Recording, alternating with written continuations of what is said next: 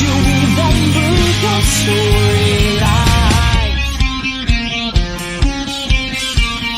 I wear my sunglasses at night so I can keep track of the visions in my eyes. Wow, she's deceiving me. It cuts my security and she got control of me. I dare to hesitate. Does it feel better than guy in shades or no? Don't ask for everything guy in shades or no. I can't believe it, you got me mad with the guy in shades or no.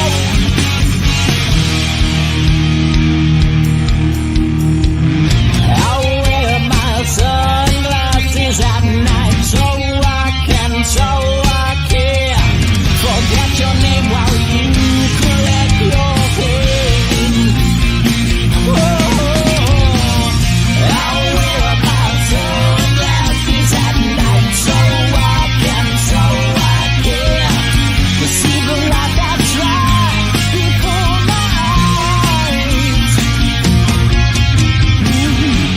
She's deceiving me.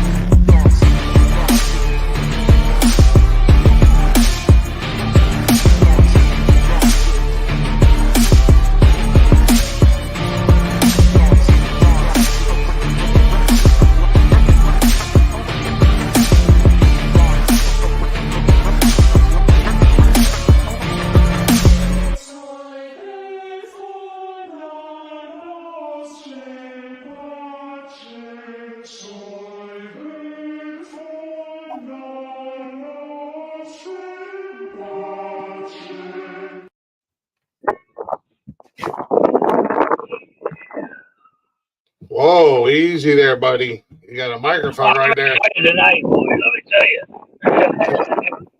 Whoa, the nonsensical nonsense. Yeah.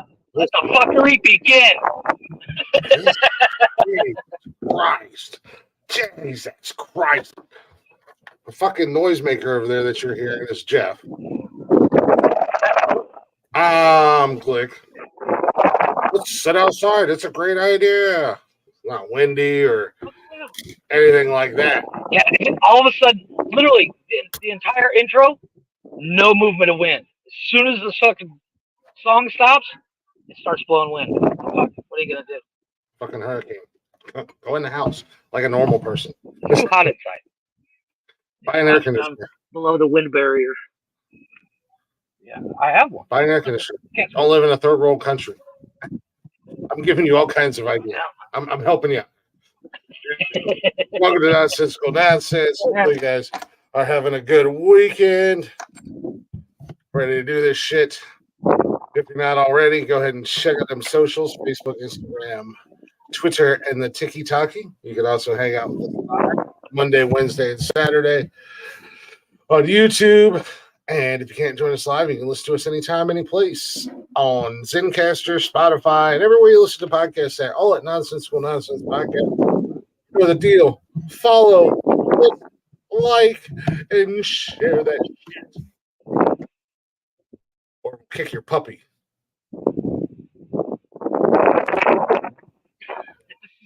Killing me. I'm trying to block the wind by moving. I think the wind's just What are you gonna do? part of your problem tonight. I think you're going to run into the same issues that I was running into Oh my god! Wednesday night. Oh my god! Your internet connection was so fucking bad, Dude. Look, it was okay. It was for one night. I'm not. I get it. You know that shit happens. I get it. You know. I was My internet actually went out mid-show at one point. Yeah. I was teasing Nikki because I told her, I said, you got to stand in a damn murder motel. Right? You know, Jesus. Fucking Norman Bates over there in the corner going, hey, how's the internet working for you there, buddy? Like, I was really expecting at any time for something to, somebody to try to, like, break in our door or something. I mean, I don't know. Red Rob. Twins riding down the hallway. Yeah, No, I don't. And typically we go out of town, per normal, I have my gun on me. But Austin was here at the house, so I'd love to hear from her. I'm like, if you need it, you know where it's at. She's like, I don't think I'll be fine. I'm like, well. You need two. This is why you need two guns. I'm just saying. Well, we had that conversation. There's no limit on the amount of guns you can own. No. I mean, once I buy a house, I'm going to have a whole gun room. Not a closet, a room. Have you seen that picture? There's a meme out there. It's a guy. He's imaginable, and it's like a room, like you would have in your basement. Like a rec room kind of thing, and it's wall to wall guns. Yeah. And it's like that one friend that you can stay at his place during the zombie apocalypse. Like, yeah, that guy's house. I'm staying at. That's kind of the dream, is it not? I don't think I'd want to have that many. Like, I want to have. I want a tank. I want to not for the gun. Not for the gun. Just so that I never have to worry about traffic. There's a YouTube channel. This guy in England, he bought a fucking tank, and he's driving it. He didn't. Of course, as you do, when it's not like there's a sheet how big the gas tank is. So he had no idea. So he goes in. Well, apparently in the UK, when you go fill up your tank, Chris, you put the thing in, you set the nozzle, and you walk away. You go sit back in the car. In the UK, they don't have that lock on the nozzle. So you have to actually stand there the whole time. And the gas station I was at had a limit on how many, of course, they do liters, how many liters you could do in a single pump. And you would have to go in and pay. He ended up going and paying like 9 times. And he still didn't fill the fucking tank. Because apparently it's like 1,000-liter tank. I wouldn't think it would be legal to drive a tank on the road. I'm assuming he got permission, and it's more like an APC than a tank. So it's I mean, it's got treads like a tank, Oh, but it's narrow. yeah. Okay. It's not. It's got the turret and everything. It's basically a tank, but I don't know how he gets away with it. But later on in the video, he did a obviously it's staged. He pulls into a gym, and this guy's like parked weird, and he's like, "Dude, what the fuck? You parked like that?" So he drove over the guy's car, and I was like, "Yeah, that's obviously fake." But then the cops show up and shit. Yeah. I was like, yeah, like I said, I don't want anything crazy. I want another handgun, and I want the the bulldog 12 gauge, and I'll be perfectly happy. yeah. I have the bulldog at the house, and then Yeah, no, I think my limit on guns it would be 3 or 4. because I'd want a couple of handguns. as I'd want far a nice rifle.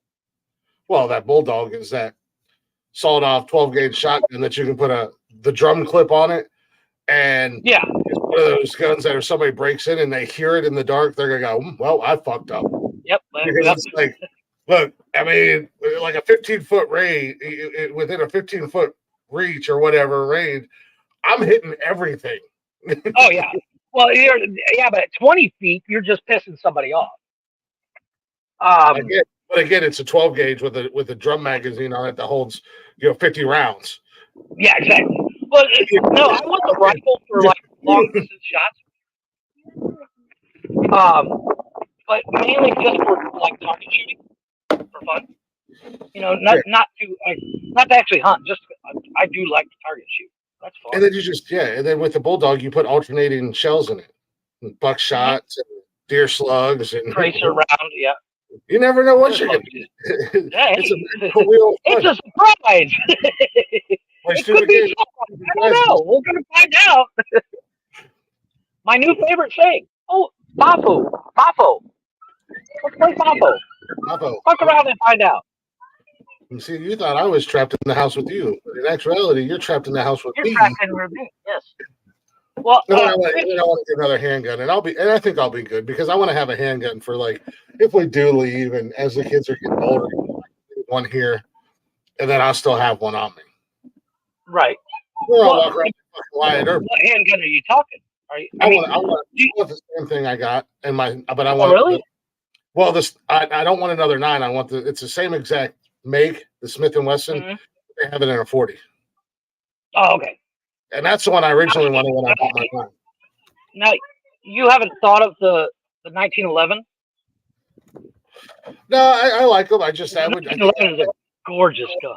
I think I would want to find like an older set for a collection piece, not for use at all, because some of those 1911 were really nice. And just to get a pair to put in like a case, I mean, if they work, it'd be just like. Just have them sit there and look at them. Like, I'll get me a. I'm gonna get me matching 40s and get customized handles on them and walk around this motherfucking Riot Earp all the time. 100%. I have something for you, sir. Oh, Jesus Christ! No, this I think you're gonna like this. And I love you. Singing kids. No. I love you. You're my best friend. So I found this, and I think this is definitely for you, sir. This is gonna be something that's gonna get us banned. No, it's gonna something make you cry like a little bitch.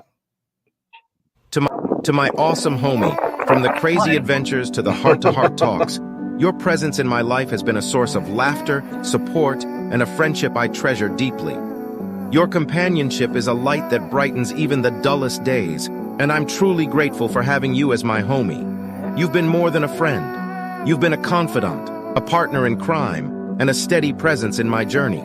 Your humor, your loyalty, and the bond we share make you an incredible homie, and I'm lucky to have you in my life. As we continue to make memories and conquer new challenges together, I want you to know how much your friendship means to me.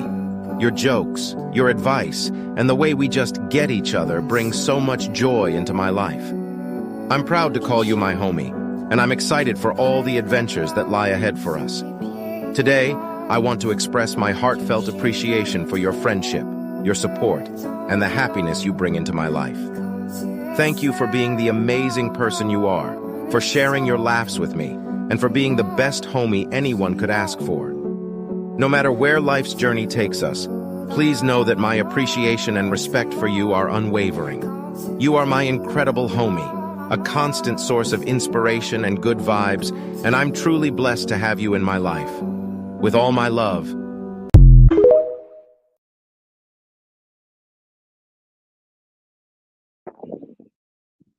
Hey, Q Waterworks.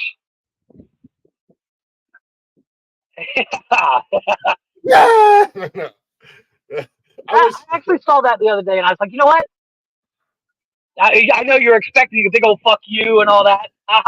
See? No, I can honestly. See? Every once in a while, I have to throw a curveball. I can honestly say right back at you, brother. You know how I feel about you. I sent you something like that last week. I think it was. I did. I saw that. Yeah. Yes. No, but And it was a Game of Thrones reference, no less, which was even better. yeah. See, I pay attention. No, I was. This is really nice. This is, this is 100% how you and I feel about each other. But I'm waiting for the. You're waiting for the caveat. You're waiting for the asterisk. I know. And as I was watching it on TikTok the other day, I was like, "Where is it? I know it's here somewhere." And it didn't come, and I was like, "This is perfect." Yeah. So I instantly saved it because I thought about sending it to you, but the problem is I send you a lot of shit. I know I do because I send stuff that I think you would find interesting or something that you would find funny, and I was like, you know what, I'm gonna save it for the show because I do love you, brother. I know you do a shit ton for the show. I know you do a shit ton for us, and I just want to be able to express it. And words cannot express like that video can. So yeah. Well, like I said, I appreciate it, and it's right back at you 100 times over. We've been for two people who are not right down the road from each other. We've been through a lot in the last 25 years. And we've seen each other. We've seen each other at the highs and lows and everything else. So, no, like I said, absolutely, I get you, man. The same way. You know what? My goal was to make you cry like a little bit. What do you think? I'm just a sappy guy who cries all the time? Yeah. Okay. This is your first fucking day. Sometimes. On that note, I have a less serious video. Chris, we've both talked about buying properties. We've talked about what is the best part about buying property. Hopefully, you buy property that's not in the middle of wind tunnel. Yeah, I know, I get it. Yeah, it's windy today. No, but when you buy a property, the best form of therapy on said property is what? I like cutting the grass. I knew you would say that, and I'm the same way. Well, I found your lawnmower, sir. No. It is a bit pricey, and I have another video for you. I don't think I'm buying this lawnmower. I don't think you will either, but check this out. This lawnmower costs more than a Lamborghini Gallardo. This lawnmower was made in partnership with Mansory and Air Jordan. What does Air Jordan have to do with a lawnmower? Anyways, check out these features. It's got carbon fiber, forged carbon all over it. Check out that grill, the bumper, this little side piece there. So you get ultimate weight savings while you're trimming those little grass pieces that are on your front property. And like I said, the homie Mikal Jordan has to do with this, so they threw his logo up there. No idea the relevance there.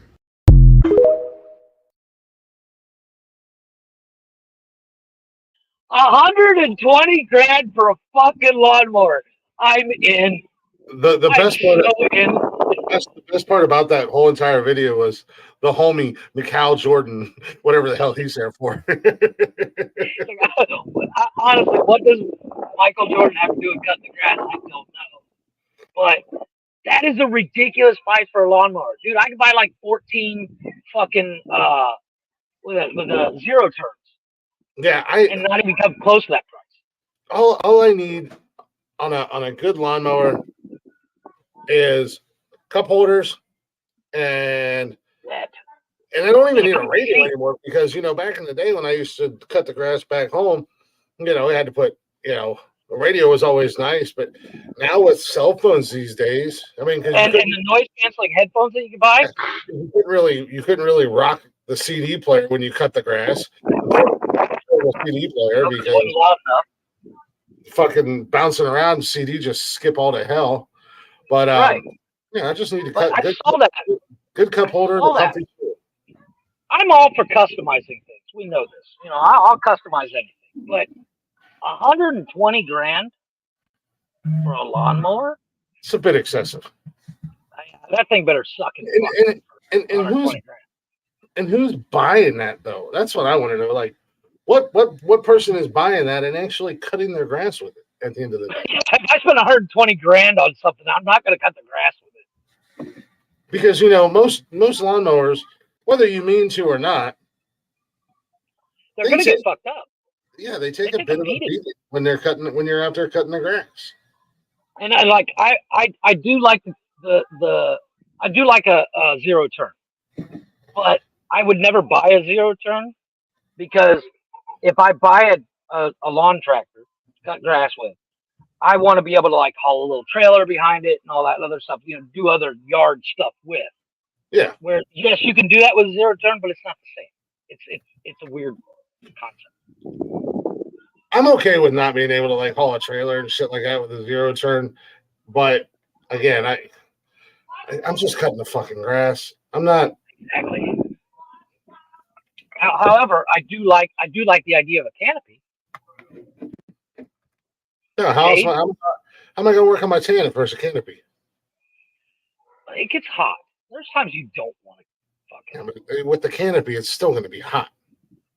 Yeah, but at least you're in the shade. Unless you get a big fuck off tractor that's got a full cab and all that shit in it. Don't get angry. Fuck off tractor if I've only got. Yeah, I'm not getting a full size tractor if I only have 4 or 5 acres to cut. No, yeah, but once again, if you're gonna buy a tractor, like if you have acreage to where you're gonna spend a minimum 2-3 hours cutting grass, and then of course you got a driveway, and you're in an area like where you are, you're gonna want something with a cab because you gotta plow snow too. Yeah, what? Plow snow. Well, yeah. So a cab is not a terrible idea, but I'm still not spending 120 grand just to cut the grass.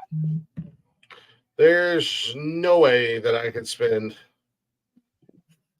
120 grand on a lawnmower, especially just a basic lawnmower that they literally outfitted with carbon fiber.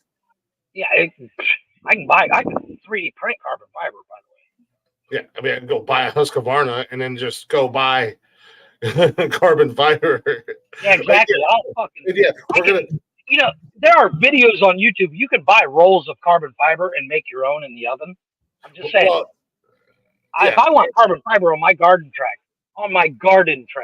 mm-hmm.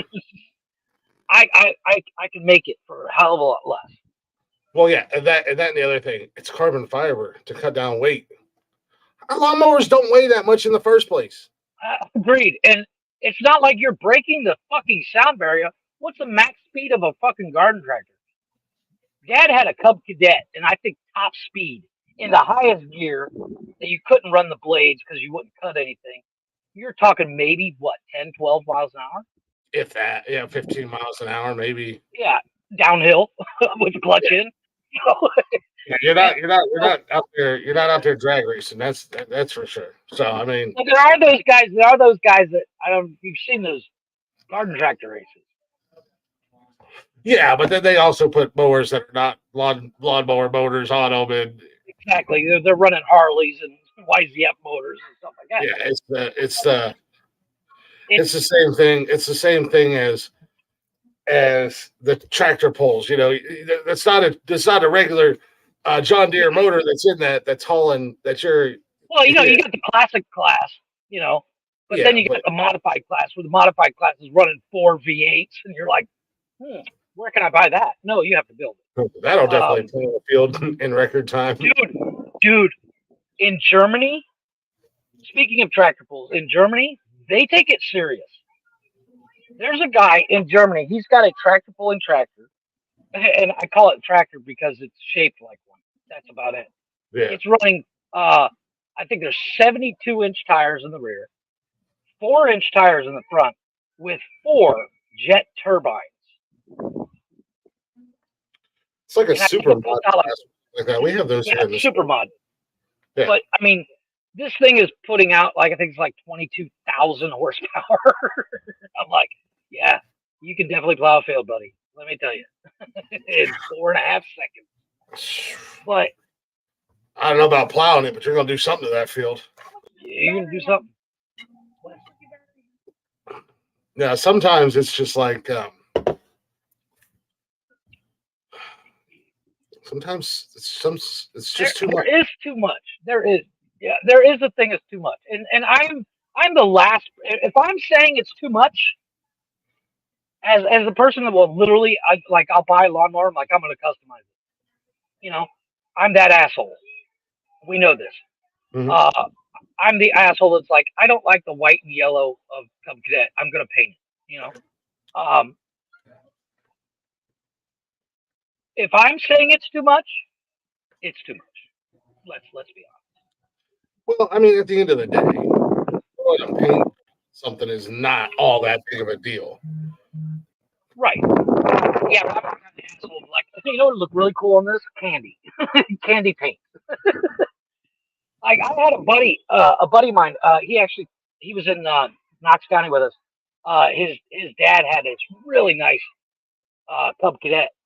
It was one of the. It's barely a lawnmower. It's practically you know, it's practically the next size up for backhoe ready. And he put hubcaps on it. And at first I was like, you put hubcaps on it. And then I saw it. And I was like, okay, I get it. And it was like a 30-second thing. You know, he was taking the hubcaps off his car to put on new ones. And he's like, these baby moons will look cool. Because they're baby moons, so it's a solid piece of chrome. Yeah. And it fits, cool. And left them. You know, it wasn't like he was out looking around. I need exact this size. No, they just happened to fit. So I get it. You know, but at first when he said I put hubcaps on my fucking garden tractor, I was like, really? I mean, really? And then I saw it and I was like, okay, I get it. I get it. Makes sense. That looks cool. What size are they? I did that. Where did I get those? Nah, well, in other news, and it seems like everybody's fucking dying these days. Well, I mean, people die every day. But did you see? Did you hear the news yesterday? No. Long time Margaritaville. Jimmy Buffett died. Who? Jimmy Buffett passed away Friday. No shit. Yeah, man. God damn. Not like I was, I'm out of not like I was a huge fan or anything like that. I mean, I think I honestly knew maybe, yeah, but like I know a couple of Jimmy Buffetts. I can only. I mean, I know Margaritaville, and I'm sure if there's another one I might hear and go, "Oh yeah, that's Jimmy Buffett." Dude, Cheeseburger in Paradise is one of the greatest songs about food ever. It literally has a song. I like mine with lettuce and tomatoes, the side coast on a cold draft beer. I mean, well, it's a good thing that the world's not going to be without a Jimmy Buffett style singer, because Kenny Chesney's still alive and kicking, and he's become the new Jimmy Buffett. He kind of is. 5 o'clock somewhere. I mean, yeah. I mean, he's kind of turned it into the new Jimmy Buffett. But no, I mean that was R.I.P. to Jimmy Buffett, man. That was kind of crazy. Dude, Parrot Heads are crazy. What's that? Right up there with Parrot Heads. They're Jimmy Buffett fans. Yeah, Parrot Heads are just as crazy as like the Dead Heads. Yeah, what are they called? Deadheads or something like that? I don't know. I'm not a fan. I only like 2 songs. Yeah, but the only difference between Parrot Heads and the Grateful Dead fans, they take showers and they clean themselves. Where Grateful Dead. Well, Parrot Heads are also usually older. They're not, like you could play Dead songs to today's youth, and they're like, yeah, I'm officially a Grateful Dead fan. Where if you play Jimmy Buffett songs to today's youth, they're like, what are you, fucking 90? I never really was. I never liked Grateful Dead. I like 2 songs. Casey Jones and I know there's another one. I just can't think of it off the top of my head. I don't even like the Not too cherry much of a Garcia dead fan. ice cream. I don't either. And I like cherry ice cream. I don't either. Yeah. You know, I wouldn't say I'm a Dead fan. Like I said, 2 songs. I don't Now, get it. It's one of those things. It's like too much hype. There's a lot of hype on that shit, and you watch it, and you listen to it, and you're like, it's okay. it's all right at best. But now, like I said, not the biggest Jimmy Buffett fan. I do, as the tourist in me wants to visit Margaritaville someday. So hopefully the restaurants will stay up and running and everything like that with his passing. I can't imagine they would. But, they had one here. They had So one like I here. said, It didn't last. the I think it was tourist, location. the tourist in me. It's not like, oh my God. Great burgers. I gotta say, it's a great burger. Yeah. The food is pretty decent, but it's not nothing to write home about. It's like going to Bubba Gump Shrimp. Which and I like I like Bubba Gump Shrimp. But it was one of those badass, dude. their shrimp was amazing. But when I moved to Charleston, I was like, oh, Bubba Gump. That's cool. I want to check it out. They opened up a Bubba Gump here, and I was like, I gotta go. I love the fucking movie. I'm gonna go. The only problem is when you leave Bubba Gump Shrimp, if you don't go home and instantly watch fucking Forrest Gump, something's wrong with you, because all they do is on the TVs is have Forrest Gump playing at various intervals of the movie. It's on repeat. And So you get home, you're like, fuck, now I gotta watch fucking Forrest Gump. well, that they have the waiters have the trivia when they. Have you seen Forrest Gump? I'm always like, nah, not really a big fan of it. And I've only seen it once, I think. Tom Hanks, that guy's an ass. Oh, you want to try the trivia? Yeah, sure. You okay, buddy?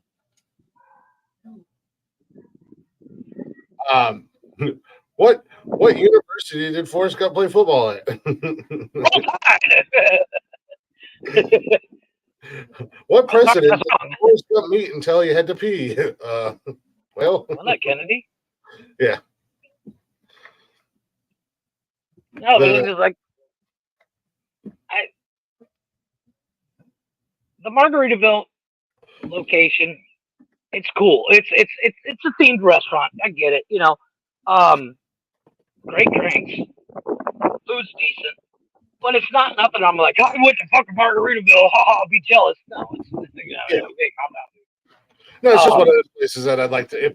I'm not going out of my way. Like, if I'm on vacation, I'm not driving an hour just to go. But if I'm on vacation and then there's a Margaritaville like 5 minutes down the road, I'm like, yeah, I want to go to Margaritaville. I want to check it out. It's kind of like the Hard Rock Cafe.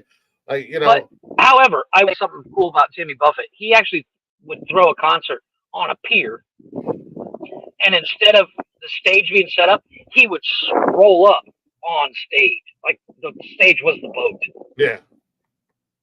That's cool. That's way to lean into it, Jimmy. But, because he kind of did lean into the whole, I'm a son of a bitch.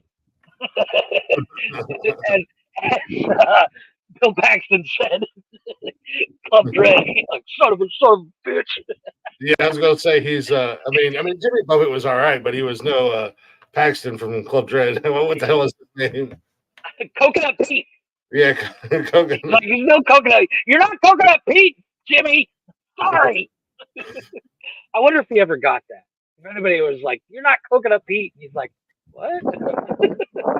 Yeah, Jimmy. And was like, "You need to watch this movie. They make fun of you." You're no Coconut Pete, there, pal. Shit cracks me up. I haven't seen that movie in forever. I totally forgot about that movie. I actually did. I did hear a story. I saw an interview. Snoop Dogg was doing an interview with like Kimmel or something, right? And it's obviously it's older, but apparently, on 4/19 one year, I don't know what year, Snoop Dogg was doing a concert in Amsterdam, and on 4/20, Willie Nelson was doing a concert at the same venue, and they decided to hang out. And they play. Snoop Dogg says they played dominoes. Sure they did. And then they got hungry, so they jumped in the car, just the two of them, and they decided to go to KFC. And they get to this KFC, and they both reach into the bucket at the same time, and both pull out the same bucket of the same piece of chicken, a la Lady and the Tramp. And Snoop's Yeah. like, "Yeah, that's yours. That's yours, dude. Go for it." That's all you, Willie. I as cool as Willie Nelson is, and as cool as Snoop Dogg is, I do not want to hang out with either one. I just don't. I mean, I think it'd be cool to hang out with them, but I ain't trying to smoke. I don't smoke weed anyways, but I sure as hell ain't trying to smoke with them. No, but that would be my thing. They'd be like, "You want to hit?" I'm like, "Well, it's fucking Snoop Dogg. Of course you." I mean, Gabriel Iglesias fell into that trap. Yeah. He was hanging out with Snoop Dogg. Snoop Dogg said, "You want a hit of this?" And Gabriel's like, "I mean, it's fucking Snoop, but you got to take a hit." And my dumbass, I'd be the first person in history to OD on weed because I was hanging out with Snoop Dogg and Willie Nelson. I mean, what's the dude from fucking what's the other guy? I can't remember his name. From fuck, I want to say House of Pain, but it's not House of Pain.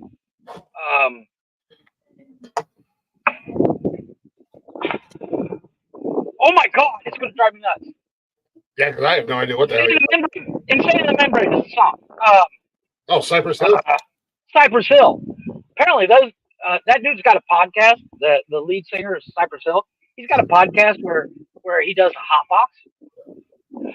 He hotboxes with you while you talk, and the podcast takes place in a car. Yeah, I'm good. Yeah, I'm out. I'm not. I would love to be on that podcast, but I'm not doing it. Nope. Kevin Smith did it. Kevin Smith tapped out. And he's like number 3 on the pot smokers of the world. So it's like, yeah, I'm out, dude. It's not gonna happen. Yeah, there's just I'm up for a lot of stuff, but that's not one of them. I can't get blasted like that. it's just I mean, I have no problem with someone getting high. I have zero problem with hanging out with somebody that's high because it's usually funny. But I just can't get high. I can't do it. I get sick. I can't be not in control of my own faculties. Well, yeah, I don't know, man. I just don't like the feeling. Yeah, agreed. I'm the same way. I don't like the feeling of being high. It's it's like a loss of control. I can't stand it. I can't relax. No, I mean, I think you're really like for playing hot. I think it's a loss of control. It's just that for me, the couple times that I did it, it was just very lethargic and made me sleepy, and like I don't like that feeling. No, because if I'm sleepy, I'm going to take a nap, which means I just wasted whatever pot I smoked. Well, yeah, there was that, and that was my thing. I didn't really care for it. I didn't like the way it made me feel. But also, when I tried it, I was in high school and I was partying a lot more. So, like I've said before on here, buy a bag, a quarter bag or a dime bag or whatever. But I mean, back then I could get a bottle of Jack Daniels, a 2-liter of Pepsi, and a case of Budweiser for the same, for the same price. Exactly. Fucking party and drink all night. But yeah, it's just like however, you've done edibles. Edibles is a different feeling. Because when I tried edibles, I was just like, "Oh, that is a big and shit." Yeah, and when I went to try edibles, but I tried them twice, and both times it was a totally different reaction. Yeah, so I think I'd be fine with doing edibles, but smoking? Oh, no. Yeah, the first time was cool, man. Like, they didn't really hit me. They hit me, and I was drinking with them and everything else, and they hit me later. And I was just like, oh, nice, man. I'm nice and mellow. It's a mellow feeling. It's kind of yeah. Let's get the day started, But it's not something I would want to be like that all the time. Yeah, then the second Way time too I did it, positive. yeah, we were killed. At least I thought I was dying. Yeah, well, that's And the key. I didn't even make it an hour after taking it, and hell, I had to leave. We were right in the middle of the show. I left this fucking show, and Had to go lay down. I went and I got sick, and then shower on and died. Yeah, well, the last time I smoked at the old house we were at. And it was me, the wife, and a friend. We smoked up, right? And we ordered burgers. Yeah, And the problem is when I smoke, I'm a smoker. I smoke cigarettes, big deal. But if you hand me a joint, I'm like, God, it's like a cigarette. And then that next, well, there's only a little bit left, guys, but here you go. And then it hit me just as the burgers got there. And I go outside and I'm paying for the burgers and shit. And I lean over the side of the car, throw up, and then give the guy his tip, take my burgers, and go outside. And the dude just looks at me like, "You all right?" And I'm like, "No." And I didn't even eat my burger. I went back inside and took a nap. yeah.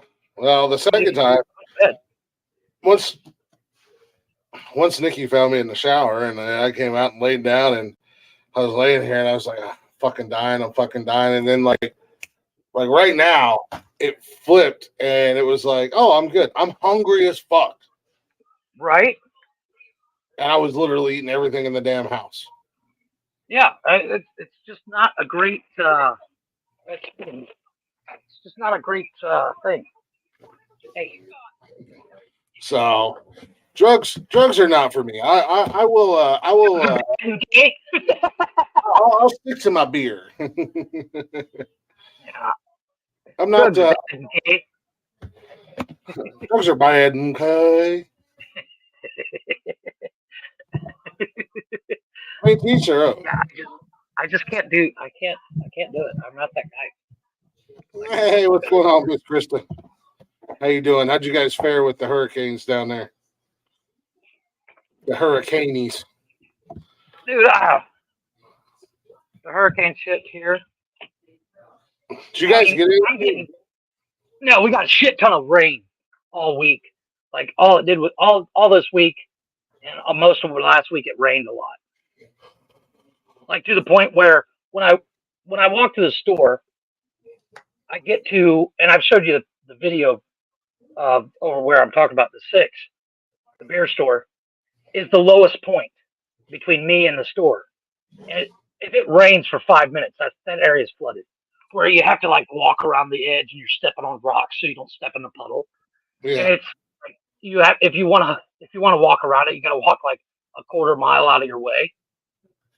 And I'm just like, nah, I'm not that guy. You have to fucking walk any more than what you need to. Yeah, exactly. I'm not that guy.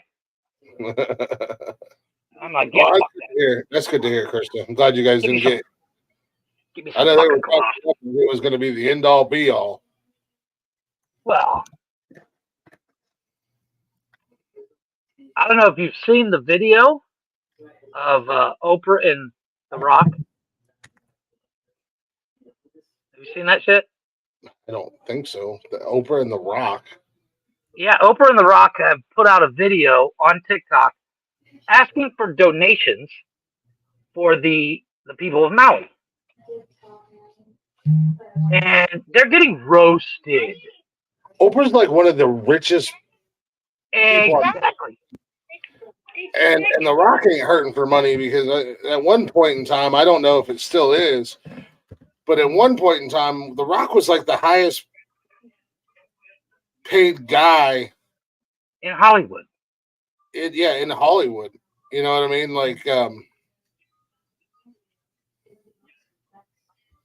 well, here's the thing. They're like, we're going to donate $10 million of our money. And you do the math, and that's like less than 1% of what Oprah is worth, number one. Mm-hmm. And number two, they're asking for, they're basically like, everybody send money, and we're going to get it right into the hands of the people that were affected. And I saw one of the comments was, Oprah owns 2,000 acres in Hawaii. Hey, There have was fun, girl. 1,800.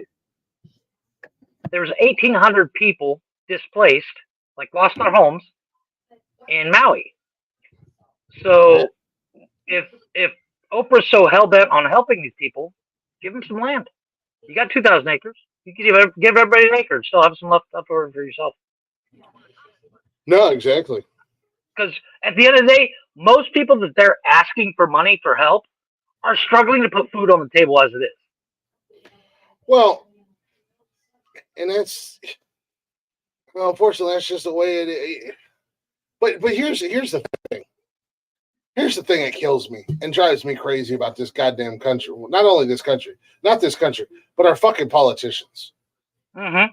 We'll send billions and billions and billions of dollars to foreign country, but you won't lift a finger to do anything in your own country. Oh, no, that's not true. That's not true. They gave $700 a piece to these people in Maui.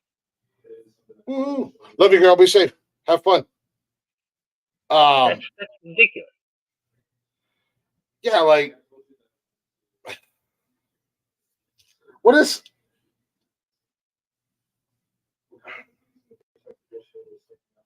Oh, no, I agree. $700? I mean, fuck, dude.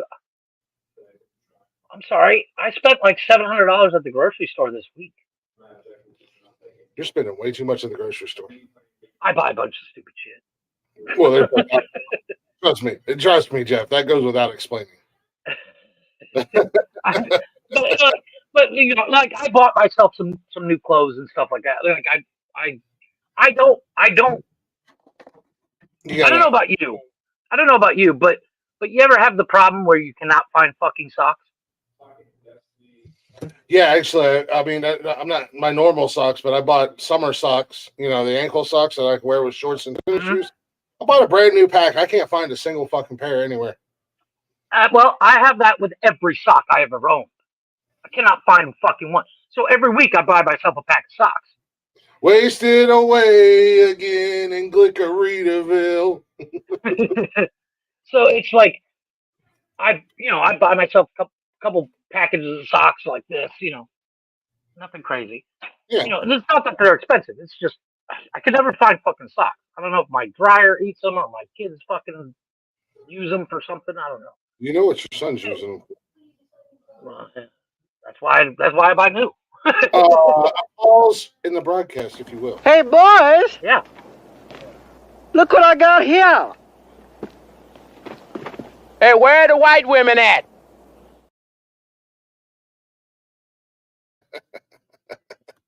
Gohog is in the building, ladies and gentlemen. There he is. Been a while. Gohog, I sent you a message on Instagram. I don't know if you've seen it or not, but let me know. We got 3 more spots we got to fill up. A few people said they wanted to play, and then sent the links and invites, and then nothing. Right. I got 3 more spots to fill up in my fantasy league.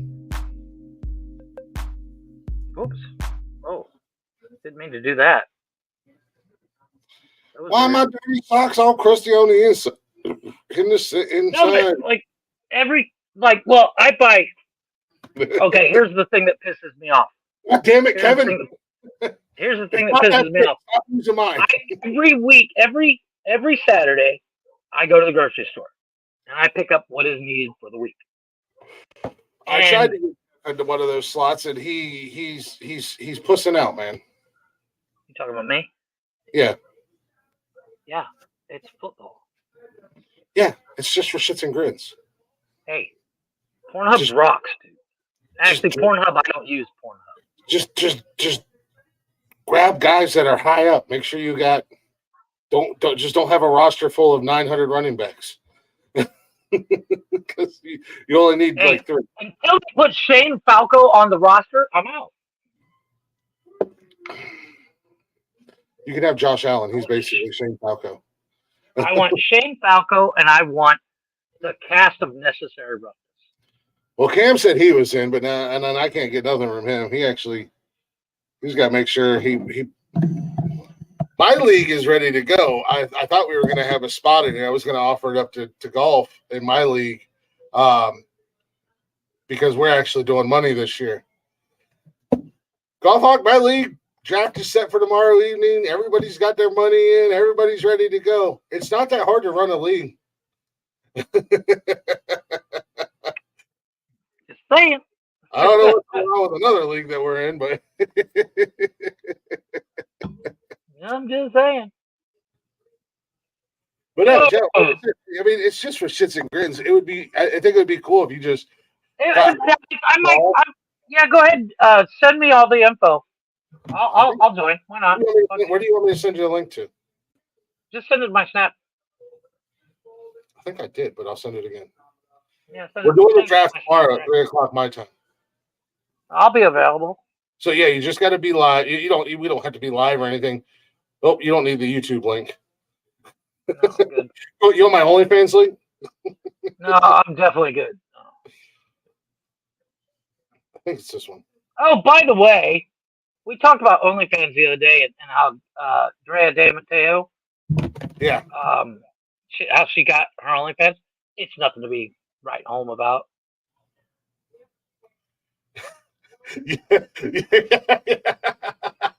Golf. I don't know. I'm not trying to be shitty. I don't know what's going on there. I don't even think we have enough people for the full league. There's no draft set up.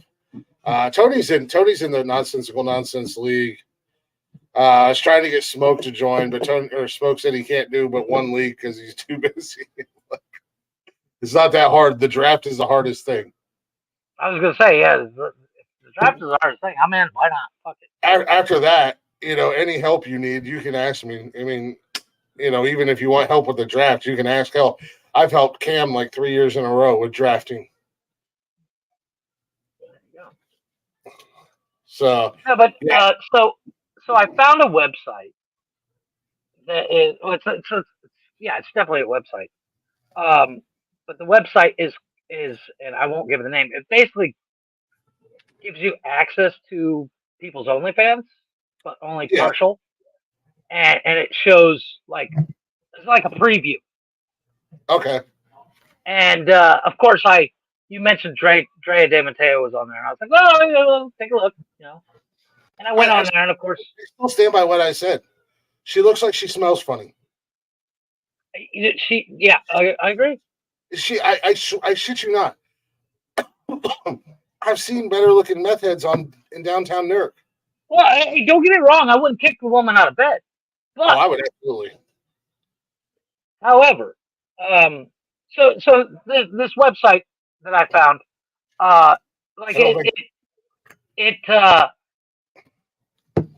say every third picture, if you're big enough. If you're a small account, like your account, probably not on this website. No, I don't know. Okay, it might be. I don't know. I haven't looked. And you can really search by their OnlyFans name. You search by their OnlyFans name, and it's a mirrored image, which is how they get away with it. So the image is reversed. Yeah, so you have writing on the image. The writing is backwards. Okay, which is how they get away with it. And every once in a while you see some chick on TikTok and she's like, check out my page. It's in my link. And you're like, yeah, I'd like to see it, but I'm not spending $25 well, you can go on this website and kind of preview. Or newsflash, click that link and just go to their Twitter page. Yeah, well, amen to that. Jesus Christ. You ain't just whistling Dixie. Jesus Christ. You get all your questions. Stuff on Twitter. I've seen stuff on Twitter that I'm like, wow, I never thought you could bend like that. I'm just saying. You'll get all your your questions answered right there. Yeah, golf. I think Nancy's out. I think somebody else is out. I don't know who's all in and who's not in, but you're just gonna have it's gonna have a bunch of dead accounts that auto draft and just fuck everybody else. Mm-hmm. It's gonna be a mess. Yeah, I mean, that's a lot of people do that with Reddit. I mean, a lot of people will subscribe to people's OnlyFans, and then you can go right to Reddit and just type that person's name. Oh my God, Reddit! Holy shit! I've seen people's like small intestines because Yeah. of yeah. I mean, Jesus, you're just like, wow, you're not really hiding everything. Why do you have an OnlyFans? Because I can just Mm-hmm. but yeah, No, like I said, my OnlyFans, Nikki was actually getting on me. She's like, you need to step up your OnlyFans game there, and I was like, yeah, I know. I get so busy with everything else going on with work and the kids and us and the podcast and now football season's here, so the fantasy football leagues and stuff. I said I forget about it. I'm constantly getting emails. It's been 10 days since your last post. It's been 8 days since your last post. You don't want to let your fans down. I'm like, yeah, I know. I'm sorry, fans. fuck off. Here's a picture. Enjoy it. Here's all 3 people. No, but I don't know how many. so I looked I up. don't even know how many people it is, to be honest with you. I'll get emails. A fan has renewed. I'm like, why? Why? I'm a terrible OnlyFans promoter. I have an OnlyFans, ladies and gentlemen, but why? You should do a Reddit page that is like promoting it, but go very vague on what it is. Yeah, OnlyFans. I guess you could Like a follow it bait and switch. if you want. I mean, you don't have to, but I guess whatever. Cool. Like some people are subscribing because they feel sorry for you. I should do that on TikTok. I should do that on TikTok. I should be like, so in case any of you guys were wondering, hang on, OnlyFans.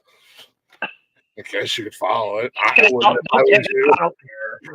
I wouldn't if I was you, but I mean, if you want to, Whatever. the link's in the Instagram in the bio. I mean, yeah, go ahead and try that. Whatever. I don't even. And all of a sudden, I wake up tomorrow morning.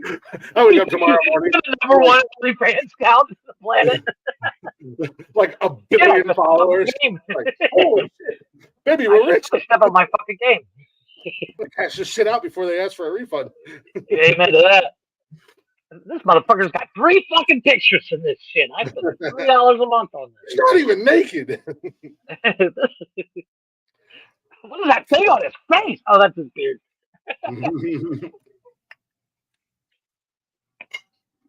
I would say I don't have a lot on there, but I would say what I have on there I won't ever do full nudity or anything like that. But well, that's because your camera doesn't zoom that much. Well, there's that. But,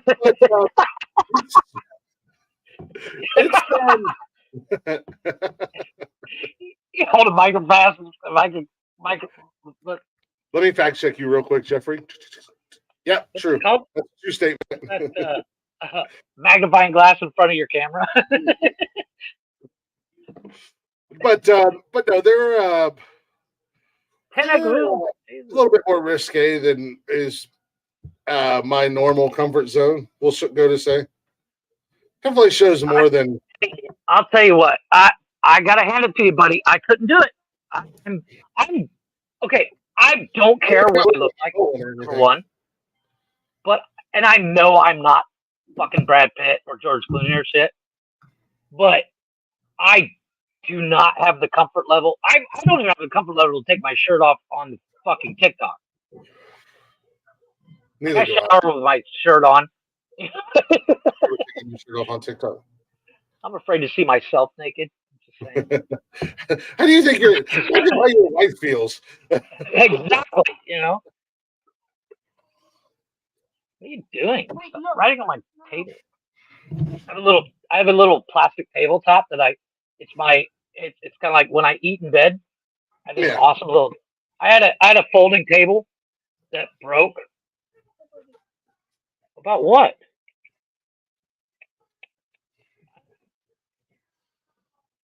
And the legs broke because kids. And so I took the tabletop off, and like if I'm eating in bed or something, or like if I'm watching, because I usually watch movies on my computer because I don't have it on the TV. I keep this little tabletop here, and Kevin's literally writing on it. As opposed to asking me a question outright, he's writing out what he wants to know. Nice. I'm like, dude, calm down. You need to get out Nice. of my room. But yeah, no. So the drama continues. Okay, here's the kicker. Uh-oh. The drama being Cancun has this weird thing, and it happened. It's happened in the past, I don't know, 6 months to a year. The water pressure from the city Mm-hmm. is I dog think we've shit. talked about this in the past. Yeah, and I just don't have the time to actually go out and buy a pump and install it. Mm-hmm. Hey, I'm not. I know how, but I got to figure out how to do the timer thing, like where it auto shuts on, auto shuts off. I got to figure out how to do it, and it might take me 20 minutes if I could research it and figure out how to do it. Not a problem.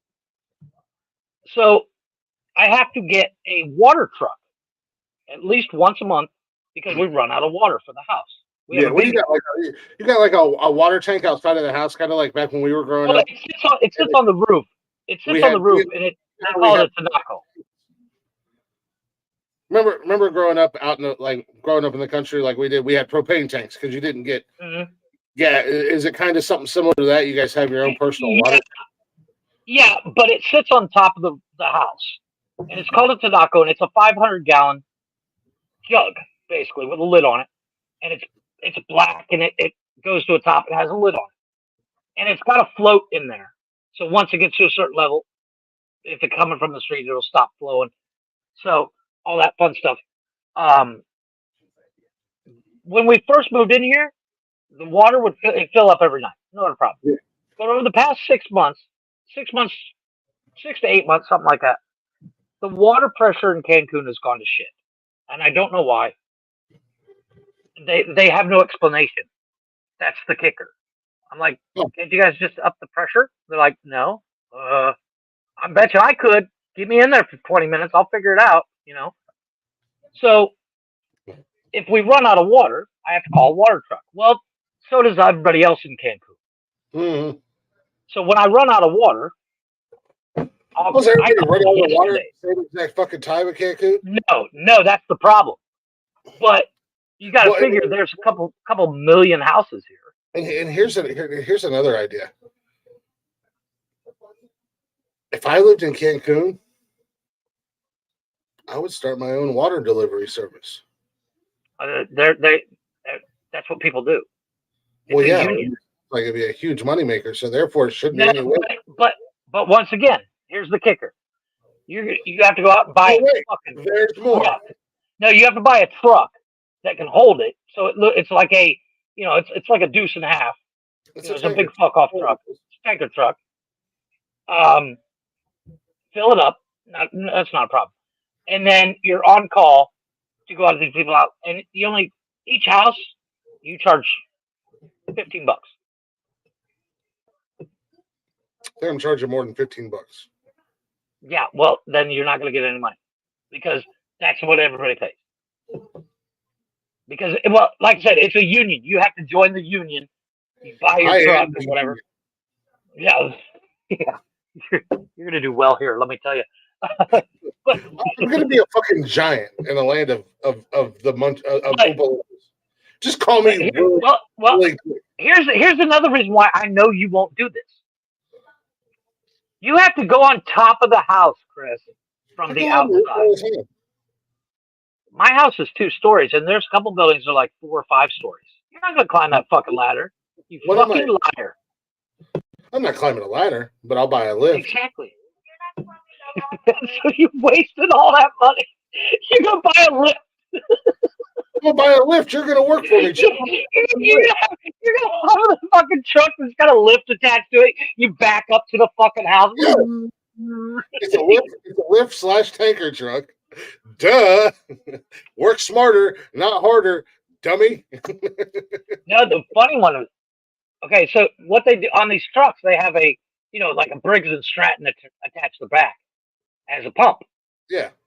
Because it's going up. And the one guy's his pull start was broke. So they had you rewrap the wrap a rope around it and pull.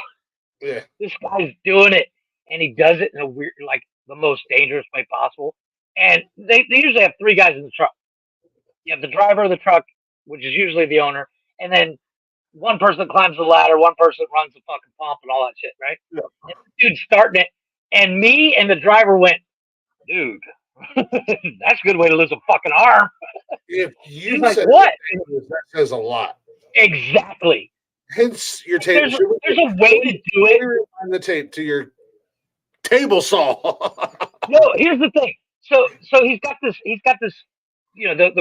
a rope pull, and he wraps it around, and he doesn't realize it's attached to his leg, which is not a big deal unless it kicks or catches and fucking wraps your fucking leg in there. I mean, me and the driver went, whoa, and the guy was like, what? And we're like, dude, if that fucker would have took off and that would have caught, you'd have lost your fucking leg. And this guy was like, it worked. And I'm like, and I was like, that's right. You're 20. You don't know shit. Yeah. Fuck around. Keep finding out. I mean, he's not wrong. It worked. But it was so I went out of water last night. So again, I asked the question. I've asked this question a lot in the last 2.5 years we've been doing this podcast. I mean, the obvious answer we already know. How the fuck do you live in Mexico for? It just sounds like there's a reason why I'm moving to France. Outside of the fact that you're running from the law, and I understand that Mexico has no extradition laws. It sounds like they do. Place to live. Well, okay. There are You realize that like hundreds of thousands of people a day are trying to escape that place and come here. I get it. Okay, here's the kicker. What does it cost you to live a month? I don't know. A lot. I'm not asking for a number. Rhetorical question. I get paid a lot, so there's. I can do it on a quarter that what you do here. I mean, I could too. I can literally, no joke, family of 4, I can live comfortably. I'm not rolling in a Benz and shit, but comfortably, like we have everything we need for $1,500 a month for a family of 4. Yeah, but then again, also, you own a house, and what's the square footage on your house? I don't know, 12. It's not very big. Yeah, like it's two bedroom, 1.5 bath. Yeah, like I'm looking at renting a house that's renting for the time being because I'm working on some things to where I can buy. Mm-hmm. But I'm looking at renting a house when we leave here, and we got about 1,500 square foot here. 3 bedroom, 2 bath, whatever, 2 full baths. But the house that we're looking at, hopefully, maybe being able to rent, is 3,000 square foot. Right. 2.5 baths, full basement, 2-car garage. The fucking place is I don't even know what the hell we're gonna do with all this space. I really don't know if we can get this place. But there's other places that are options as well that are in the works that are about roughly the same price or the same size. It is a little expensive, not gonna lie. What's the rent? What's the rent on it?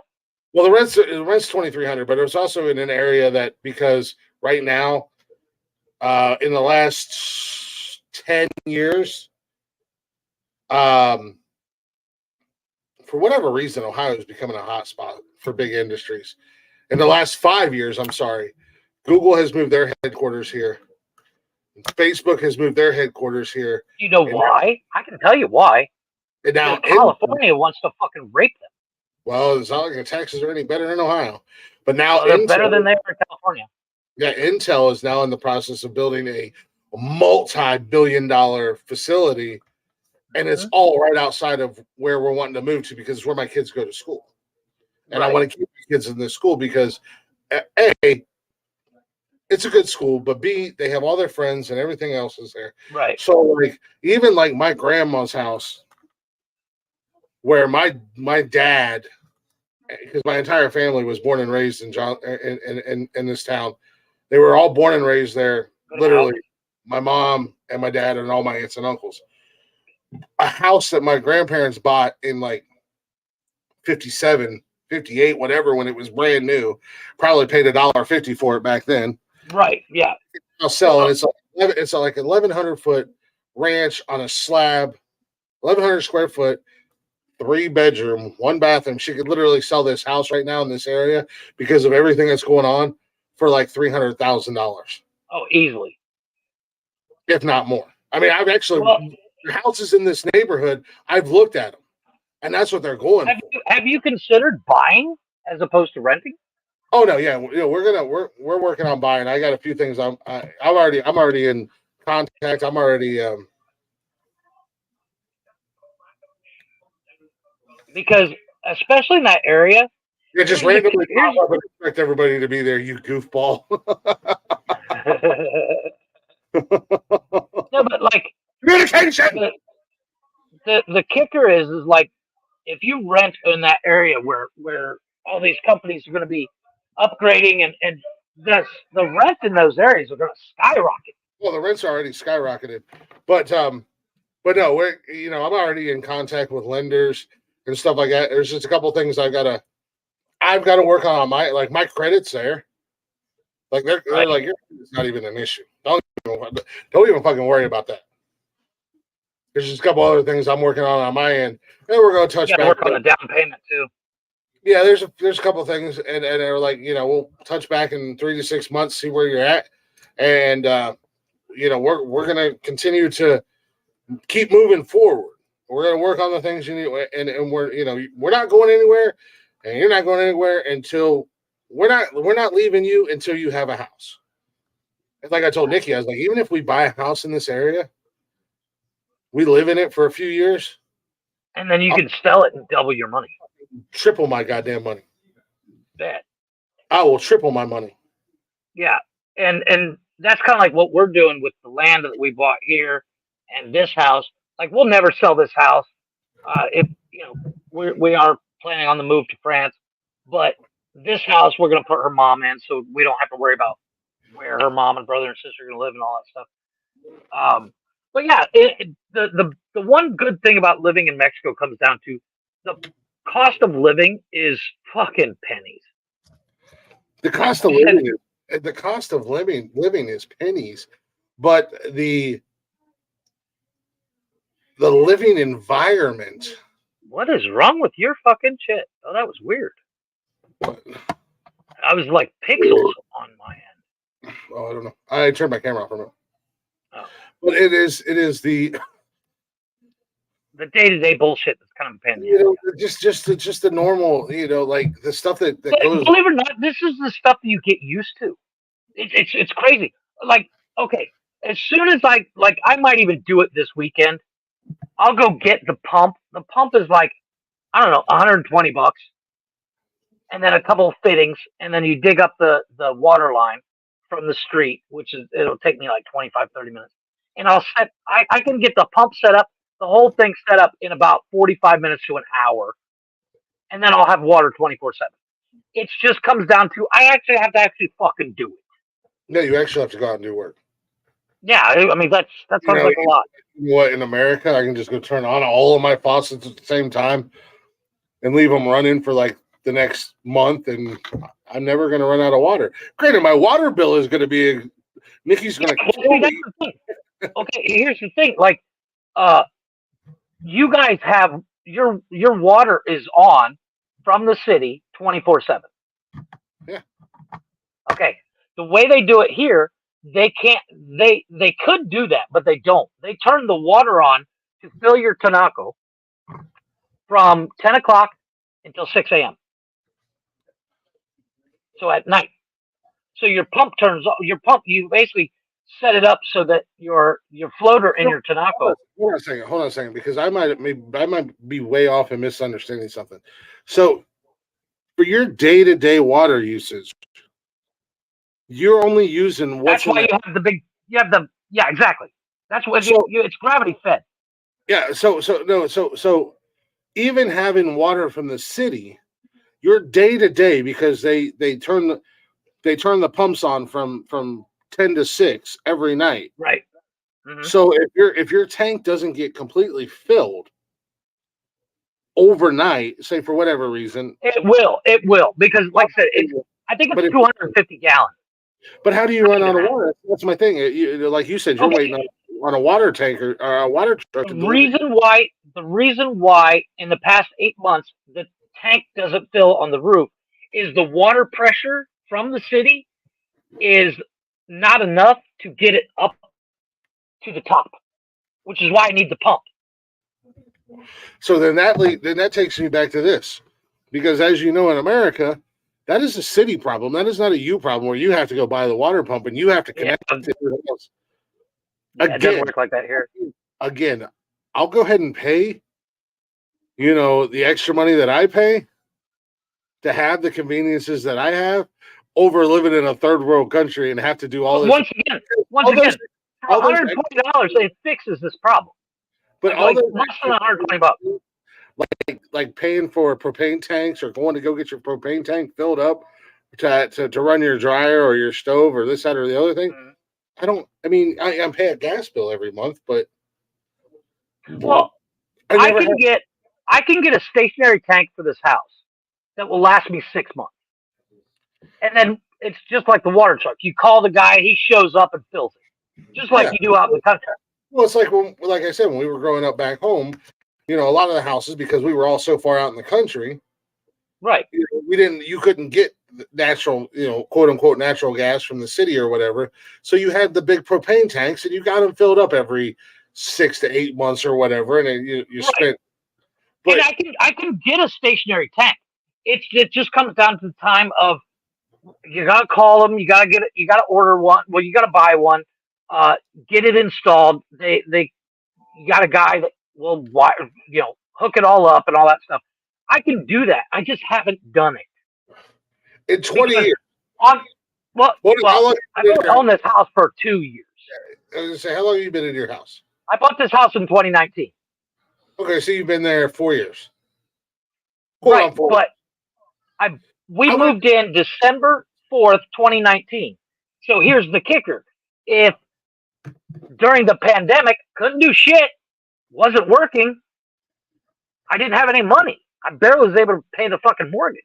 Yeah, I would have done 2021. But, it took every dime we had to get the down payment on this house. Now, it comes down to, I just haven't had the time. But on the tank that I have to fill that runs my stove and shit, that tank will last me 2-3 months. But here's the other thing. If somebody's coming out, you gotta call, you gotta order. If somebody's coming out and doing the install for you, how does that fall into you not having the time? It's literally picking up the phone and saying, "Hey, I want a 30-gallon tank or whatever." It has to order it. Well, yeah, they have what they my order. My Spanish is shit. No, my Spanish is shit. I can't order it. So it's impossible to do it. Your kids are Mexican. Your brother, your entire family down there is Mexican. I know, but it also comes down to I want to check because there's multiple options. But here's the best part: when it comes to the gas stuff, I can get it done in 45 minutes. I can get a new tank here filled and everything. 45 minutes. All I got to do is text the guy, "Hey, come bring me gas." And it cost me every 2 months. It cost me like $12. $12 every 2 months to fill my gas tank. You have an answer. And I have two of them. I got 2 of them. Well, do it. That's what I do. I thought before because we've had this conversation and we've talked about this because, well, not necessarily this exact conversation, but we've talked about you because it was a curiosity factor, and not being down there and wanting to know. You literally told me that you guys have to go to the petrol station. Well, we did, but that was before we knew that there was a guy that you can literally call and from the petrol station that will come pick up your tank, take it over there, fill it up, and bring it back. Once I found that number, fuck it. I don't know how to do shit. All I got to do is call a dude. It's the same thing you would have to do to get a gas tank installed outside of your house. Yeah, but So we circle it back also, around to it also comes down to that one-time expense. Is I don't know what that price is. I don't know what it costs, and a one I time want to make sure. is going to save you in the long haul because with your tanks you have now, you said you get 2 to 3 months out of them. If you get the big tank outside of your house, and you guys don't need, it's not like you need And we don't heating. need. We don't. All we use is the stove Mhm. and the water heater. So you get a tank installed outside, and it might last you all fucking year. Probably. So then you're not filling up multiple tanks But I'm 4 moving. 4 to 6 times a year. Yeah, but it's the same price. You're moving, but you're also moving in your in-laws. Yeah, then it's their problem, not mine. I'm glad you think that because you know every time something goes wrong.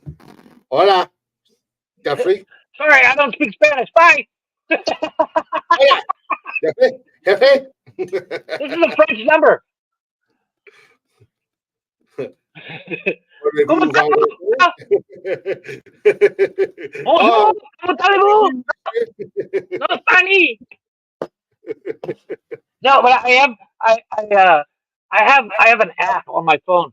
It's called Say Hi, and Say Hi it's a translator app. So you can literally talk into it, and it'll translate it into any language. you know, Google has that. It's called Google Translate. Yeah, I know. But before Google, well, the problem with Google Translate is it's not always accurate. Nothing. I used it for years. I get it. I get it. Never had no But my problems with phone, Google. this app doesn't cost anything. It was free. Google But Translate. it'll also translate photos and all that stuff. So the other day I was talking to my buddy in France, and we're just chatting on WhatsApp, and I was like, ha ha ha, and he asked me a question, and I went over to that app and I typed my answer in, copied and pasted over in French. He's like, "When did you learn French?" I said, "I didn't." You know, and what's really cool is when you talk into this app, it'll speak it back to you in the language, so you can actually have a That's what Google pronunciation and all that shit. And if I type something into it, it's automatically right there as I'm typing in English. Yeah, It's I have that. I have that on WhatsApp as well. yeah. I use that. I use that Google Translate for years, especially when I worked for working down in Charleston because I had customers, Asian, Spanish. Middle Eastern, Oh, okay. Russian, Hispanic. You know, I had customers that spoke all these languages, and they spoke pretty good English, and it's not necessarily their lack of the English language, but the accents were terrible. Oh yeah. And One of my coworkers, she's Russian. Her accent is like gravy thick. yeah, and you know, after my first month of running a route when I started working at Orkin, I got this Google Translate, and my customers absolutely loved it. Oh yeah. I mean, they were calling and texting into work, leaving all the great reviews, and that was like their number one thing was, Glick took the time to, instead of getting mad and aggravated with us, we could speak comfortably in our language, like our quote unquote native language, and he could speak English, and there wasn't that language barrier where he was yelling because apparently that's what Americans think. No, like if I yell at you, here's the thing. This is the one thing you learn as an American living in Mexico. When Americans don't speak the language, they think getting louder is going to make it more sense. Louder in English. Yeah, if I speak louder and slower, you're gonna. But no, I use that, and even when I came back home and I was working at Abercrombie, because we had a lot. There was a lot of truckers that came through the truck gate when I worked at Abercrombie. I don't know what's going on with the trucking business, but they were Russian, Middle Eastern, or Asian or whatever, and they would come to the truck gate, and they were trying, they were trying to figure out the right word, and I couldn't. I'm like, hold on a second, and I pull up my phone. And you scroll down to like, where are you from? Okay. Yep. Boom. And I got pretty good because working at Orkin, I could tell like languages based off of accents or whatever. Profile. Yeah. Profile. And I would, and I would just, I would just grab it. I would speak into my phone. Never had any problems with speed or tone of voice. And then as I spoke it, it was coming out in their language. And then, Right. I would tell them, hey, I want to turn it around. You go ahead and use your Press your here and whatever, your shit. and then we'll figure this out. And then I'd hand them my phone, and they would say, and they could speak as fast as they wanted to, because Mhm. especially like Middle Easterns and Asians, they- they speak real fast, and Hispanics or Latino or whatever. A lot. Yeah. Fast. Spanish, you can go super fast. Yeah, And and it even always after 20 plus years of living here, there's times where some people I'm like, dude, I speak Spanish, but you need to slow down a little bit. yeah. So it would pick it up, and it made life so much easier, Mhm. because. But no, I mean, it's one of those great things. But at the same time, after 20 years of living down there, 20 plus years being down there, you should have picked up the language by now. I do speak. I speak pretty good Spanish. It's not terrible. I know people that have lived here as long as me, and they don't speak a lick. And I'm like, really, dude? And granted, I am lazy about it, and I'm getting better every day. Because, like, when I go to the store, the one guy at the store, I buy Chesterfield cigarettes, and he just calls me Chesterfield. He's like, Chesterfield, what's up? And I'm like, hey, what's up? And they know my order. I grab Monster, I grab Chesterfields, and I'm out. Or I pick up chips or whatnot. But occasionally they'll ask me questions. Now, one of the funny things that I do when I go to the store, I never take a bag with me, and I probably should. And I ended up buying, like, they don't do plastic bags down here anymore. They do those canvas bags. And every day I end up buying one of those stupid canvas bags that costs like 50 cents or 10 cents or whatever. And the one day I got there, and the lady's like, we don't have any bags. I'm like, yeah, they're all at my house. She's like, you should sell them back to us. I was like, will you guys give me the same price? Because I buy them once, and then they end up as trash bags, or they end up as, they end up just laying in a corner. I have a stack of like 25. It's retarded. And it's like once a week I'll take a bag with me. But 90% of the time I get halfway to the fucking store and go, God damn it, I forgot a bag. Yeah. And I think I got one right here. I mean, they're like that. I have 3 of them in here. Because I just went to the store. But anywho, let's take a real quick break. We're way past that time. We can continue this conversation. But before we go to break, I want to shout out some of our friends in the podcasting world. Guys like the Lazy Ass Podcast, Scumbag Lounge. We got the Mental Health Hour, Late Night Parents.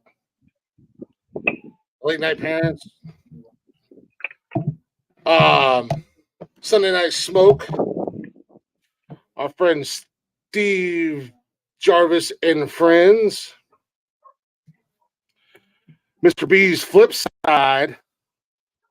Fireman Rich doing the good morning and coffee with y'all. And then Tony D's doing some music stuff and 400 other shows. Fantasy football and all that stuff.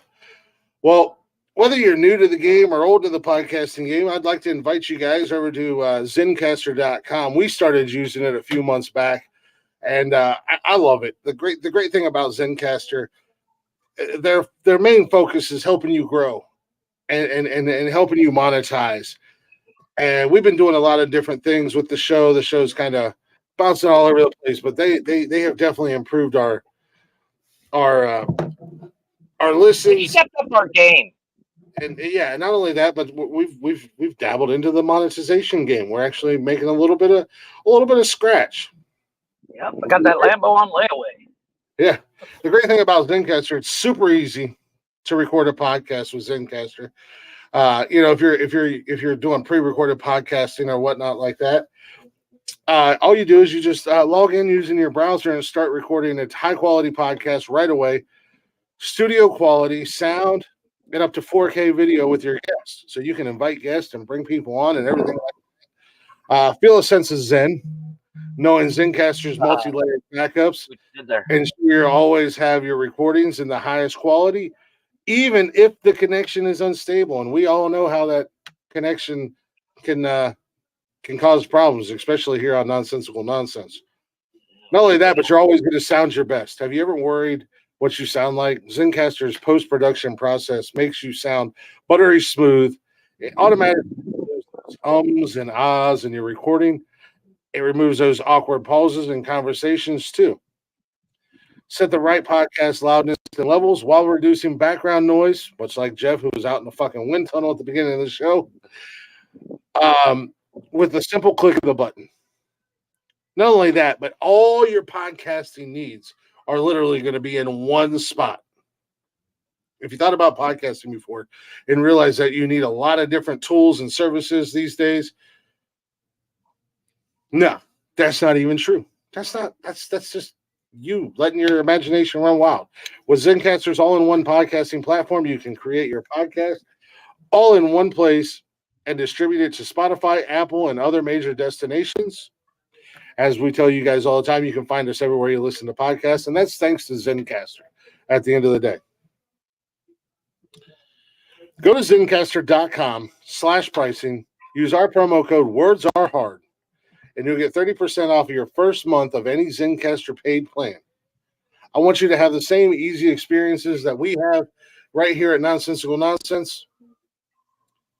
All of our podcasts, and it's time to share your story, ladies and gentlemen. Head on over to Zencastr.com. If you're a podcaster like us, want that easy breezy podcasting. Yeah. With that being said, we're gonna dive into the 80s tonight with some fun 80s songs. I do love the 80s songs, dude. Right? And we're gonna start tonight with JD Time. And if you're not a fan of Scrubs, you won't get that reference at all. Ranking up the Toto. But here's HSCC with their cover of Toto.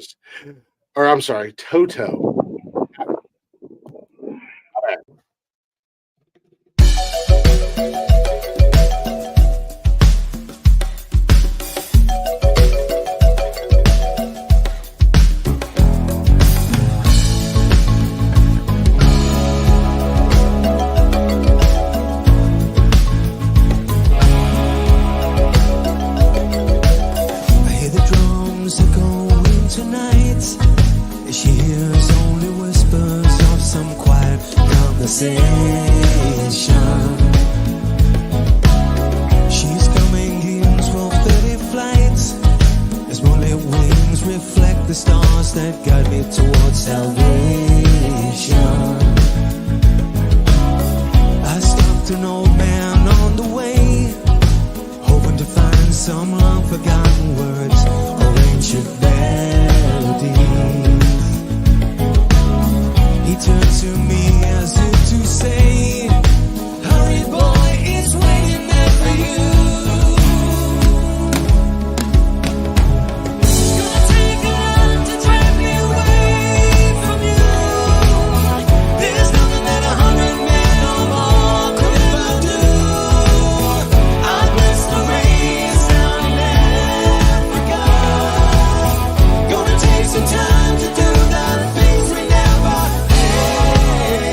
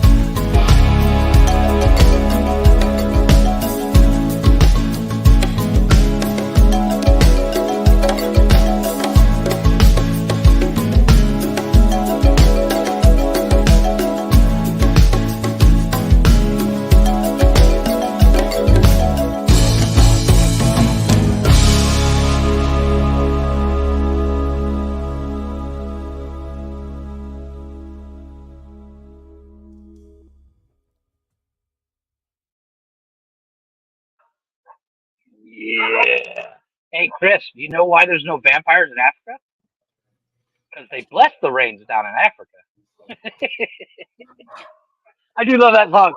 Ah, I do a podcast with you. funny guy. What are you Funny doing, guy. man? Where are you fucking at right now? I'm actually in the same spot. I just turned it so I'm inside, but the camera and the computer are outside on the balcony. Are all the dogs in the neighborhood inside with you? No, in all seriousness, there's somebody walking past my house, and my dog is outside barking at me. Jesus Christ, you are killing me tonight. I know. I'm about to go back inside. My dog's No, I really like that. I really like that band. It's like the Henley Street Country Club. I really like that band. They got, it's a big group of people. I feel like every time I find one of their songs, there's different singers. That guy was a great singer, and that the young lady that was singing backup, she had a great voice on her. So if you guys like that song, or you like them in general, we've played them a couple times on here. Go ahead and check them out on YouTube. The Henley Street Country Club, HSCC. You can find them. They're super easy to find. They do a whole bunch of covers and stuff like that. But welcome back to Nonsensical Nonsense. That's Jeffrey. That's me. That's Jeffrey over there. I'm Glick. This guy. I'm Glick.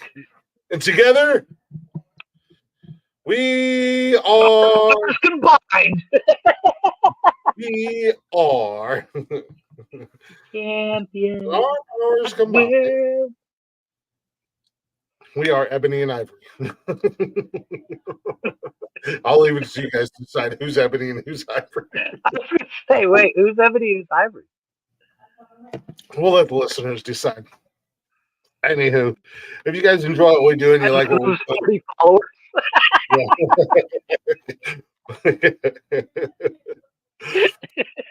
Anywho, if you guys like what we're doing here and enjoy the show, you can go ahead and check us out on all them social medias: Facebook, Instagram, Twitter, formerly known as Twitter, now known as X, and TikTok. You can also hang out with us live every Monday, Wednesday, and Saturday, 7:15-ish on YouTube. And if you can't join us live, but you still want to hear us, you can listen to us on the Zencaster and any podcasting platform. All at Nonsensical Nonsense podcast. Nonsensical Nonsense podcast. I forgot the whole name of my show. Yeah. It's been a long week, dude. I made this show. It has been oh my God, it's been a long week. Bro. But the good news is it's a long weekend too. You know, Wednesday when we were live, and I've actually been off since Thursday. So Wednesday when we were live, and Nikki said Thursday there was going to be a copious amount of tequila drink. I did see a couple of posts from her. Looks like she had a good time. We'll put it that way. She had a blast, and she definitely surprised her friend for her birthday. We all had fun. We all had a good time. Yesterday, yeah, her and I felt like we got hit by a fucking Mack truck, bro. Well, okay. I think confirm or deny something here for me. And I don't know if I read it wrong, but was she concerned about pink eye for a little bit? Yeah, she's got something going on with her eye. I don't know if it's pink eye or what it is, but her eye, she woke up yesterday afternoon. Let's be honest. We both didn't move until yesterday. We both didn't move until like 2:00 yesterday. I may or may not have spent many hours sleeping in her parents' bathtub. Nice. Dude, okay, first and foremost. Perfect image. That's my thing. When I get drunk, and I'm like really drunk, and had I just been drinking beer, it would have been fine. It's up for debate. Your go-to is to hang out in the bathtub? It's up for debate. It more than likely was my fault, or could have possibly maybe minutely been her fault. I started doing shots. Ooh. I don't drink liquor. I don't drink liquor. Yeah, you're a beer guy. I'm a beer guy. I told you this. That's why I felt like Ash yesterday. So when I get really drunk, my go-to for like comfort, and we all know that like super drunk feeling. You're just like the room's spinning. I could throw up any second. Yeah, I never felt like I was gonna throw up. But just that room I spinning. smell tequila. I feel like I'm gonna throw up. Yeah, you just feel like straight dog shit. My go-to when I feel like that is the shower. It's the most relaxing, most comforting thing. I'll go turn the shower on and I'll lay in the bathroom and let the shower rain on me. Well, her parents have Fully clothed. no, not fully clothed. No, I do, but her parents have. In your ta-da-ta-das. Yeah.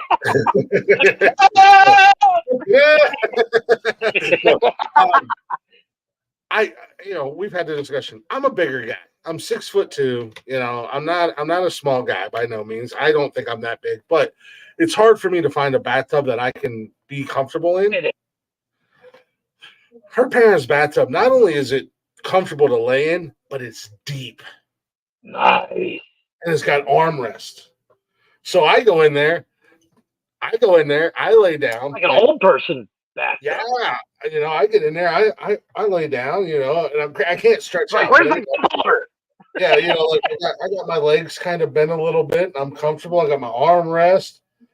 And one of my favorite YouTube channels right now is Mr. Ballin. He does a lot of like true crime, like weird tales and shit. It's cool. So I don't have to watch it. I can just listen to it. Right. So I put it behind me on the side of the bathtub. Stretch out, man. The water's there. I'm just like, and like I said yesterday, I may have spent several hours sleeping in that bathtub. I may have gotten out and tried to lay down somewhere else that I couldn't get comfortable and went back to the bathroom. Well, you mentioned that actually brings up something interesting. I follow this guy on YouTube, and I don't know the name of his channel. I know what the logo looks like, right? And he builds. He's a carpenter, and he has the same problem as you. He cannot find a bathtub to fit him. Mm-hmm. He made one out of wood. Nice. Where he went and he bought 2x4s, just regular standard 2x4s, like construction style 2x4s, not treated. And he stacked them, glued them, and all that fun stuff, and then took a grinder with a special wheel, carving wheel. Yeah. And he shaped it. But what he did to make said bathtub is he actually took a 2x4, laid it out flat, and then added an upright at one angle and an upright at another, and a sack on it, and went, okay, this fits. And then used that as the design. Like a template. And he built, and dude, when I first got into wood turning, one of my first things was like, a wooden sink would be fucking dope. Well, he took my idea to the next level. Obviously, he didn't steal my idea. It's not like I have contact with him. Not the first person to do it. But, dude, this fucking bathtub, wow. Well, and that's the cool thing about the house that we're looking at that we hope we can lock down was it's got a big bathtub in it, and it's a Whirlpool bathtub, so it's got the jets. Nice. So, but no, I think that's one of the things I want to do. Yeah. Is I want to, like, my main goal when we buy the house in France. This is why I'm looking at fixer uppers, for the simple fact I can make it my own and kind of do my own shit. And I don't know why, I don't know how, but I want to build my own bathtub. Mm-hmm. And I think I'm going to have to do it the same way he did, because holy shit, I was seriously impressed. Like, to the point where it's like, save video, watch again later. And I've watched the same video like 7 times. And it's like a time lapse thing. He does a quick intro where he's like, so I think he said he's like 6'7". 6'7". He said, I can't find a bathtub to fit me. So I'm going to build one. And then it goes into the time lapse. Yeah. And it's like a 10-minute video I've watched it so many times. I'm just like, oh, like this guy's my hero. Yeah, but no, like I said, I mean, yeah, we both got our asses kicked. You know, Yeah, but hey, I outside get it. of You know, it's a good time. I don't outside know. of just I couldn't do it. yeah, outside of just feeling like dog shit yesterday, I will shout out Liquid IV. I had one when Thank we God. left. Outside of the tired and the aches, and dude, like we both were like, "What did we do last night?" We literally, because our bodies hurt. Like she was like, we weren't dancing because it was a Thursday afternoon at the bar. There was no, whatever. And we were back at her parents' house by um like 9:30. Nobody drove drunk. We had it set up to where her dad actually took us to the bar and dropped, and then came and picked us up. And then one of her friends came over after we got back from the bar, and I think they sat up So until like like 3. you're physically sore? Yeah, like physically sore. Like our bodies hurt. Okay. But I hate to be outside the of that, bearer of bad news, but you're 40 plus. yeah, well, and outside of that and being tired, the liquid IV, the actual hangover part and stuff like that, I had a 20-ounce bottle of liquid IV, bada bing, bada boom. I'm good. Like I'm not feeling that dehydrated Right. hangover feeling, just exhausted and feel like I got hit by a truck type deal. Um, but I think that's why I quit drinking. I can't do hangovers no more. I'm and too old for this shit. Nikki's still not feeling the greatest. Like I said, she's got that thing going on with her eye. And she's not feeling the greatest. Shit after after a night's sleep last night, I woke up this morning feeling right as rain. I was good to go, but I mean, to the point where like it's a 3-hour drive from my house to where she's from in PA. We took turns driving home yesterday. That bad. Well, see, I can't. I was actually talking to my buddy in France, and he's like, "Oh, dude, when you get out here, we're gonna go fucking get fucking smashed." And I'm like, "Dude, I don't know. I'm not I would have been, that guy." I yeah, I would have been fine had I not started doing shots. And I know that, and I know better. I would have woke up a little, bleh, after drinking beer all day and all night because we literally started drinking at noon. Ugh. And then, her friend came over to the house after we got back home, and it was like 3 or 4 in the morning when we came in. I would have been fine. I'd have had my liquid IV. I'd have got me something to eat. I'd have been golden. I'd have been money. Right. I'd have taken my nap, whatever. But I can't drink liquor like I used to, man. Hey, call me a pussy if you want to call me a pussy. I don't care. Hey, Anybody. no, hey, no, I'm not calling pussy on that. It comes down to if it's not something you're used to. Like I guarantee you, if you and I were to go hang out tonight, if we went to the bar tonight, after like 6 beers, I'd be fucking hammered. I'd be fucking fried, and you'd be like, "Dude, I just started." Because I 6 beers the ain't last even time an appetizer, bro. exactly, but I don't drink. I literally the last time I went. Oh my god, I can't think of the last time I went out. But I mean, at the end of the day, at the end of the day, um, Nikki and the girls, they had fun. They did shots together. They were drinking their little, mixed drinks, and they had a good time. They got to hang out together. They had fun, and that's all I cared about, Yeah, And at the end of the day, as long as everybody has fun. they left, and we were still there for a little bit longer, so we hung out. And Nikki ran into a girl that she went to high school with that she hadn't seen in like 25 years. And they got to kind of hang. Well, we had a great time. I mean, I think it's one thing that's cool about when Nikki and I go out. We always have fun, and we both drink. We both can drink a lot, and we will drink a lot. Well, But see, we always that's the one thing I'm mildly. It sounds weird, but that's the one part about moving to France I'm not looking forward to. Is the guy I've been talking to? He's a friend of mine. Uh, well, because you have to also I start met taking him when wine, so because that's all they drink there. no. Shitty ass this dude French pounds beer like you, and he's like, "We're gonna go to this bar. We're going to that bar," and I'm like, "Oh, oh." I'm getting hungover just thinking about it. You know, beer. Man up, pussy. I'm, I, that, It's I was literally telling the wife today. I said, according to him, I need to start drinking now because Yeah. you a know little. I'm good. What's that? You're gonna die. A little piece of advice. It's I don't know called. if you're cutting out or if I cutting out. No, I'm just pausing for effect. No, Yeah, you're you cut. are too on my end. Oh no, you're cut down. I see you glitching Okay, up. it is me. Piece of advice. Yeah. Pace yourself. Yeah. You know that. So like you have that self-awareness. And this is what a lot of people Mhm. don't have. A lot of people when they drink and go to the bar, they don't have that self-awareness of, look, I know my limit, and we're just going to use you as an example. You said 6 beers.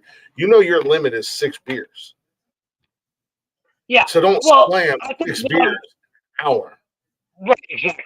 I mean, No, I've gotten to the point where I drank 6 beers in that first break. right. You know what I mean? I think what I would do is like in a course of 2 hours, I would have maybe 2 beers. Well, that's just being a vagina. No, I mean because it's been so long since I drank multiple beers in a row. But I would have also, to build up my tolerance. but also the dangerous situation is if you're in good company and you're having fun and you're not paying attention, you don't realize that you're just, because it's there in front of you. It's like if you had a Mhm. pop in front of you, like say for instance, like your Coke. When we do the show, you're always drinking Coke. Mhm. I watched you kill 1.5 liters of Coke Oh, without even trying. in an hour and a half on the show. And that's what happens when you're at the Well, I bar think what drinking I'll beer. probably end up doing is I think what I'm gonna do is instead of drinking beer, I'm gonna switch to like rum and coke, but like rum and coke. You know? Put a Like splash give me of rum rum. and coke, but surprise the coke with just like 3 drops of rum, and then work my way up. But like even when I drink White Russians, I love drinking a White Russian. I love the taste of White Russian, but I hate fucking vodka. Oh, I love vodka. Oh no, I don't like. Vodka has no taste, and you can literally mix it with anything. No, but agreed. The problem with vodka is It sneaks up on you. you're 20 drinks in, and you're like, And I then don't the feel first one hits you. and then you're like, I'm gonna go take a piss, I'll be right back. And while you're in the bathroom, vodka runs up out of nowhere and punches you in the mouth, and then you're And then you're laying on the bathroom floor. you're passed out in the bathroom with your dick in your hand. But when I drink rum and coke, or when I drink White Russian, I've literally done this. When I go to the bar and I order a White Russian, I go, I want a white. Well, here they call it Alfonso Trece. So I say, I want Alfonso Trece. Vodka, Kahlua, and milk. So like I'm talking 3 drops of fucking vodka, more Kahlua than anything, and like 4 drops of milk. Isn't Kahlua an alcoholic? It is, but there's like almost no alcohol in it. Yeah, but I mean, it's like I said, it's all about pace. I mean, you could. I don't know. Ask Nikki how much Kahlua has alcohol What's content. I don't think it does. on Kahlua? Is it? Not much. It's Yeah. like 40%. It's Yeah, what? there's like 3 drops. Oh yeah, she said it's like 40%. She said not much. Yeah, you can drink the whole fucking thing and be fine. No, you can't. If you drink Kahlua, well, you could. I couldn't. I don't think I could either. Well, Kahlua is. Kalua's gross. Straight Kahlua? Ugh. Coffee between Saturday morning and Sunday morning, and never like I drank a bottle of Kahlua, Oh bottle of Bailey's. Like, Yeah. yeah, it's not I've like gone through it's not something. It's not like if I here on the show. Here on the show for a while there, I was making White Russians. I've gone through 4 bottles of Kahlua on the same bottle of vodka. She said, "Can we not talk about tequila?" You mean? No, I will give her all the credit in the world. Since we've been dating, Oh, I think she's only puked. What? It's medicine time. That's what fucking hurt. What is it? What is it? I don't know. I Is it like a What is your problem? You got your finger in your eye. No, I think Shut up, Chad. I've only puked. Maybe once. And well, I know once because you cleaned my chicken tenders up off the bathroom floor. No, twice because there was one time in Grove City when I came out. Okay. Where she didn't make herself puke, but she's like Okay. me, where But I need to because I'm not supposed to drink anyways. I need to make myself. yeah, she's like me, where I'm not gonna puke, but I'm like I have to fucking puke, otherwise. So, but yeah, I mean, I give her. Can't process the alcohol, so that's why I'm supposed to make myself. Yeah, I mean, I gotta give her credit. All things considered, I wanted to throw up so bad Friday morning. she Well, I told you about the last time I drank tequila. she It came was in and found it was my 21st birthday. I was working at a club here, and they pulled me up on stage and gave me a champagne flute of Jose fucking Cuervo. I Oh, had yeah. been drinking beer the entire night anyways. But because I was friends with the MC and the band, they pulled me up like, hey, it's Jeff's birthday, blah, blah, blah. And the whole fucking bar goes fucking nuts. And they hand me this giant champagne flute full of Cuervo and made me chug it. Okay. I got off stage and told my girlfriend at the time, it's time to go. I didn't make it to the bar before I threw up. I don't remember the last time I just drinking made me sick. But like I said, there's a lot of times. But yeah, like I said, there's only 2 times that since we've been dating that she's drank so much she's gotten sick. On not without she didn't have any control. But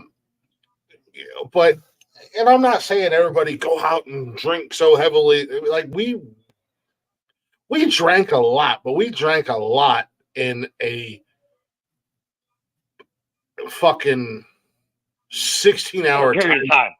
Yeah, Right, like exactly. we started drinking at noon, and then we went to Well, I went because I can't remember if it was Nikki or if it was her friend who came out at the house. Nikki said it wasn't her, so I think it was her friend. She was like, the "Hey, funny thing that happens here is the biggest thing here when you go to the bars, it's open bar. So when you get there, dude, that would be people awesome." think, oh, the open bar is going to end or something like that. So people start pounding fucking beers, pounding fucking shots. And next thing you know, it's midnight. The bar opened 2 hours ago. They're fucking fried, and they're already leaving. Yeah, that would be fucking awesome. Oh, the open bar is genius. It's like $25. All you can drink all night till 6 a.m. Yeah, that would be fucking awesome. And that's not even me saying like I'm gonna go fucking slam 95 beers, but it was just the fact that I can pay you $25 when I walk in and know that anytime I need a beer, I can just go up and say, "Hey, Bill, like." Yeah. That's the one beautiful thing about Cancun that will never get old. I know, well, I get in the bars for free because I know everybody. Because So I can go up, get my wristband, don't pay $25, have open beer all night. Because I get a staff bracelet. So it's still open bar. It's just mine says staff on it. I'll get a staff bracelet. I might throw the guy a couple like $10 or something like that. I'm like, give me a staff bracelet, dude. You know, he's like, yeah, here you go. And I that's more out of courtesy than it's going to cost me $10. I give it to the guy because he makes less than me. Give him $10, whatever. And well, I'll that's say, give me a bracelet. I'm going to go in and have a couple beers, and I'll go in and I don't dance. I mean, yeah, I did. I'm very, very, very white. So I go to the bar and I do the white guy dance. I sit at the end of the bar and I drink beer. I'm very good at it. I dance all the time. Nikki and I, if there's a DJ or if there's music, we dance all the time. It's usually me dragging her out on the dance floor because she doesn't want to dance. I said before I leave to France, I would love to get you guys down here because if I took you guys to Coco Bongo, your brains would explode. They do 25 to 30 shows a night in a dance club. And I'm talking, there's times where, I've had a few drinks and then I'm like, it's time to dance. And you know, when the beer's flowing and good songs are on, oh yeah, you're fucking dancing like your ass Yeah, off. I dance all the time. I love to dance. I, I I, know. I feel like everybody's watching me when I dance. I know I'm Same. not that important. I know I'm not that guy where everybody's like, "What's he doing?" Nobody's fucking seeing me, but I feel it. Shit, there's been times when How we've I been feel. back when we've been back home for Nikki, and we always go to the same little bar. It's a cool little bar.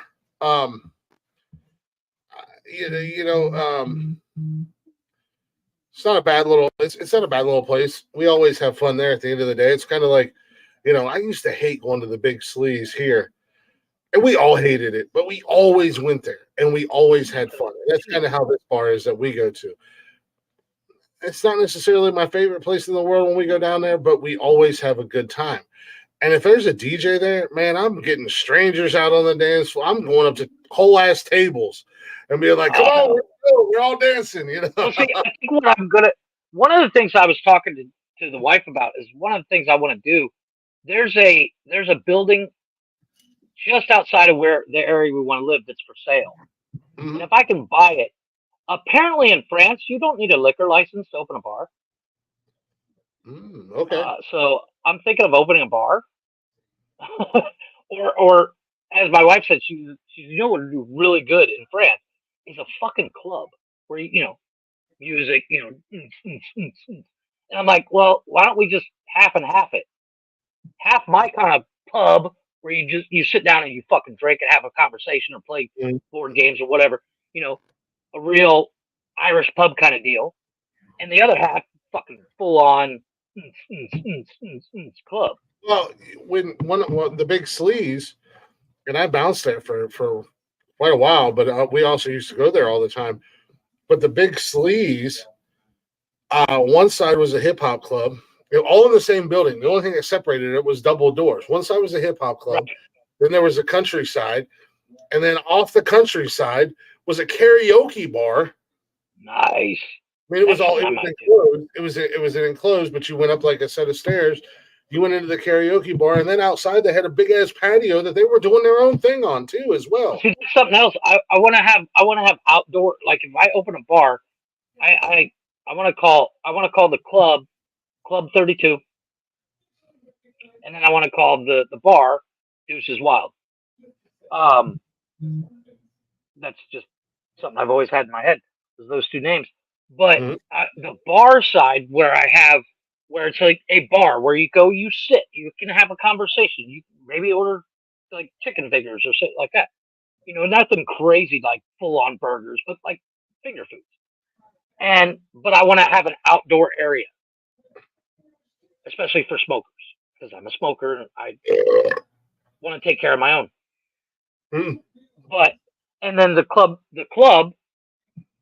fucking DJ, the whole 9 yards, and where and I want to do a theme night, like have maybe not a country night because mm, not a huge draw, but like Well, you a, don't know. a reggae night. You don't know And until you get there. You well, that's the honestly, other thing. you honestly have no idea, and that's the thing. We've talked about You what I try want. it out. Yeah, you have no idea what the scene is going to be until you try it, Well, apparently the and then crap and then music that my wife listens to, reggaeton, you know, that Mexican rap, uh, yeah. Colombian rap thing, huge in France. Well, and She's that's the like, thing. you do a night of that, you're golden. Well, People that's what will I'm saying. flock. You don't know what's going to be a hit, and this is to anybody out there listening. Mhm. You want to start a club and you want to have theme nights. You don't know what's going to be a hit until you try it, and you might Right, try it. And all of a sudden, you're doing the country night on Mondays, and it's like, fuck, this place is slammed on a Monday night. Let's move country night to Friday, and right, then the reggaeton, like you said, and you're doing that on Tuesday, and it's like, oh well, it's kind of dead. Let's keep it on a Tuesday, but then you do like an '80s night, and everybody loves the '80s, and it's like all of a sudden, next thing you know, Friday nights are country and Saturday nights are '80s, and you're fucking slammed to the walls, and it's the weekend. exactly, So I mean, exactly. And that's kind of my thought behind it.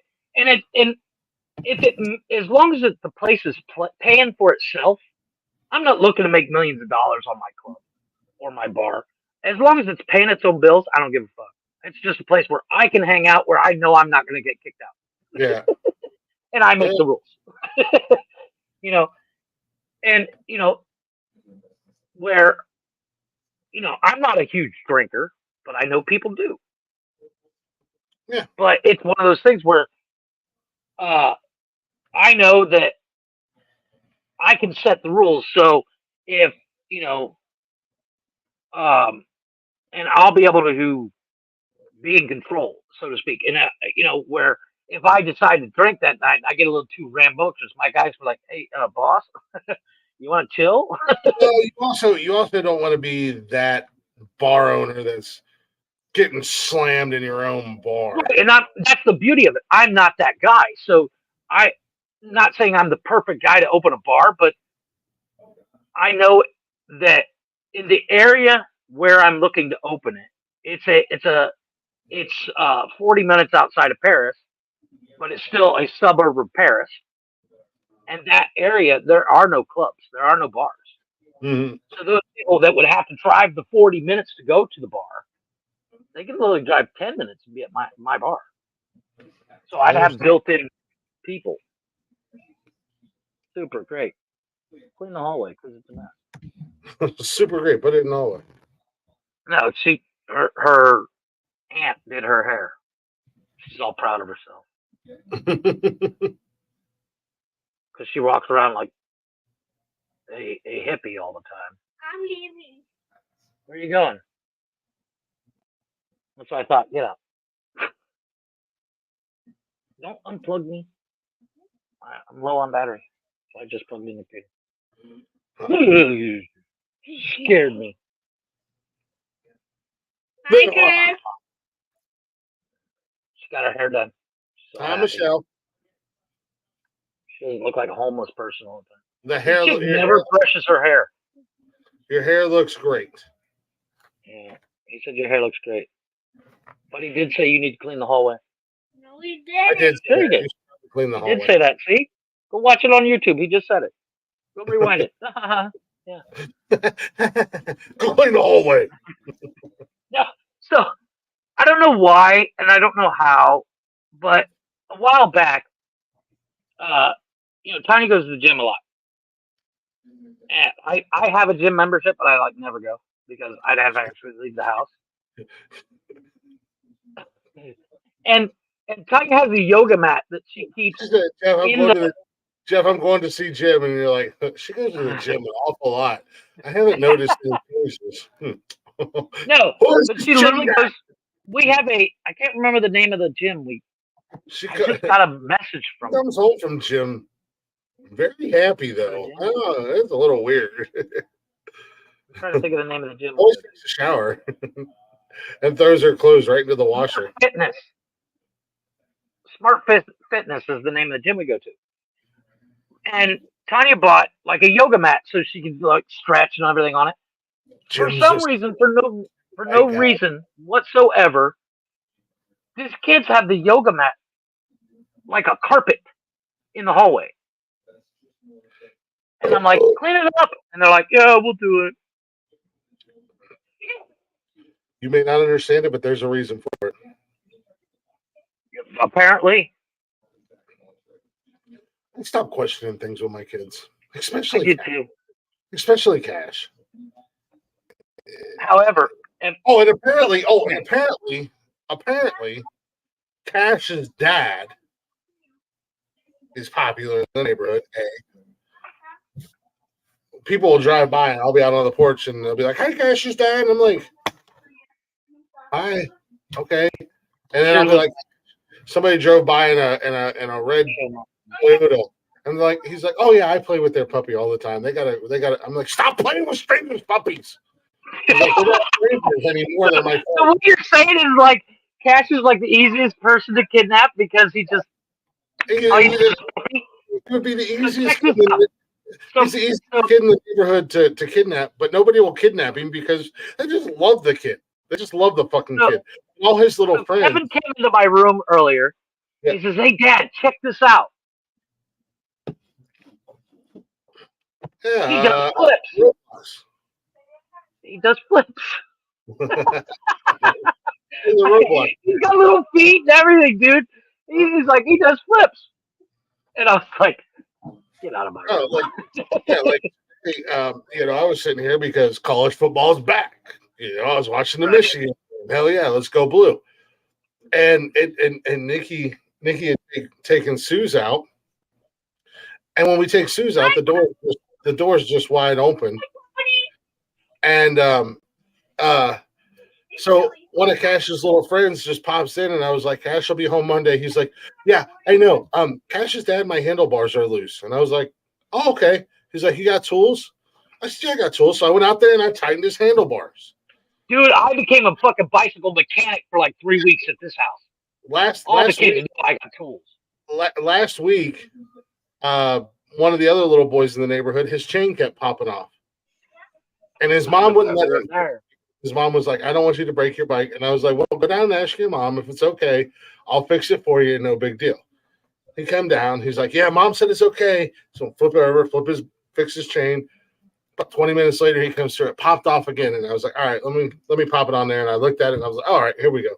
Loosened the wheel, pulled the wheel back to tighten the chain up a little bit because his wheel was in. Like, it was way far. All the way down to the stub. And he was like, oh, yeah, I kind of wrecked my bike when I was ramping it. I was like, I got you, little buddy. And he rides off. Thank Cash's dad. See ya. Why you come in here so angry and pissed off at the world? What's up with you? You're not having a good show. Motherfucker. Because I'm the man, that's why. Because you're a what? Because I'm the man, that's why. Jeff's a man. I'm a man. We're not pissed off. The man.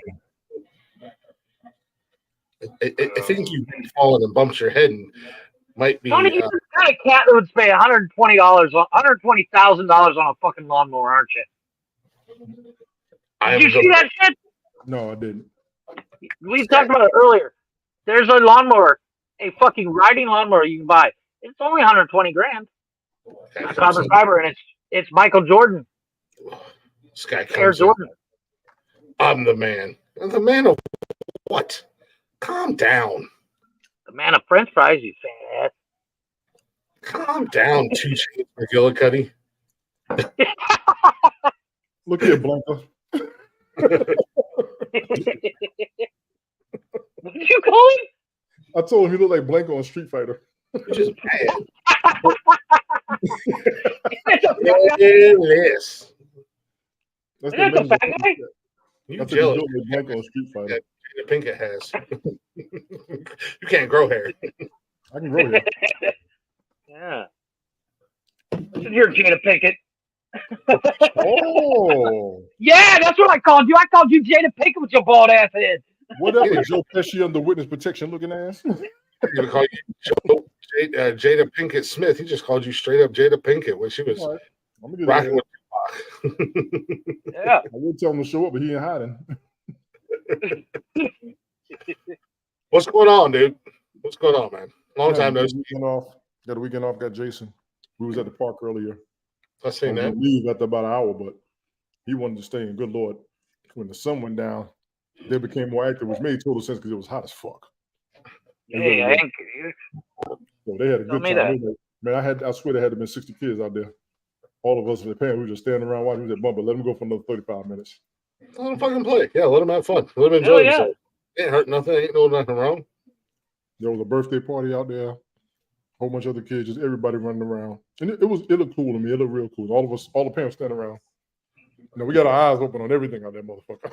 Right. But that was cool. Like y'all ready to rob a bank? No, we was looking in case anybody wanted to come over there acting stupid. Yeah. Like y'all looking around. Not so much robbing the bank, but just keeping our eyes open. Yeah. But it was cool. It was he needed that. Why are everybody suspect all the time? Because you never know no more these days. And I can admit to that. You never know anymore. Bitch, you are all over the place. It sounds like you fucking paranoid. You are really paranoid, dude. You're a really paranoid cat. You know why? You seem like my mother-in-law. My mother-in-law gets upset if I leave the house. Like after the show, if I run out of cigarettes or something, I'm gonna go to the fucking store. She's like, it's dark out. I'm like, and No, you're grown. For the kids, I don't trust it because of how many kids keep missing every damn day. It's pissing me off. I get that. I understand that. Yeah, that's pissing me off. I mean, there's a difference between being paranoid and being a proactive parent and watching your kids. All you gotta do is turn your Oh, back. I get that. Oh, You ever trust see that me. movie? You ever see that movie Ransom? It takes that long. I never forgot The that. movie Taken. No, Yes. it really does. I mean, that's I'm the same way. Even if we're at the grocery store or whatever, and the kids, the girls, not so much Cash because Cash is like, I gotta pee. All right, let's go. But the girls are at that stage where they're old enough they go by themselves. But I'm like, oh fucking, how long does it take to go take a piss? Jesus Christ! And then Yeah. I looking back, and then all of a sudden I find them in another aisle. And they're like, oh, sorry, we were looking at makeup. I'm like, really? Of course you were. Yeah. Like text me or something like, hey, we're gonna stop and look at, we're gonna look at makeup. Babies, when there were little infants in the park, moms were looking for them. I turned around, the kid done left the park and ran in the parking lot. She about to have a fit, and I almost didn't blame him. I'm like, how did his little ass get over there so quick? These little motherfuckers are no joke. Hey, they're quick, man. Yeah. My daughter does this thing. She'll leave and go to her friend's house. Now her friend's house is maybe 10 houses away. She won't tell nobody she's going. I'm in my office working, and she gone. Mm-hmm. I come out and I'm like, hey Kevin, where's your sister? I don't know. You know. Mm-hmm. What the fuck are you talking about? What do you mean you don't know? I walk over there and she's in their house playing, and they're nice people, I don't have any problem. But it's like, hey, if you're gonna go, I don't mind if you go. Fucking ask me. Yeah, that's Something. kind of, All I gotta say is that movie, A Time to Kill. Don't let them go nowhere alone. Fuck that. I mean, Cash will come over. Like Cash will, I'll pop my head outside every so often when Cash is outside playing. And usually, as soon as I pop my head outside, Cash's daddy's over there. Cash's daddy, but every time Cash runs in and out of the house and gets water all the time. And every time he's like, can I go over to the Brown apartments? And the Brown apartments are literally, they're like, they got actual apartments and then on the property. And then there's where we live, which is where the condos and the townhouses are. And we live in a townhouse. And I'm like, yeah, dude, you've already asked me 6 times. Right. At least he's double checking. You know where you're at. You know what I mean? Even to the point now where it's become a joke. And it's like, what? You don't like the white apartments? The white apartments aren't good enough for you? I was going to say, what is he, racist? I hang out with the Brown over? Look at that. But he always lets me. But I always stick my head out, and one of the 900 kids that are out here, as soon as they see me, Cash's daddy's over there. I'm like, would y'all stop snitching on him? Damn. Yeah, you guys are the worst fucking friends ever. At least I think what it is, they see a giant 6-foot fucking Sasquatch. bearded fucking Sasquatch step out, and they're like, "Oh, we better say something. He'll kill us. He'll kill us. He's gonna eat us." No, He's over there. I understand, Tony. Like a little bit of a slight paranoia with kids these days. I mean, I understand that, but I'm on red alert with this guy. Even when we was in Virginia. like full-fledged paranoia, man. Shit, my parents wouldn't hear from me for like 3 days, and they were like, Oh, 100%. I literally, out of nowhere once, decided to camp out in the woods. Didn't tell nobody. I just camped out in the woods. My parents didn't even notice. Well, like I told you guys out here all the time, man. We had a spot down at the creek, and we tell our parents, hey, we're going to the creek. We'll be back Sunday. Yep. They knew right where we were. The creek. The creek. We went down to we had that little spot. It was about 1.5 miles up from That's the a white rainbow. person thing, Tony. You don't get it. I know. It's a country thing. It's a redneck thing, but we literally we can go out in the woods for months. Yeah, we never see another person. We'd be happy as a pig and shit. Like 1.5 miles up the creek from the Rainbow Bridge, and we had this sweet camp spot, and it butted up to this old farmer's cornfield, and he always knew when he was out there because A, we would go frog gigging in his pond. Yeah. And B, if he would see the fire, he'd come back and he'd be like, "Hey boys, how you guys doing? Everything all right? Your parents know where you are?" And he had our parents' number. So Yep. like if we got out of line and we was doing something that we wasn't supposed to be doing, Like running or through the cornfield.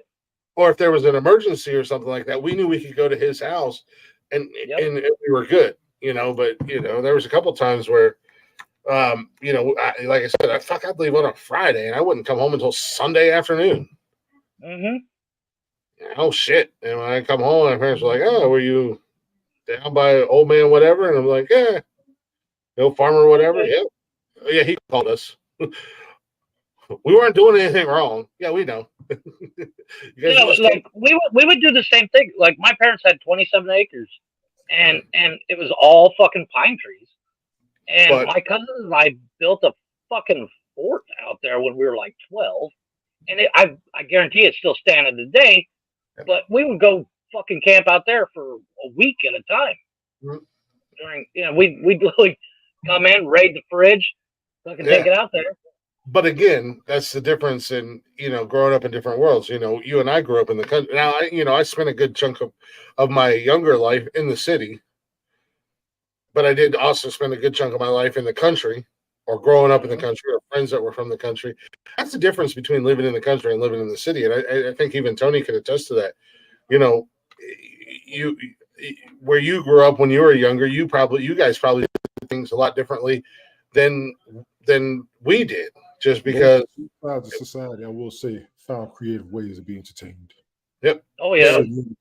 All jokes aside, that's the truth. Yeah, it's just a different environment. It's not even a black versus white thing. It's an environment thing. Agreed. You got black and white on both sides. You got black and white on both sides, definitely. Because I mean, I know there was a couple instances where even growing up back home, we ran into a couple bad apples. Yeah. So the difference is being from the country, it was no big deal to have a 12 gauge strapped to your 4-wheeler when we were camping. And it was like, well, I mean, you fucked around. I mean, you found out. And we're in the country. We'll make sure they never find you. Yeah. We know where to bury the money. But no, I mean, it's an environmental thing. And I totally understand. A fucking pig farm. We'll make you disappear. We'll take you down the creek about another mile. Down that creek. Down that creek, Tony. Yeah. Take your ass down the creek. Dude, there's nothing better than hanging out by the creek. I'm sorry. As a kid, we used to have so much fun down at the creek, man. You're fucking Indiana Jones, man. Out there in the middle of fucking nowhere. Mm-hmm. We'd go down there, we'd fish, we'd catch crawdads, we'd go frog gigging. All right, that's enough of that and then shit. when you get bored, you go out in the cornfield and play with BB guns and shoot each other. Glick, when is your draft? Tomorrow. Anyway, we're gonna take a real quick break because Tony's got something on his mind. We'll be right back, Tony. I'll allow it. I probably shouldn't, but I'll allow it. Before we go to break, like I said, I shouted them out early. Liquid IV, man. I'm telling y'all what, it's not even a drinking thing. It's not a drinking thing. It's just a proper hydration thing in general. I'm gonna need you to probably hydrate your Wi-Fi. It is his. Thank you.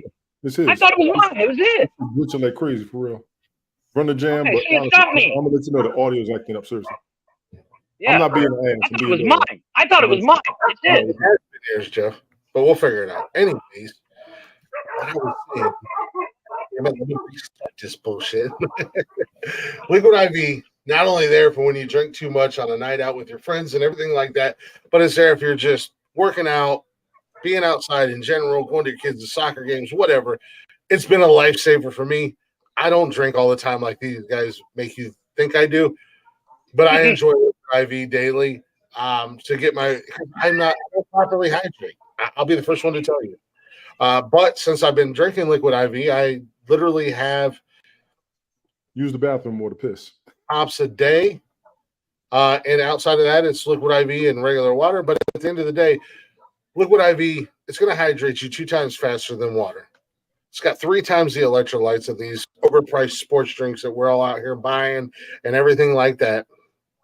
They come in all these fantastic fucking flavors. You know, my favorites right now are golden cherry, watermelon, and strawberry. Golden And there's cherry. also other flavors that I do like. Right? There's some I've dope never heard flavors. that name. That's interesting. Golden fucking cherry. Golden cherry Right? is awesome, Tony. What's the problem? No, I love it. I love it. And like I said, it literally one stick of liquid IV. Oh, and you six be here for the break golf off. Come on your ass. I'm sorry. That's going to do the trick for you. That's going to Get get his you ass. taken care of, get you 5 essential vitamins, 3 times the electrolytes, going to hydrate you 2 times faster than water. I'm back, bitches. Not only that, ladies and gentlemen, they now have liquid IV kids. And as I said earlier, Cash is always outside. He's always running around. He's hot. He's sweating. He got excited. Little man sent me a TikTok video from TikTok or from Liquid IV that they now have Liquid IV kids. So I'm going to place him an order. I asked him what flavor he wanted. He told me they got 5 flavors for the kids: grape, apple, cotton candy, tropical punch, and banana. He wants banana, so I'm going to get some banana liquid IV for the kids. So with that being said, real people, real flavor, real hydrating. Get 20% off when you go to liquidiv.com. Use our promo code Words Are Hard at the checkout. That's 20% off of anything you order, y'all. When you shop Better Hydration today using promo code Words Are Hard. Liquid IV, I must be paying his ass a lot of money. This motherfucker talk about y'all more than he talk about Blacktop Mojo now. They're putting some money out there. All I gotta say. It's not even about the money. It's just like a great product. Part-time champion. Part-time general manager. Back bitches. With Jones Barbecue and food massage. Hell yeah. I have so many questions all of a sudden. Shout out to Liquid IV though, honestly, because I do have 2 co-workers who do use your product and they did endorse it. They did say it was worth it. So I am hearing outside from just Glick that it is some quality stuff. So good stuff, man. Y'all hear this and see this. Well, I did tell my mom apparently is placing a giant order. Shout out to my kids' godmother.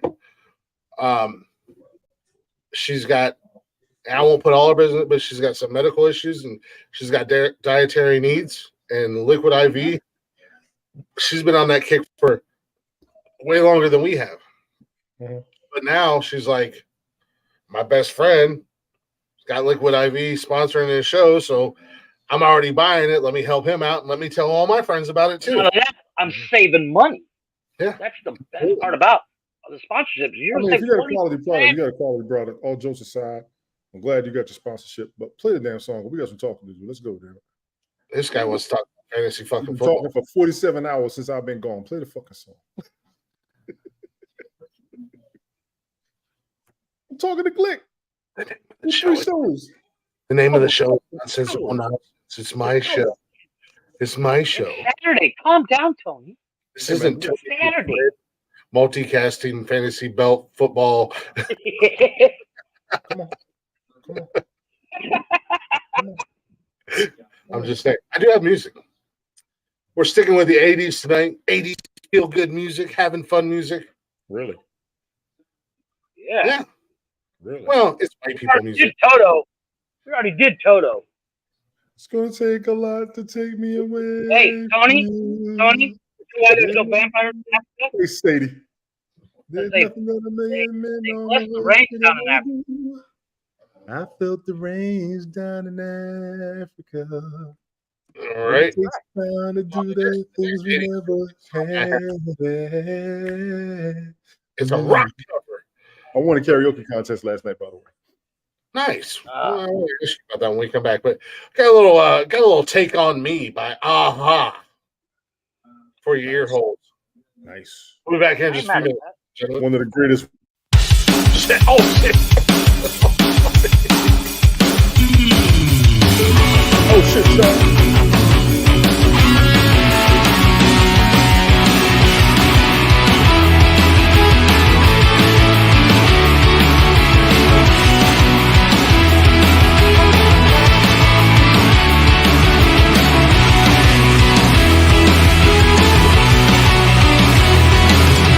Talking away.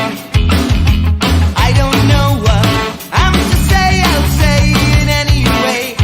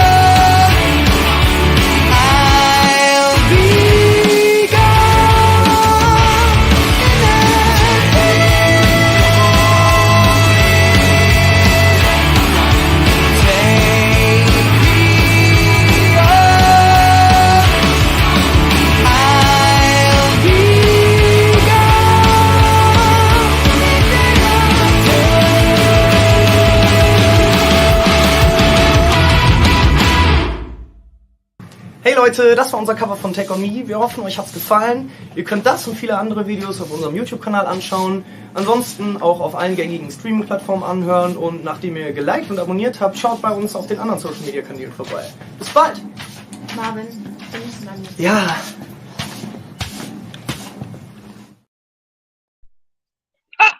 Obviously German.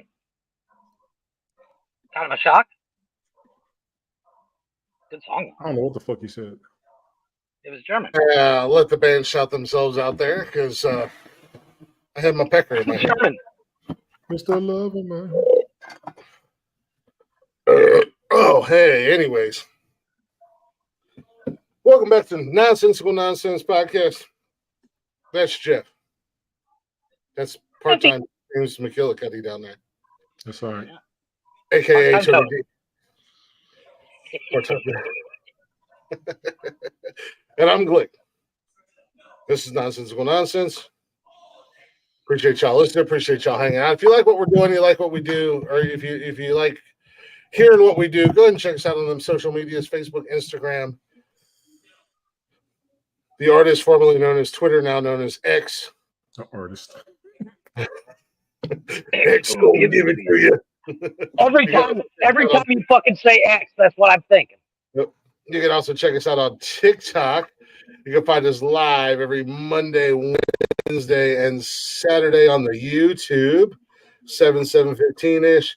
And if you miss us live, you can listen to us anytime, any place on Zencaster and Spotify and wherever you listen to podcasts at, all at Nonsensical Nonsense Podcast. You know the drill. Give us a follow, give us a listen, give us a like, and if you'd be so kind, give us a share. And if you don't give us a share, Jeff's going to kick your puppies. And with that being said, one of the Canadians, I've seen her pop in here. Yeah. Yeah, you leave her alone. Part-time as well. But we still got to give it to her. Does it take to send a letter to Canada? Who's it going to? Canada. It says, Dear Canada, you.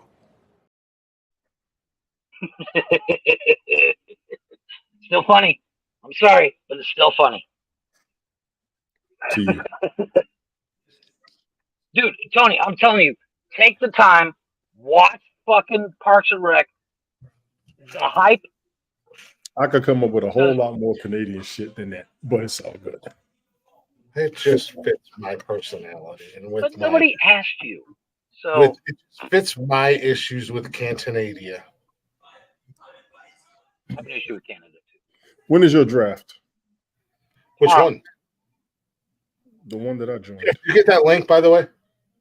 I don't know. My kids got my phone. I'll get it. When? Yeah. Okay. Huh? I thought you were talking to me about the link. No, Jeff. No, I I got said it. Jeff.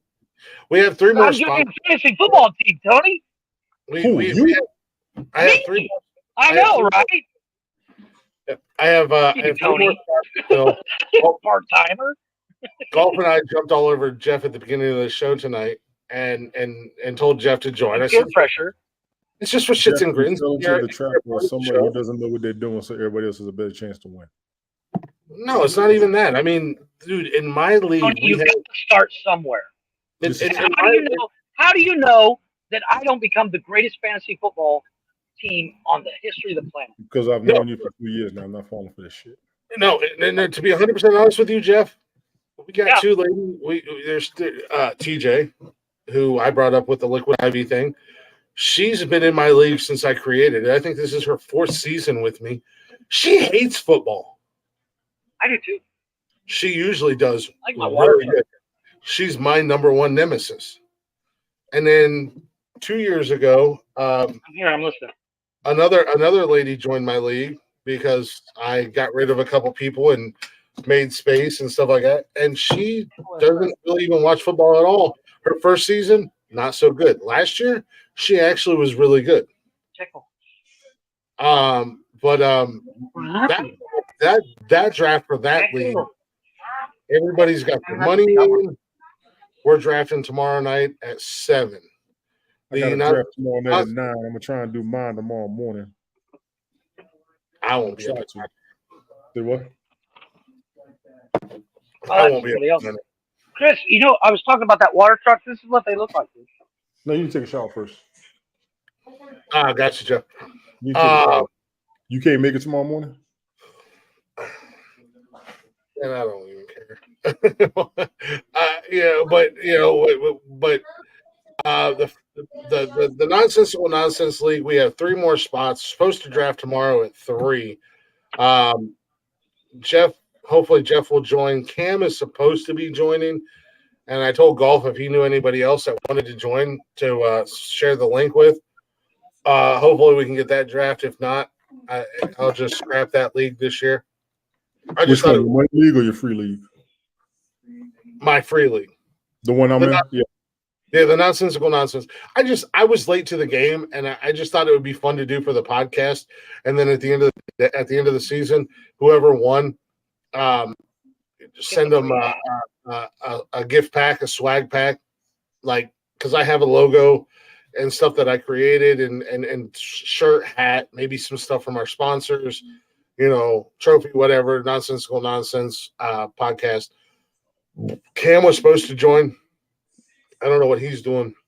That's what I got to ask. I got to see what he's doing too, because I haven't heard much. I put something out there, and I talked about it on Ted's show. I talked about it last week about doing something. I haven't heard anything from anybody. The only thing I know was Nancy dropped out. I extended the offer to Ted and Smoke, but apparently 2 leagues is too much for Smoke. Yeah, Smoke got other stuff going on. He does. He got other stuff going on. Yeah, but the only problem. We're going to talk a little fantasy football here, guys. Bear with us. We're not going to. But the only problem is going to happen with Nancy dropping out of the league. Mm-hmm. Have an uneven amount of participants, players, and a 12-person league. And if you leave her team there, which is still there, it's just going to auto draft, and it's going to fuck the rest of the league. Because it's going to be a dead team. We could get somebody to take a spot, or we could drop one more person, bring it down to 10, which got brought to my attention as well. Well, couldn't we have? I think a 10-person league is the ultimate league. It's like the best number for a fantasy football league. That's what I mean. Once you start moving too far past 10, it starts to become a dry league. And I'm going into my 6th or 7th year running a league. Open the door. And I try to keep all mine at 10. Now, we did have one league, and that was just a bullshit league for me and my buddies. And that was one that we all started together. It was literally like 6 of us. And it was a stupid rock star league. Like every week, everybody was putting up 600-700 points, right, or more. But that was just something that we did together, right? Just for us, because we were already talking shit about anything and everything as it was. So that was just something we did for us as a whole, just to have fun with and fuck around with. My league this year, this is the first year that everybody was like, yo, we put money down. I'm like, yeah, let's put money down. What do you guys want to do? Communication. We talked about it. We agreed on $20. I said, everybody got to have your money in before the draft or by draft. Everybody's money's in as of today. And then it was like, all right, so 125 to the winner, 50 to second place, 25 to the third place. Yeah, we like that. Cool. All right. Bada bing, bada boom. Bang, done. Now we just draft tomorrow night. Yeah. It's when running leagues can be very frustrating. But it's also it gets old when you don't have enough people participating. But I understand real life. That's why I was saying what I was saying, and why I've been trying to throw something out. Well, and that's why I said at the end of the day, it's about communication, and I'm not, like for me, I'm just saying for me, creating the Facebook chat has been wonders for my league, and other leagues that I've been in, whether it's Facebook or Instagram. But it's one central location where everybody's at, and the chat can fuck my league. We talk more shit in our chat than we do anything else. there's more gifts in that fucking thing than anything else. Because we all have our favorite teams. I got one of my good friends lives all the way out in goddamn California. He's a Raiders fan. Yeah, Golf Park. Yeah, Ted's going to be in there. I'm going to do something in the morning, Golf Park. For real. Be there in the morning. Now, Glick says he can't make it. I got that link, by the way. I got. Well, 9 o'clock in the morning. I might not be able to. Yeah, now, I'm just Glick knew some of what I had going on over here. I think I told you that actually got changed up. So I thought this weekend might be the safest weekend for me to get it over with because of what I got happening on my end. And even when I did the broadcast last, I threw it out there. I wanted to do it last Sunday night. I did a broadcast that morning. I was going to give everybody a chance to see it and wait for some response. I didn't get no responses. What? I mean, I did the broadcast. I put it in the chat. I sent the invites out to everybody. And I still didn't get a response. Yeah, and take your time. That's the thing with and anybody who is involved with fantasy football. I think they're going to tell you, or say not tell you, but say the same thing. Having a centralized location for a chat or communication is the best thing. Those apps are not always the best thing, let alone just sporadically. And I know you got a lot going on, Tony D. That's understandable, whatever the case may be. Golf, look for me 9:30 Central, 9:30 in the morning. I'm trying to do it at 10:30. Yeah, it is good. Well, work is one thing, but okay, I'll throw it out there. I was supposed to be moving. Well, that's why I said everything. I wasn't going to put all your business out there. That's what I said. All the other shit you got going on. And I had some shit going on over here. I didn't tell too many. Like I said, I told Glick a couple of things. He knew a couple of them outside of the work schedule. But tomorrow morning, I'm going to broadcast. And if everybody pops up, we can kill it. That way, everything will be set. We just go for that afterwards. But I know the season starts this week. I got a draft tomorrow night. I got another draft Wednesday night. I want to set mine and get it out the way because I'll be working evenings, and every morning I got to get out of here and go do something else. Literally, I've had appointments all last week, so my shit's been fucked up on mine. I'll admit that if we don't have a league this season, I'll take that hit. It's not a problem because of what I got going on, man. At the end of the day, Tony, if something comes up and you can't do the league, reach out to like Ted and Smoke. Let me know in advance, and we'll get them into the Nonsensical Nonsense League. You're already there. Yeah, I'm already there. I mean, they could be in both leagues. You saw how quick it was for me to sign up. Went to draft. Okay, set my pre-draft. I'll see y'all afterwards. We have 3 spots available right now. Potentially, I can drop one of the teams. Mm-hmm. So if we need more than 3 spots, we could potentially have four spots. I want Jeff to get involved. I know he's not a football guy. I know he doesn't follow football. I'm actually signing into it right now. I think it would be fun for him to be there because it is the Nonsensical Nonsense League.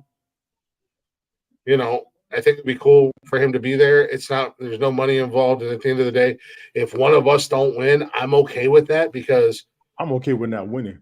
I'm okay with that because then somebody who is a fan of the show or follows us on social media is going to get a Nonsensical Nonsense swag bag. And again, that's coming out of my pocket. Rehab. I told Rehab to be here tomorrow morning.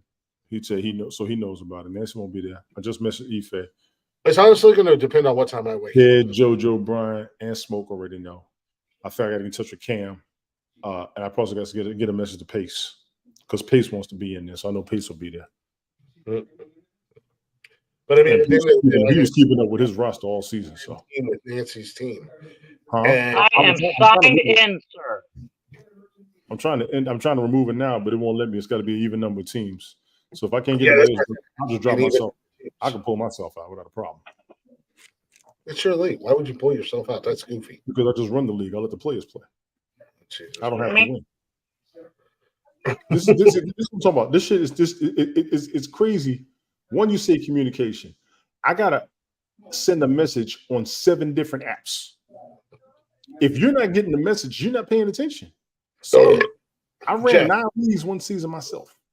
Jeff, I didn't run them. I was just and it was nothing to me.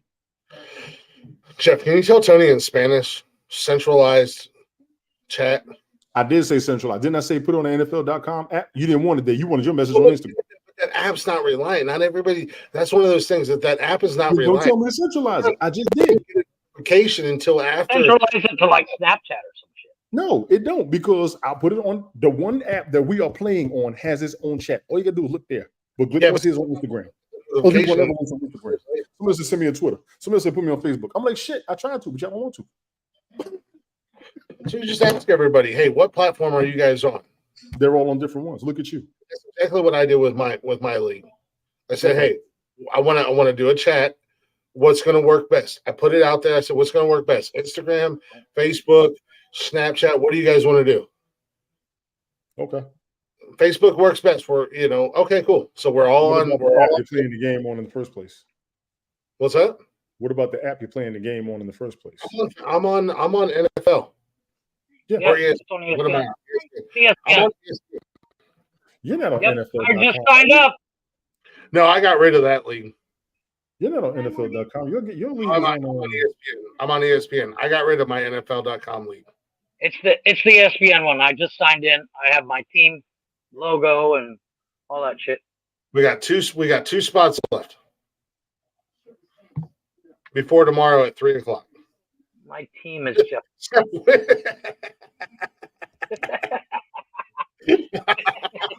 I couldn't think of anything. Oh, wait, can I change my team name? Yeah, you can change your name too, man. Good, because I'm going to change it. I'm going to change it. I'm not giving you shit. Like, I'm not telling you how to run a league. I'm truly trying to help you, man. Because and here's the crazy part. I've listened. But have you? Yes, I have. I can't make it any easier than telling everybody use the centrally. I say go to NFL.com, download the app. You got the league and put your notifications on. I said that beginning of the fucking season last year. But here's the thing, and this is what I'm telling you. Here's the but. First, tell me centralized. Now you want to give me a but. Make up your mind. You're not listening, and this is what I told you. I don't always, and I'm sure I'm not the only person, but the notifications on the NFL, and this is why I don't use NFL or ESPN, because the notifications don't always come through, and that's why I said, I centralized my ESPN, my Yahoo, my Sleeper Dynasty, and my NFL, all my notifications come through. And the great thing about Facebook. I'm not telling you to use Facebook, but on Facebook, I see who sees the messages. So can't nobody come back and go, well, I didn't see the messages. Well, everybody's not on Facebook either. Okay, well, find out where everybody is. NFL.com, app you play the game. Post on Instagram or Twitter, it's going to tell you who's seen the messages and who read the message. The app you're playing the game on is the most centralized, logical. I think I changed it.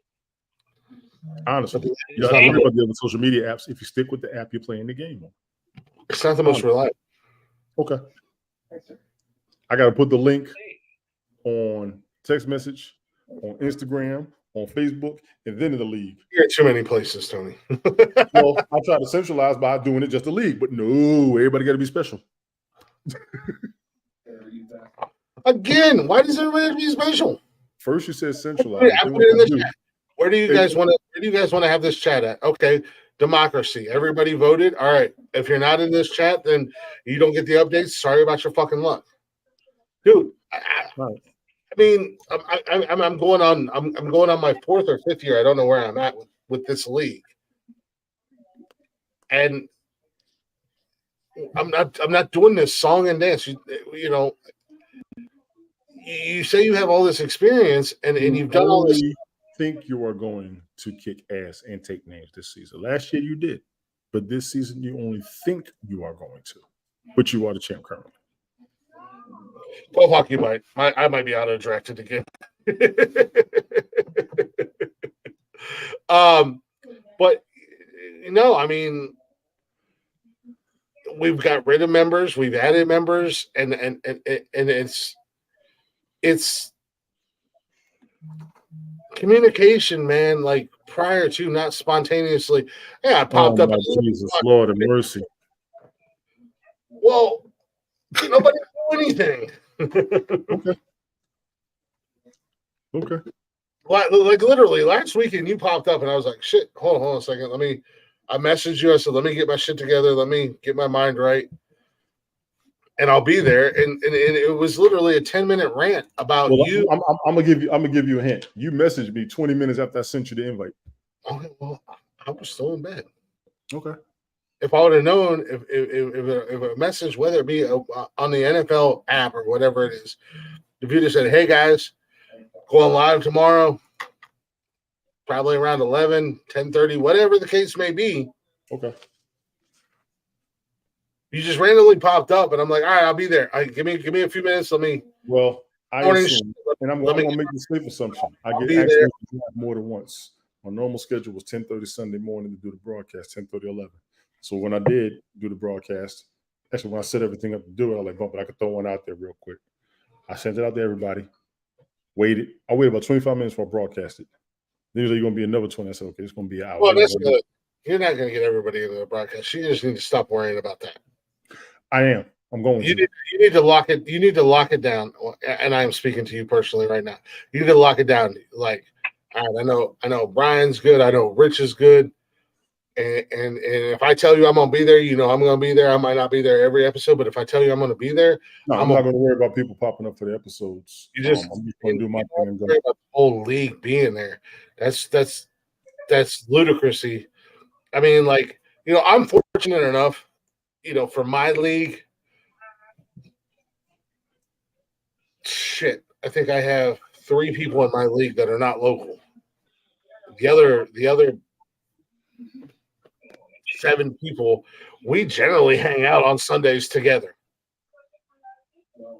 You know, so not only will we be hanging out, but we'll be in the chat.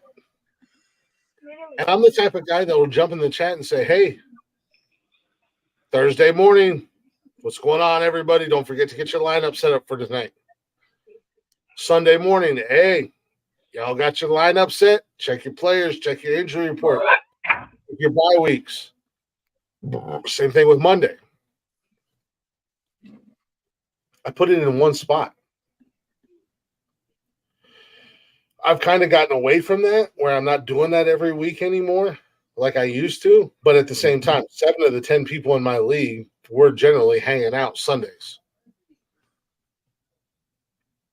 It's that central location, that go-to spot. Hi, Tony. And then not putting the pressure on everybody to go, what's up, man? You have to be here. If you're not here, whatever. It's a killer, man, and it's tough. And if you've run as many leagues as you, no, I didn't run them. I was just in them. I didn't run them. I was just in them. Yeah. Like I said, you know, I've got 6, almost probably 6 or 7 years running leagues. I'm not trying to tell you. I'm not trying to be a dick. I'm literally being a dick. No, I never said you was being a dick. But the only thing I got a problem with, and like I said, as much as people ask, I'm not seeing them, and I'm just going to stop looking for as much. I just want everybody to be there for the draft more than anything. That's all. Just being. That's right. You know, and all you can do, like I said, as far as the broadcast go, I would nip that in the butt. All you can do is like, all right, we're on Twitter, and this is where you're going to put your updates in Twitter. I'm just throwing that out there, or X, whatever you want to call it. You know, like this nonsensical nonsense league. I don't know, man. I truly don't know what I'm gonna do with it. I'll put the conversation out there to everybody. Hey, you know, are you on Instagram? Are you on Twitter? Where do you want this group chat to be at, to where we can all see the messages? And it's not for everybody to be, and whether we're chit-chatting or bullshitting or just busting each other's balls, but I'll still throw my, hey, don't forget to get your lineup. Check your lineup. It's bye week. You got 8 teams on a bye week this week. If you don't see it, you don't see it. I say check your lineup every week. Not a problem. It's easy. I check my lineup. We'll just say Thursday night, starting the week. I check my lineup Thursday after I get off, Thursday morning, and then Thursday after I get off work. Sunday, while I'm watching the NFL Network, watching my guys, Kurt Warner, Michael Irvin, and the coach, and them. I'm checking my lineups. Monday, I'm checking my lineups when I get home. Thursdays, I'm checking my lineup when I get off work. The room. Because I might have guys playing on Thursday. But if I drop that chat in a centralized location, you see it, you don't see it, whatever the case may be. I don't, we all agreed upon this, and this is what we talked about. If you see it, if you don't do it, I don't want to hear the, oh man, I don't have my receivers on a bye week. Well, all right. Well, it's your fantasy team. Pay attention to it. I told you, I can't worry about that. I'll help you draft. I've helped Cam draft multiple years.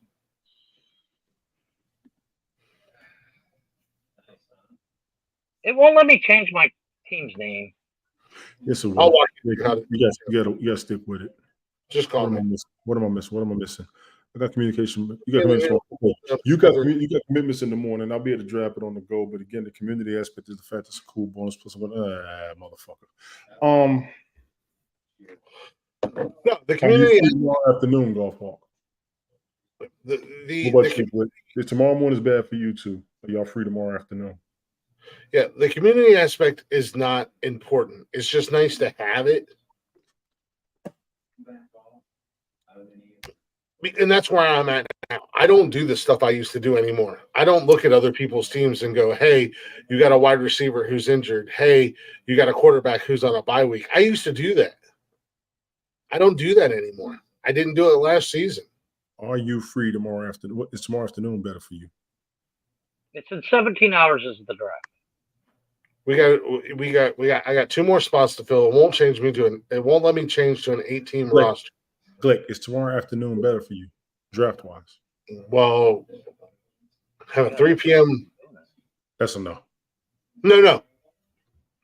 It's a 3 p.m. draft for the Nonsensical Nonsense League. I got to get 2 more people before then. And then I got a 7 p.m. for my draft. So tomorrow morning is bad for you. Like noon to baby. What time do you gotta work with the boss? 2? It's already started. Yeah, like I mean, in all honesty, I'm good from like noon to 3, and then from we'll just say from 4 to 6:30, I'm good. Okay, when we do the draft, what's a better time for you? Is it a live video kind of thing? It isn't bad. Okay, you're moving. Oh, it's a live draft. There's no video or anything like that. I got you, golf out. So you're good from noon to 3. Yeah, like the actual draft itself. When the draft comes up, Jeff, you just have to be on the app. Oh, okay. There's 10 rounds? All right. Depending upon how quick people pick their pick, it might take about an hour. I'm just gonna go random. You should probably call just random pick. No. I'm gonna do it all by myself. I'm a big boy now. Jeff's gonna have 7 quarters.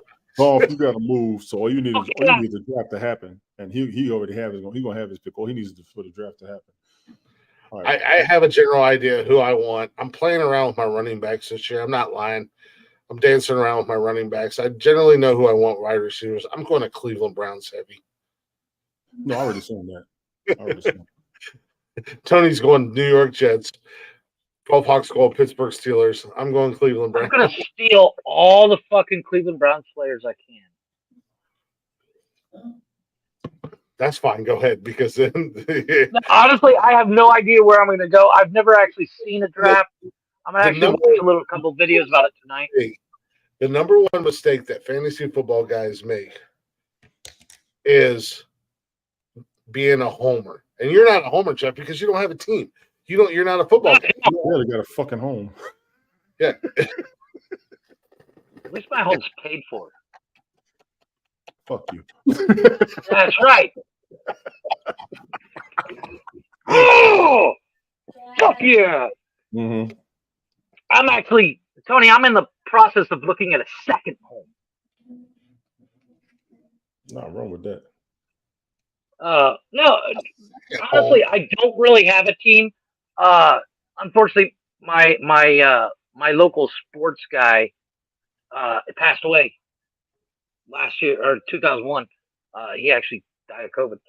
Um, or else I'd literally call him like Albert, do it.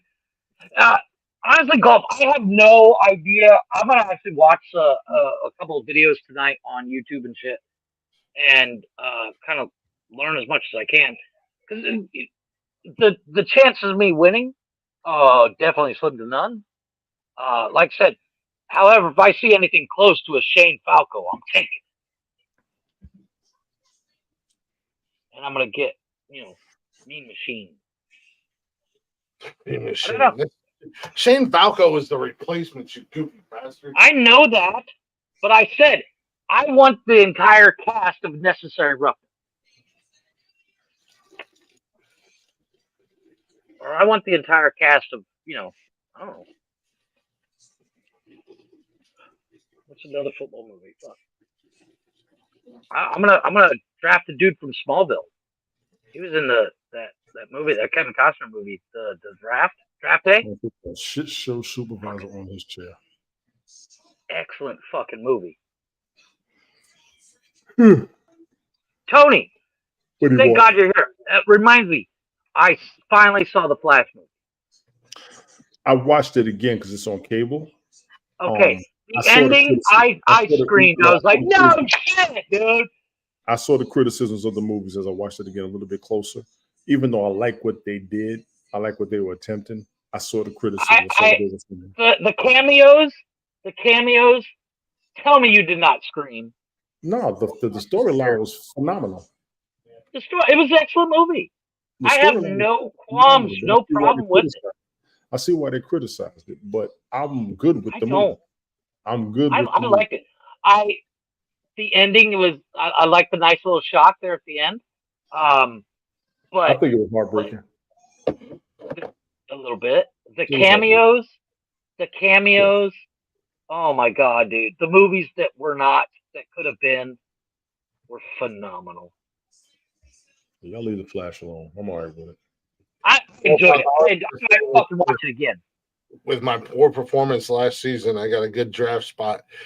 And the fact that you're telling Jeff to take my picks, that means you fear me. You fear me. I honestly have no clue on how to do any of it.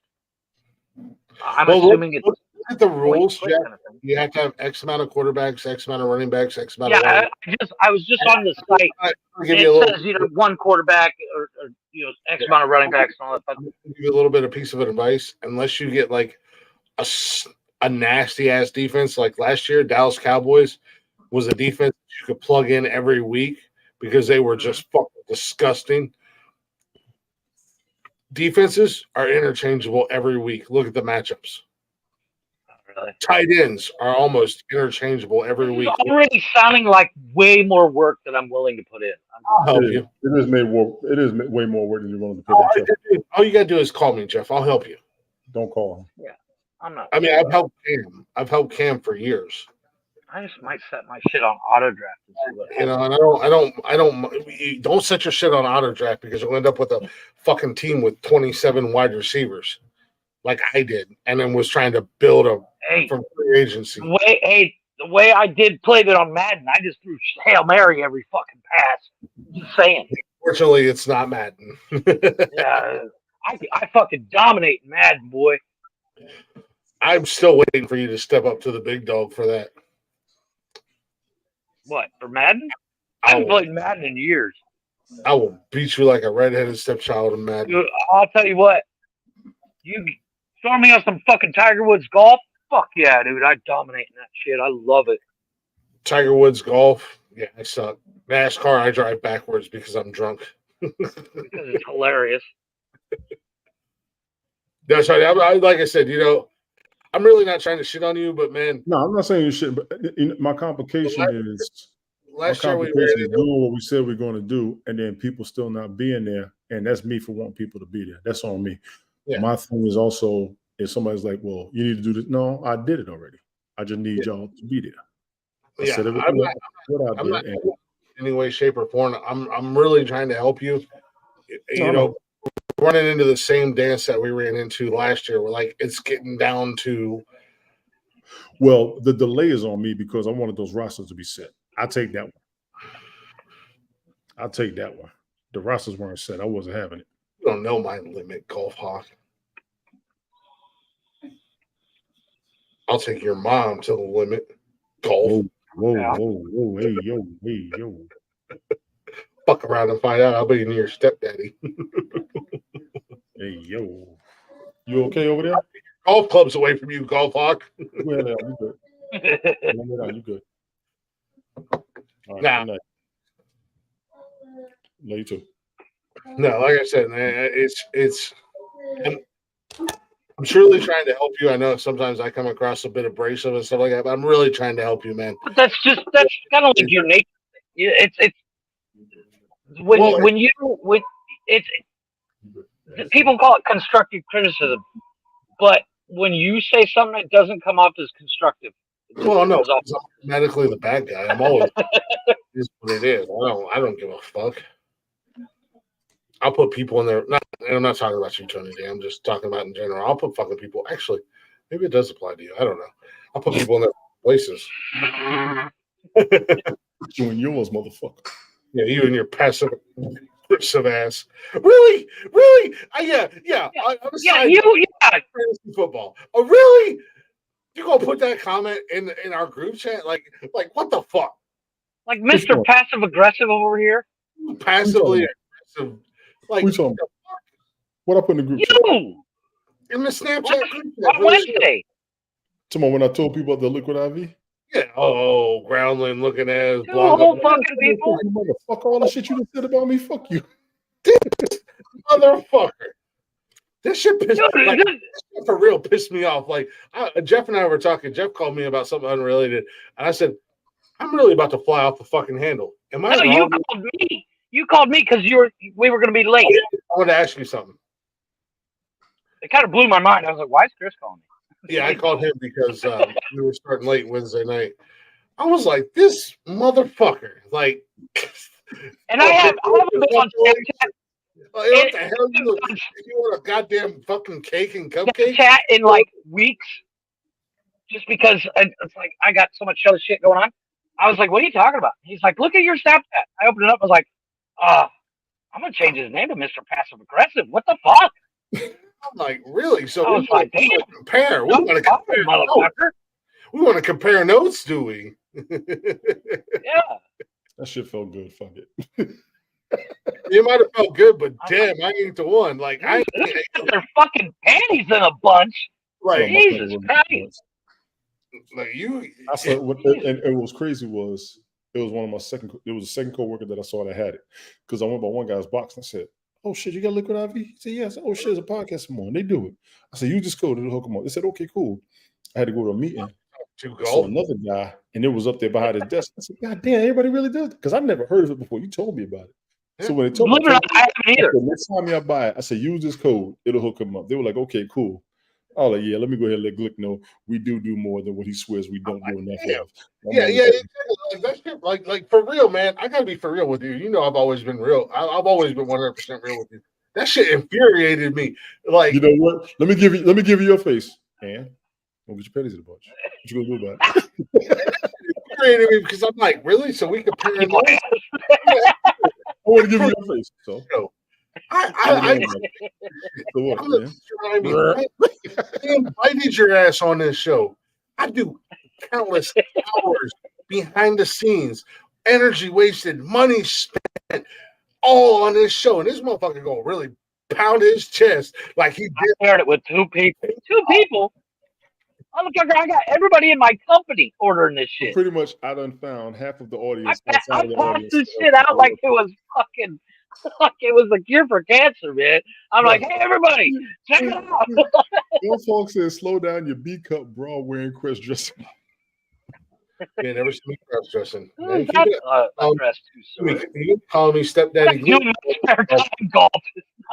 You have to change your. You have to change your name to not allowed to play golf because stepdaddy Glick told me I'm not allowed. That's a long ass name to put up. That's what you're gonna have to call me. Stepdaddy Glick took my golf clubs away. Stepdaddy Glick got drunk and took my golf clubs under his knee.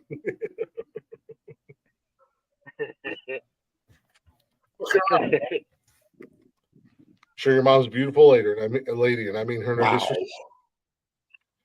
I'm just saying. In the best way possible.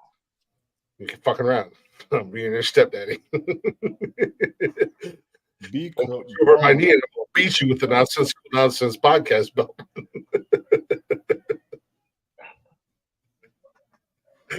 Once again, what I do in my spare time is none of your concern. Mind your business. This is between me and my new stepson. It's 2023. You're not allowed to complain. It's between me and my new stepson, Jeff. You mind your business. That's right. It's 2023. If I want to crush on Tony, I'll crush on Tony. No, you sit your ass down from there. I love you, Tony. I'll take my fucking golf clubs away from me, white boy. That's daddy white boy to you. Oh, shit. Fuck that. Depending on location, it could be Poppy. Yeah. Fafo, Fafo, golf hawk, Fafo, Fafo, Fafo. The motherfucker said I'm not the one.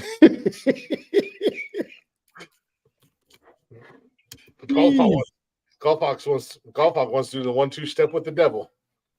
Devil always wins. No, he doesn't. The devil does not always win. That's why he's I'm a bad guy for a reason, golf hawk. I love you, buddy. Just so you know, golf hawk. Don't make me like you like that. Golf Hawk and I are sharing each other's videos on fucking TikTok. God. He sends me a video every once in a while. I send him one. He's the next victim of my TikTok sharing. Jesus. I'm gonna make a TikTok video. Yep. Like to let everybody know that my stepson Golf Hawk is no longer on TikTok. I've taken his phone away from him. He's grounded. Oh, speaking of which, have you seen this chick? This video is floating around. I saw it on Reddit the other day. She's like, I don't know, 18, 19, maybe 17. I don't know. She's in the back of the car, and her brother's in the front seat. He's sneakily recording it. She is freaking the fuck out because she left her phone, and somebody was supposed to bring it to where they were, but instead that person just took it home. So she's freaking out, and I'm talking freaking out. She's screaming at the top of her lungs, "I'm never getting my phone back. I want my phone." I'm like, if I was that dad, I'd have stopped the car and told you, you know what, you can fucking walk. Like, she is seriously freaking the fuck out. I'm gonna record a TikTok video when I take Golf Hawk's clubs away from him. Yeah. I want my golf clubs. I want my golf clubs. I want to play golf. That's what I do. Papa Glick, give them back. And the whole world's gonna freak out. He said, "I'll be snaggered." They're like, "Wait, golf clubs." You'll be snagger tooth Glick. I'll be snagger tooth Glick. At the end of the day, I'll be your new stepdaddy.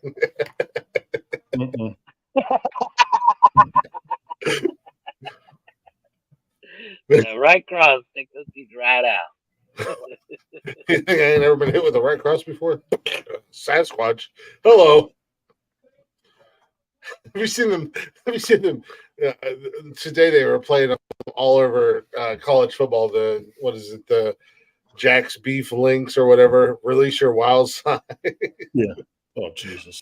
Dude, like it was like a barber, and he took a bite out of a beef jerky, and all of a sudden he was on the back of a Sasquatch, and the Sasquatch turned around with a chainsaw and shaved the top of their heads off. There was one where they were in the men's restroom, and guy was taking a piss and took a bite out of the beef jerky, and all of a sudden he was on the back of a Sasquatch, and the Sasquatch was pissing, and he like blew the urinal off the wall. Another cat in the restroom, and like his hair was blowing all over the place. Have you seen that Gary Busey clip yet? Gary No. Busey. Gary Busey. Apparently, he was doing like a podcast, and they asked him a question, and out of nowhere, he's like, "Let's talk about buttered sausage. Where's that come from?" Oh my god, dude, it's fucking genius. He's just Gary Busey has obviously lost his fucking mind. He's a mess. You lost his mind in that motorcycle accident 30 years ago. Why are we still playing with He's Gary? literally, in typical Gary Busey fashion, he's like, let's talk about buttered sausage. Buttered sausage, where's that come from? And that shit's fucked up. Oh my god! Like the first time I saw it, I was like, I don't get it. But he lost his damn mind. Oh my! He has been off the rocker. God bless it. I Gary love Busey's Gary been Busey. else for years. Hey, you talk. Give me two. All right. 12 hours before the broadcast. 12 hours worth of broadcast. Wait, what? Hold on a second. Before Live the 2 hours, 20 minutes. Before the broadcast. You've been here for like 20 minutes. Calm down. I've been here longer than 20 minutes. I got everybody and their brother using my fucking mic.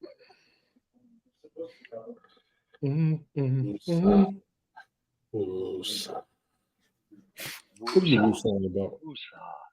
Your bitch ass. It's a 3-hour block. Calm I down. said You've I been here got for like 12 20 minutes. hours. I said I got 12 hours before our broadcast. I need you motherfuckers to pay attention. Well, stop mumbling. Take the dick out your mouth. I mean, I understand you'll be on Cantina until 5 o'clock in the morning with the same No, I won't stupid be up there that long. You sound jealous. Stop it. Stop. old skank Oh, trust me, it's not jealousy. argument. It's not even real. Tony, I hate you. Oh my God, Deborah, I hate you. Wait. I have a question.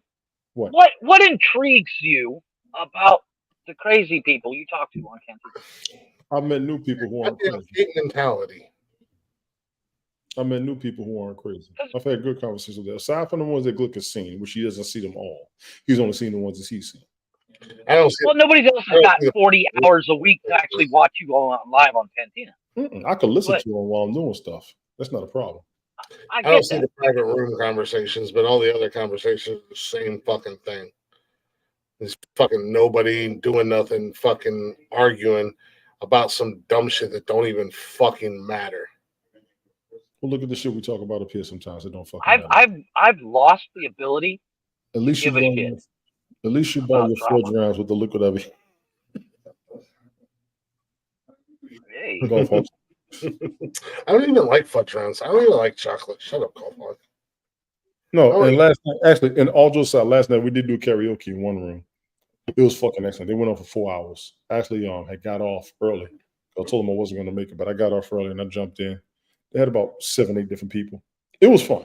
Wait. You literally came on the show saying you did karaoke last night. I thought you actually went somewhere and did. No, we did it That's not online. doing karaoke, dude. That's not. No, we did it We've online. done here. You can you can do video. They used to do karaoke on Haps. Yeah, we did. I get that. But if I say I went and I did karaoke last night, that means I actually left the house. Hey, that's never gonna happen. No, I picked up Jason last night. He came home and got him Agreed. He's with the coke and alcohol. No, Gary Busey hasn't been the same since that motorcycle he actually he had. I think it was the 90s. Yeah, he was not dressed for the slide. He was dressed for the ride, and he loved that fucking bike. Yeah, he cracked that bike and he ain't been the same since. He was outside of that motorcycle accident, the drugs and the alcohol have not done him any favors. Outside of the motorcycle accident. I'm telling you, I'm gonna find that buttered sausage clip. I'm gonna send it to you guys. Yeah, no, it's completely random and out of nowhere. It's hilarious. No, I participated in a couple of those karaoke nights on Hap, so I understand what Tony's saying. Like, I'm with you. I actually, when Tony, when you first said it, I was like, oh shit, Tony went out to a bar and did karaoke and he won. I was like, no, he didn't. Never mind. No, it was online. Yeah. It was online. No, fuck all that. Because I was just jumping. I didn't even know they was doing the prize. It was What fun. was the It was prize? cool. Huh? What was the prize? First, it was a $5 Amazon gift card. Then it was $25. Oh, nice. Yeah. That's cool. And I was so who put that on? Like some of the people that's on it. Some of the people. Well, no, I mean like the person like who's was? Did they provide the prize? No, what they did was they did the contest, and then some of the people who were watching said they were going to put some money in to whoever the winner was, because everybody was getting a kick out of it for real. So they decided that, boys, easy to see y'all, Mr. Trio being together. Oh yeah, that's what we do. No, Tony pisses It me was off. originally supposed to be like a $5 Amazon gift card, and then a couple people said they wanted to put more into it. They wanted to put more into it, so it grew, which is dope. Okay. Well, It's no, like we used to do that's one cool. house. We used to have people. We just wanted everybody to come out there and have fun. Last night they said they were going to pay people, and I wasn't expecting to win. I really wasn't, because I came in there. I did the normal thing that I normally did. They want to do another one Friday night, and what they're trying to do right now, they designated 3 people to be the top 3. They're trying to pay all 3 of us, which tripped me out. Shut up. Say what? So you knew you got You win pipes. it. If you're not, yeah, I didn't sing. I didn't sing. I did a rap song. I didn't even sing. I did a rap song. Take your time. No, I didn't do it for him. Fuck you. No, I did not do it. Out of the police. No, I did not do that song either. Out of the beast. Now, I can do that one, but not your version. Your version is ridiculous. No, no. As much as Tony irritates the fuck out of me, I enjoy having him on here. That's why we brought him on here. Just lately, outside of his personal stuff, and I don't put that. I understand the personal stuff. Take care of your personal stuff. Same thing I told Connor. I said, take care of your personal stuff. Get your health right. Get your move right. Get your discharge right, and everything like that. And I'm not speaking out of turn by saying that, because it's stuff that he said when he was on here. He has said it out there. Yes, he has. I said, get all that stuff right. Get that stuff taken care of. Then we'll focus on you being on here more often and everything else that comes with that. Which the personal stuff, I don't put on Tony. I do. It's I understand personal life, and I understand, personal life. You got to take care of that shit, man. You got to take care of your kids, family, living, stuff like that, everything like that. And again, just put it out there on the show. I told Jeff, I said, I don't know what's going to happen to you when you move to France. He ain't gonna be able to make it. If you can only make it Saturday nights, then okay, cool. Well, that's that personal life. Jeff said he's going to be here Wednesdays and Saturdays. But if it turns out to be too much, be here. No, because once again, like here's the thing. I start work when I'm in France. I'll be working from 4 till 2 a.m. Then I go right into the show, and then I can sleep until noon because there's nothing else to do on a Thursday. it's the extracurricular, and I do take this show a little bit personal because, well, you're invested. I mean, it's my show, but at the same time, we actually have something here. We're actually building something here, whether these two realize it or not. Because again, I come on here every show and go, "Well, boys, we got 100 new followers on Twitter. We got, in a week's worth of shows, we got 500 listens." I don't tell these guys the behind the shit stuff. I don't tell them, outside of who our sponsors are or anything like that. And I've made it very clear, I'm going to recoup some money because I've spent a lot of money on this show. No, I believe on that. I'm gonna recoup some money. But the sponsors are there. Share the sponsors out. Talk about the sponsors. Share the link. Share the promo code. That means more money is going to come in. That means I'm going to recoup faster. And that means at the end of the day, we're all going to make money. Yep. But I don't do all that shit. This is my show. You know me, I go with the flow. Yeah, I mean, at the end of the day, whatever. My show. This is my baby. I have to carry the weight of this goddamn show. But when I see people slacking, that's what's infuriating. And that's what makes me mad. I mean, and I've gotten comfortable doing the Monday night shows by myself. You guys pushed me to start doing the Glick show. I'm not doing the show because I'm doing Monday nights on my own. Why am I going to do 2 shows a week on my own when I can just Nonsensical Nonsense / the Glick show? Good. It don't make no sense. Right. Smart.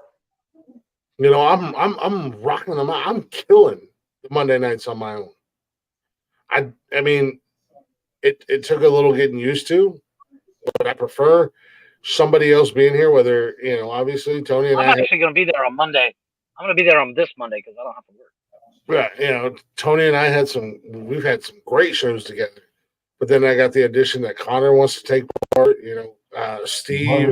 Brian jumped in one time. I saw that. Yeah, Brian's been in there. Steven Jarvis has expressed interest, and at the end of the day, we're going to get to a point where Mondays, Wednesdays, and Saturdays, outside of me being here, you guys are going to see new faces and new voices throughout the week. Mondays might be me, Steve, and Connor. Wednesdays might be me, Jeff, and Connor. Saturdays might be, or Wednesdays might be me, Steve, and Connor. I have no plans to not be here on Wednesdays and Saturdays when I move to France. Saturday will be the hardest, but technically, your Saturday is my Sunday. Yeah, I'm saying just in case. You know what I mean? So I've already, again, behind the scenes, because this is, let's be 100% brutally honest, this is my show. Yeah. Jeff and I started this show together. Yes, y'all did. Yes. And I hope nothing changes, but I understand if it does when he moves to France. Right. And like Jeff and I have had a conversation on air and off air. Worst case scenario, Jeff will be here every Saturday. He plans on being here Wednesdays. Hell, who knows? He might move to France. He might start being here on Mondays. I don't fucking know. But in the worst case scenario, he's only that's actually a thing because technically that would be my making moves. I'm making moves because technically when I move to France, I'm in the future. Yeah, I'm already planning for that shit. I love having Tony here. If I didn't want Tony to be here, I would have never asked Tony to be here. Agreed. But at the same time, I'm going to treat Tony just like I'm going to treat Jeff, just like I'm going to treat Connor, just like I'm going to treat Steven, just like I'm going to treat Cam. If you're on your bullshit, I'm going to call you out. We will too. And you guys can call me out too, but I'm an asshole. I'm that motherfucker all day long, all day, every day. No, I'm that motherfucker. Because at the end of the day, I see we have something here. I've watched it. If I hurt your feelings, fucking man up. Stop being a pussy. I've called Jeff out more times than I can count. Jeff, you can attest to that. Am I wrong? Yeah. No, not even a little bit. I'm trying to figure out a way to call Jeff out on the air. I've called Jeff out off the air. And I'll continue to call Jeff out because what Jeff does is I'll call him out and he gets good for a week or two. A couple of weeks, and then he starts and then I gotta yell at him again. But that's just as Jeff. I say, constructive criticism always works best, especially for me. Because I and this is something not I mean, but I love the three of us being together. Obviously public knowledge. I get lazy. Nikki's getting tired of listening to me bitch. At the end of the day, she's like, I know why you're bitching. I know why you're mad. I know why you're frustrated. Because the three of you together are good. It's not a frustration because I don't like you guys. I'll be honest. She's actually cool about that. Yeah, the three of us are awesome. It's all Tony's fault. I blame Tony. Yeah, the personal stuff aside. If I'm doing a live show on a Monday by myself and I go to share a live and I'm just using this as an example, and Tony, you're on another platform live on camera hanging out at your house. I'm like, what the fuck? Like, dude. That was a flop. Like I said, you notice it only happened once. It's happened more than once, but I've only called you out once. No, not recently. But it's the same thing with Jeff. Like, if I'm like, yo, share the shit. And Jeff's like, I don't have time. Bitch, shut up. Share. You got time. Share at the beginning of every show. Today is the first time I didn't share the show while the intro was going because the kids have my phone. Yeah. I'm gonna call you guys out. I'm gonna call you guys out every time. I'll be that motherfucker. I'll be that asshole. I don't do it because I want to fight with you guys or I want you guys to be mad at me. I do it because I'm so passionate about what the three of us bring to the fucking table when we're together. Let's talk about buttered sausage. Conversations are come awesome. from? Yeah, the conversations are awesome, and it's not a waste of time. I gotta find that clip. And I gotta go ahead and throw this out there. Jeff making all his goofy ass TikToks, waste of time. Tony, you being on, and I've had to step away from this because I realized that some of the things I was doing was a waste of time. And I don't know every room before you say that, but the few rooms I see you with the same fucking people doing the same fucking shit day in and day out. Folks, I primarily try to stay around the house folks, but you will see me about a bunch of others. But I know what you're talking about already. I already know what you're talking about. Most of those people are a waste of time. And I'm going to be 100% honest with you. I've said it a million times. Pertaining to this show, the real ones,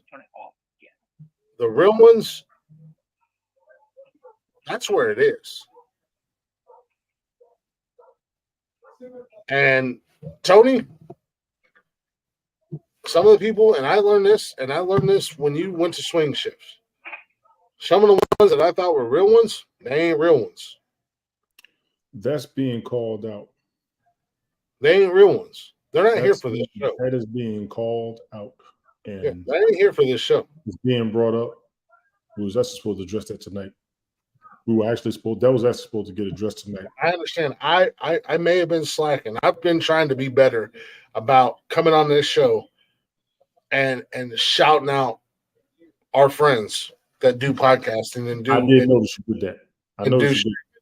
You know, I try to shout everybody out, and sometimes I forget people, but I try to shout everybody out, let everybody, you know. But,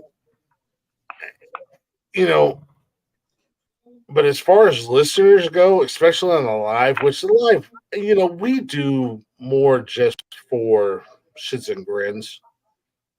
You know, at the end of the day, at the end of the day, we could pre-record this podcast. Yes, 100%. The reason why we go live is because there are people like Golf and Brian occasionally that do throw in comments that kind of intensify the conversation. Golf, and I've noticed more when I'm by myself. You know, Golf's always here. Chris Technician is here a lot. Mark is here a lot. You know, again, Tony, if you're here, there's other people who are here. I'm not going to be that dickhead and call them out. I'm just going to let y'all know.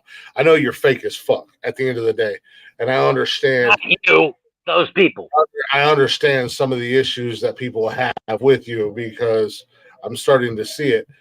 But at the end of the day, our numbers on the replay. You said that. Yeah, you said that. Yeah. Tower. You told me that. Live. Like, yeah, I mean, I think the problem why our live numbers aren't as high is because most of the people that do listen to the replays and stuff like that, it's a time zone thing. Yes. Now, the time zone isn't so much an issue. And Jeff, I'm going to say this. This has been my problem with me broadcasting. I miss having people there. When we was on house, people would show up. Since we've all split, we told everybody where we was going to be at the have show. That been bothering me. Everybody told me stop worrying about it. So what I am going to do this season is just do the broadcast on Sunday mornings like I planned. I just want to get the draft out the way and I want the membership there. I'm going to do the Sunday mornings as much as possible, keep that schedule going. Even when I broadcast, I'm going to stop worrying about people showing up so much because, and I'll be honest, it's been over a year. And we used to have and maintain 100 people, 20 live, people scrolling through when we was on Haps. I got stuck with those numbers until, and I'm going to go ahead and say it, Helen was the one that explained to me. Some of the numbers were people that were just scrolling through. It's like when you get on Twitter, impressions of people. So your broadcast is seen. If my broadcast is seen, I can survive. Let's always be clear. I never tried to do it for the money. I wanted to do it for the live audience members that we had because we all had numbers. Even amongst ourselves, we should have 100 live people every damn broadcast, or at least 100 views. There's at least 100 of us that know where the fuck we are and we know we broadcast. I'm stuck on it. And that's what's been bothering me. If I'm doing something that's tired of watching, I get it. And I'll be honest, I try to keep everybody's pages up. I get everybody's notification when they broadcast. I try to catch all the replays. That shit gets exhausting. It That really shit gets- Yeah. I've done Yeah. it. Who the fuck's got 40 hours a week to watch You something? do. The fuck I do. You Not do. only- You make that videos. You watch half the clips. You send them motherfuckers. You got it. not only the replays, but trying to catch everybody live. And you know, That's and what I'm saying. Catching people live is tough for me. and that's where, you know, like, all right, you know what, I might be lacking in some shit. I've never expected anybody, you know, I ask everybody to share the broadcast if they're watching this, or if they check us out on one of the various platforms that the podcast is on. But I never expected anybody to shout us out or anything like that. I expect more out of you guys. I just want people to be. As Connor and as Connor and I have had the conversation, I said, "Look, dude, when you come on, man, I don't ask much out of you guys on the show. I'll gladly carry the weight of the show. I'll absolutely carry the weight of the show. The most I've ever asked of you guys is sharing. You don't even have to share the live. Just share when I post new episodes, or like, you know, get on social media, shout out our sponsors, whatever the case may be. But, you know, I'll handle the weight of this goddamn show. And that's where I was like, all right, you know what? I really should start shouting out the friends of the show, People that other do. podcasters that we like and that we associate with. You know, whether or not like, it's not even a matter of, I don't have to be on all your shows, but I like what you do. I like your shows. I enjoy listening to it. So let me shout you out. Mhm. You know what I mean? I'm not going to shout out all your information. I'm going to shout out the name of your show and stuff like that. And I've tried to get better about that. And I think anybody who hosts a show or has created a show is going to tell you the same thing. The weight of what we're doing behind the scenes, nice. Oh shit. The weight of what we're doing behind the scenes is incredibly freaking heavy. Especially when you factor in work. And You gonna tell me? Smoke, I gotta take a shot at you. Smoke, I love you, brother. And if you see this, I love you to death, bro. But I gotta take a shot at you. You vacationing all over the world, That motherfucker be out. bro. That motherfucker be out. You ain't hustling. You're just vacationing. He's grinding. And I love you to death, man. I really do. I love you like a brother. Them trips ain't cheap. But you're just vacationing, man, and being real one-sided. You want to call all these women out, but you got dudes that are going to these locations just trying to get laid. And then y'all mad because you get played. Well, you're in another country with women who are trying to get money. You gonna get fucking played, homie. You gonna get played, homie. That ain't a hustle. That's entertainment, bro. Yeah. That's It lives. You to live on tourist pussy? Yeah. Damn. The passport bros, y'all getting played. You there for entertainment? And you think you playing them? They playing the shit out of you. Hey, Smoke, he said that shit I didn't. I love you to death, brother. It's true, though. It's real.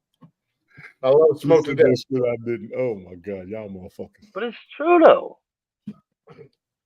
What about Trudeau? What about Canada? I'm just saying, I love Smoke to death, but yo, the game's playing you. You ain't playing the game, homie. Yeah, ain't none of you passport bros playing the game. The game is playing. Well, however, the thing about the passport bros, though. No, but the thing about passport bros is the true passport bro thing is like going to find a girlfriend that you're going to, bring back or whatever. Like the guys that are going to like Thailand and shit and bring a bitch home and marry that. That's not playing. That's finding something worth a damn. Mm-hmm. A lot of the chicks nowadays, they're all about, oh, I'm independent. Oh, I can't change my tire. Where these chicks are picking up in Thailand, it's it. This chick gonna come back to your place. She gonna clean it, cook it, the whole 9 yards, and you're gonna come home happy. For 10 years. After Hey. the 10th year, that's your ass. I mean, like I said, I ain't throwing shade. I ain't shitting on the man. I don't get it twisted. Don't get it twisted, Smoke. I'm not throwing shade on. Hey, Smoke got numbers with them dudes, and I told him that last year. Congratulations, because your shit grew like a motherfucker. He started doing that passport, bro. I'm not throwing shade on my man. I love my dude to death. I love him like a fucking brother. But yeah, this passport bro community, y'all getting played. Y'all ain't doing. I guarantee, dude. I lived on passport pussy. Because at the end of the day, next week I got another one, and she's gonna cover all expenses that week. Like, hey, she's like, let's go to the bar. I got you. Don't worry about it. All right, let's go. I played that game. But no, but see that, and it was a role reversal. They thought they was playing you, when in actuality, that's what Exactly. I said. I'm getting a free meal. I'm getting free pussy. I'm getting everything. At the end of the day, y'all be safe. Be careful. Yeah. Enjoy it. Live your life. I ain't mad at you. I ain't judging you. I did it for a year. But it was awesome. You know, tiring. It's what are you going on? 3 weeks without a Sunday night smoke show? No, he did one last week. Did he? He didn't do one last week. Yeah, he did one last week. He didn't do one last week because I was going to pull up last week. Yes, he did. He was up there with them. He's going to fact check you. No, for real. He did do one last week with them. He didn't have me and T-Roney and Star Child Kimmy Kali on there, but he did one with his own Passport Bros last week. He did do one. Let's see. Smoog live 2 weeks ago. Days of Future Passports. That was 2 weeks ago. That was last Sunday. That was 2 weeks ago. That was 2 weeks ago? Oh, okay. I thought it was last Sunday. Yeah. No. I mean, like, he's putting a ton of shorts up and stuff like that, but I mean, damn. Passport Bros? Yeah, I'm calling y'all out. Y'all getting fucking played. Yeah, you know, like I said, I played on Passport pussy for a year. Y'all goofy sons of bitches. I know you got lots of followers and lots of viewers and stuff like that, but the game's getting played on you. Y'all ain't doing shit except getting played out. You're spending all your money going to all these damn countries, and y'all getting played the fuck out. 100%. Because I got to ask the question, Passport Bros, why are you still single? Oh, shit. Because that way when you do go to these other countries, you can get laid. Why are you still single? Answer that. Where's the passport? Answer that. Well, you know, they say variety is the spice of life. And my man Smoke's got some variety in his life. So, you know, give it to him. I ain't mad at it. That's what I did for a year. I can easily say I've been around the world without leaving Cancun.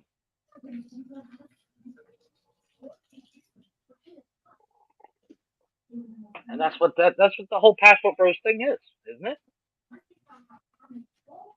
It's just getting laid everywhere. I ain't mad at that.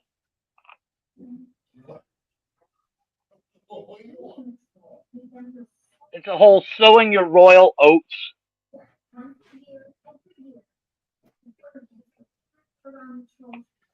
As King Joffrey Jofer once said. Yeah, Son, you hear that, Tony? You assumed you had sex with your bathers. I know I did. Yeah, I do. Dude, tell me that wasn't creepy when he said that. That was creepy as fuck. He's like, I know I do. I'm like, damn, dude, what the fuck? and I agree.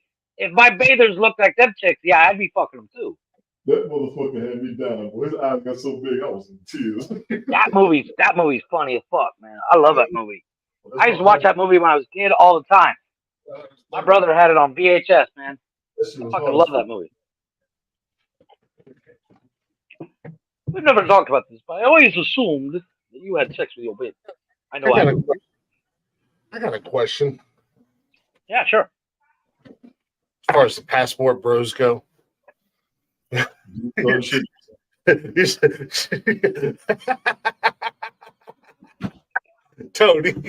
Tony's like, no, I'm sweeping my floor. This motherfucker been sweeping his floor for 10 minutes. Yeah.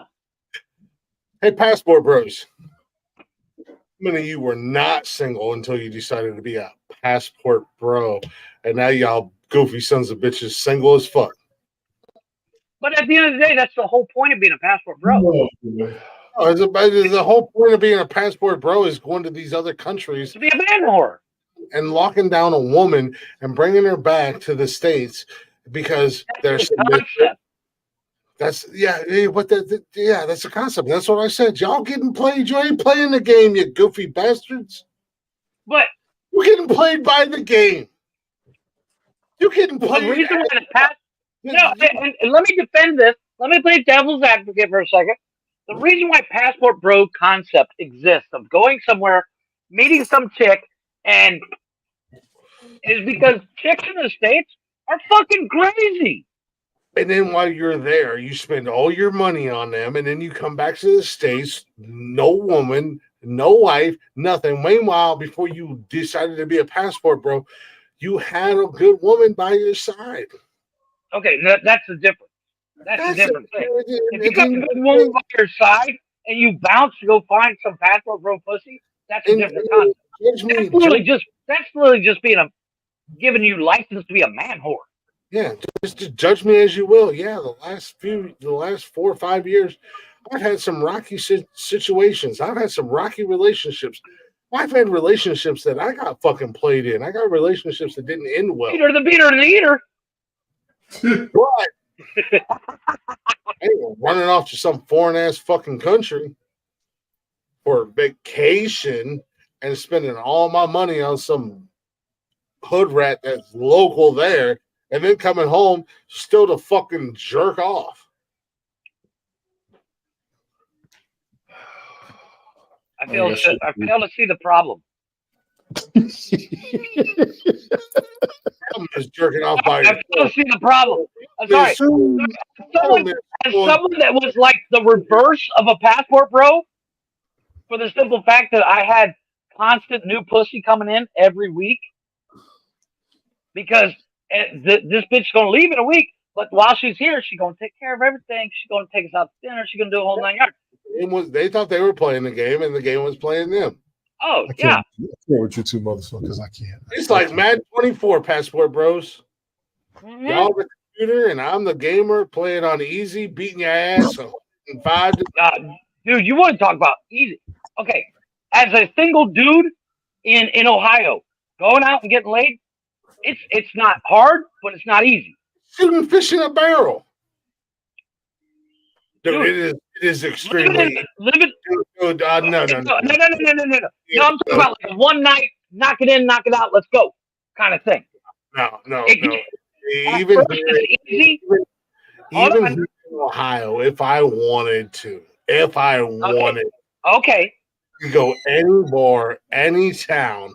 Relax, because what I'm saying is, when you live in a town like this, like if I went out to the club every night, I could literally throw a stick in any direction and have at least 4 different chicks to take home tonight. Again, in Ohio, even fucking Ohio. Y'all want to shit on Ohio, even in Ohio.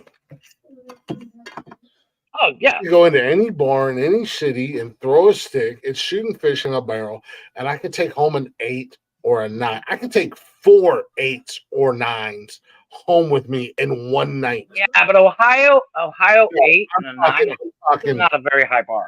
We passport bros, I've seen the videos. It's a bunch of fucking meth heads. Agreed.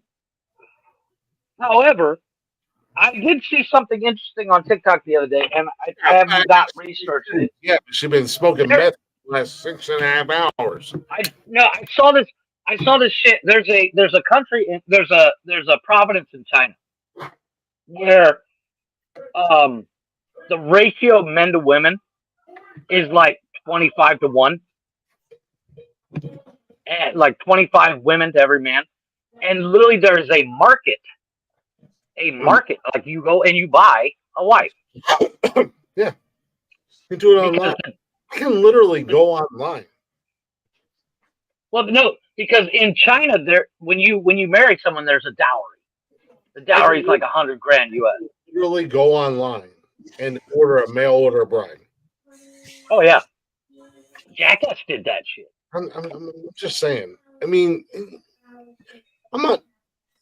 Dude, in all seriousness, I'm not going to have the whole passport bros not being dating someone for the simple fact when you're in that mindset of Gee, what's going you're on? going to these you're going to a country where like you walk in. Let's be honest. The whole concept of the passport bros. It's a reason to be a man whore. Oh no, the whole concept of the passport bros, and ladies, I got your back. I'm on your side because I know a lot of women have the problem with this. I got your I got your back. The whole concept of these passport bros.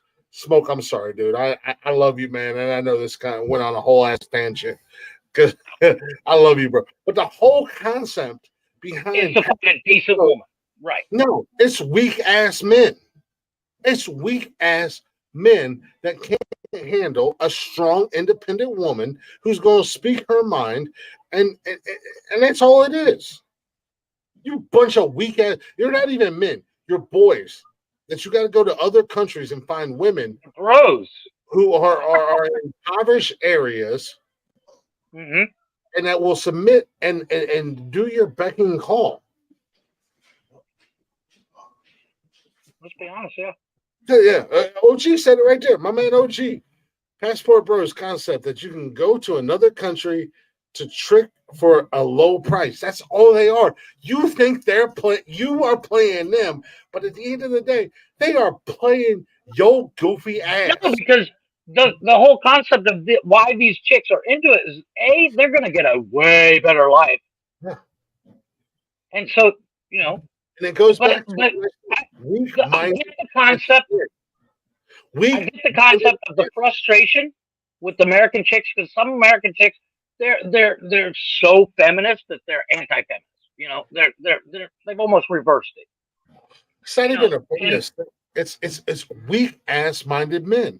It is weak ass minded men that cannot handle a strong woman.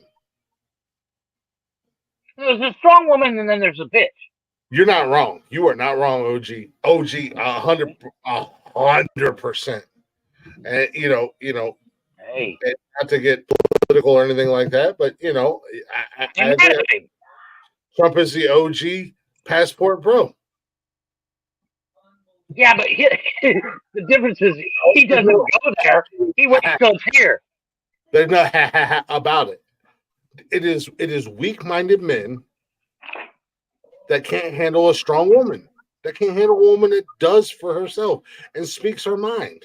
Personally, at the end of the day, in a relationship, I want a woman who's going to speak her mind. I want a strong woman.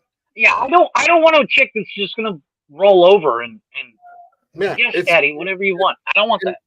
And I hate that I keep saying men, because at the end of the day, you're boys. You're children. The only reason we call you men is because you're old. You have a mental handicap. Either that or they're ugly as shit. Yeah. You have a mental. If you're an ugly fuck with money, class was good. Go for it, dude. I'm not even speaking on Smoke anymore. I'm just speaking in general about the passport. I wouldn't call Smoke ugly. I'm just saying. Yeah, no. Like I said, Smoke, I'm sorry. I love you, bro. And but I'm speaking of the passport bros in general. Y'all some weak-minded motherfuckers. Y'all some soft ass motherfuckers that be a cuck in a heartbeat. Y'all some Adam. Here's my thing. Y'all on some Adam 22 shit. Y'all are straight. Don't look at me, sir. Don't look at me, sir. Tony just pointed at me. Y'all some Adam 22. Yeah, this is all him. It's all me. Like, Y'all for me, I don't think I would do the whole passport bro thing. I would definitely do the travel thing and get as much They're gonna pussy light as I y'all can while I'm motherfuckers out. up. You just wait. They're gonna light y'all Go ahead. motherfuckers. Go ahead. They're But gonna you know light y'all motherfuckers up. I see you, Classic. What's good? I can't go light y'all motherfuckers what up. they won't do? Classic. You're gonna be around tomorrow morning. I'm a broadcast. Tony D, you know what they won't do? You know what they won't do? Yeah, come on here. They won't bring me up on their stream. They won't come up here. They won't come up here and they won't bring me up on their shit. I'll put money on that shit because they're weak. Well, Smoke will bring you up. You know Smoke will bring you up. They ain't coming over here. You know Smoke will bring me up. I'll run the same fucking game. All right. Why buy the cat out of town? You can get the milk for free. Exactly. That's my concept of the whole bros. The passport bro. My man Smoke says it best. You a simp. Who are you talking to? That's Smoke's one of Smoke's famous lines. Oh, okay. You a simp, bro. I'm not even talking about Smoke. I'm talking about the passport bros.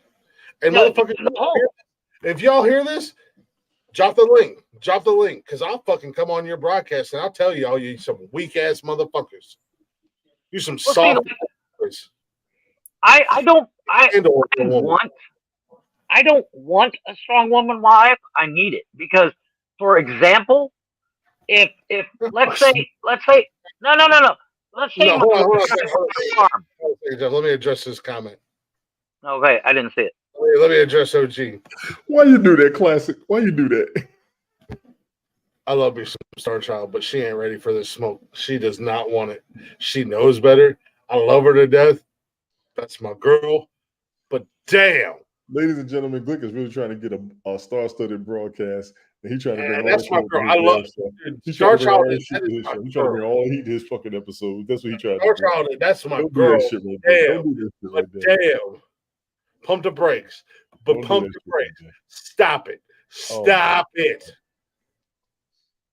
Oh my God. You trying way too hard. You got the same damn argument and the same goddamn conversation over and over. That's wild as shit. And I'm coming up in this motherfucker like Periscope. I'm gonna be here like this. I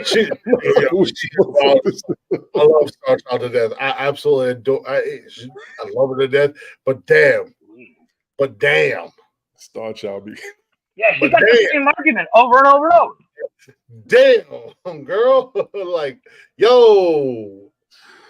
like look, I've been on the panel with Star Child, and Smoke ain't never let me have my piece. Like Smoke ain't never let me go in on her. I don't want to go in on her, but I want to have that conversation with her, and Smoke won't let me do it, man. He won't let me. I'm gonna sit in the chat. They're gonna end up crying. No, it's not about making her cry or anything like that. No, but you're gonna hurt her feelings because you're gonna speak your mind. It's not even about her feelings. She won't hurt her feelings. I don't want to make her cry. I don't want to disrespect her. I like Star Child. I really do. But the rhetoric and the mindset that she has is fucked up. Agreed. She tried to pull that shit on me. But I don't want to hurt her feelings. I'm going to Smoke show no more. Trust me, put it out there right now. You heard me say it. I do not want to hurt her feelings. I don't want to make her cry. I don't even want to fight with her. I want to have a conversation with her. But I got the impression that she won't let you have an opinion. Well, some people put themselves. Oh, y'all motherfuckers. No, I'm being dead honest because the one time I talked to her, she talked over me the whole time. She talks over everybody. Rubbed me the wrong way. She rubbed me the wrong way. That kind of pissed me off. No, I got nothing but love for her. And I got nothing bad to say about her except for the fact I've spoken to her once, and she fucking attacked me 30 seconds in. Well, it's because you're white. Oh, yeah. Yet I'm the racist. She's wild as fuck, man. Don't get me wrong. She's wild as fuck. But look, like, give me a real conversation with her, and that's where a lot of people fuck me up. and that's where a lot of people get me fucked up, is they see me and they're like, oh, bearded white guy, blah blah blah. I spent more time in the hood or the ghetto or the projects or whatever you want to call it than I spent in the country.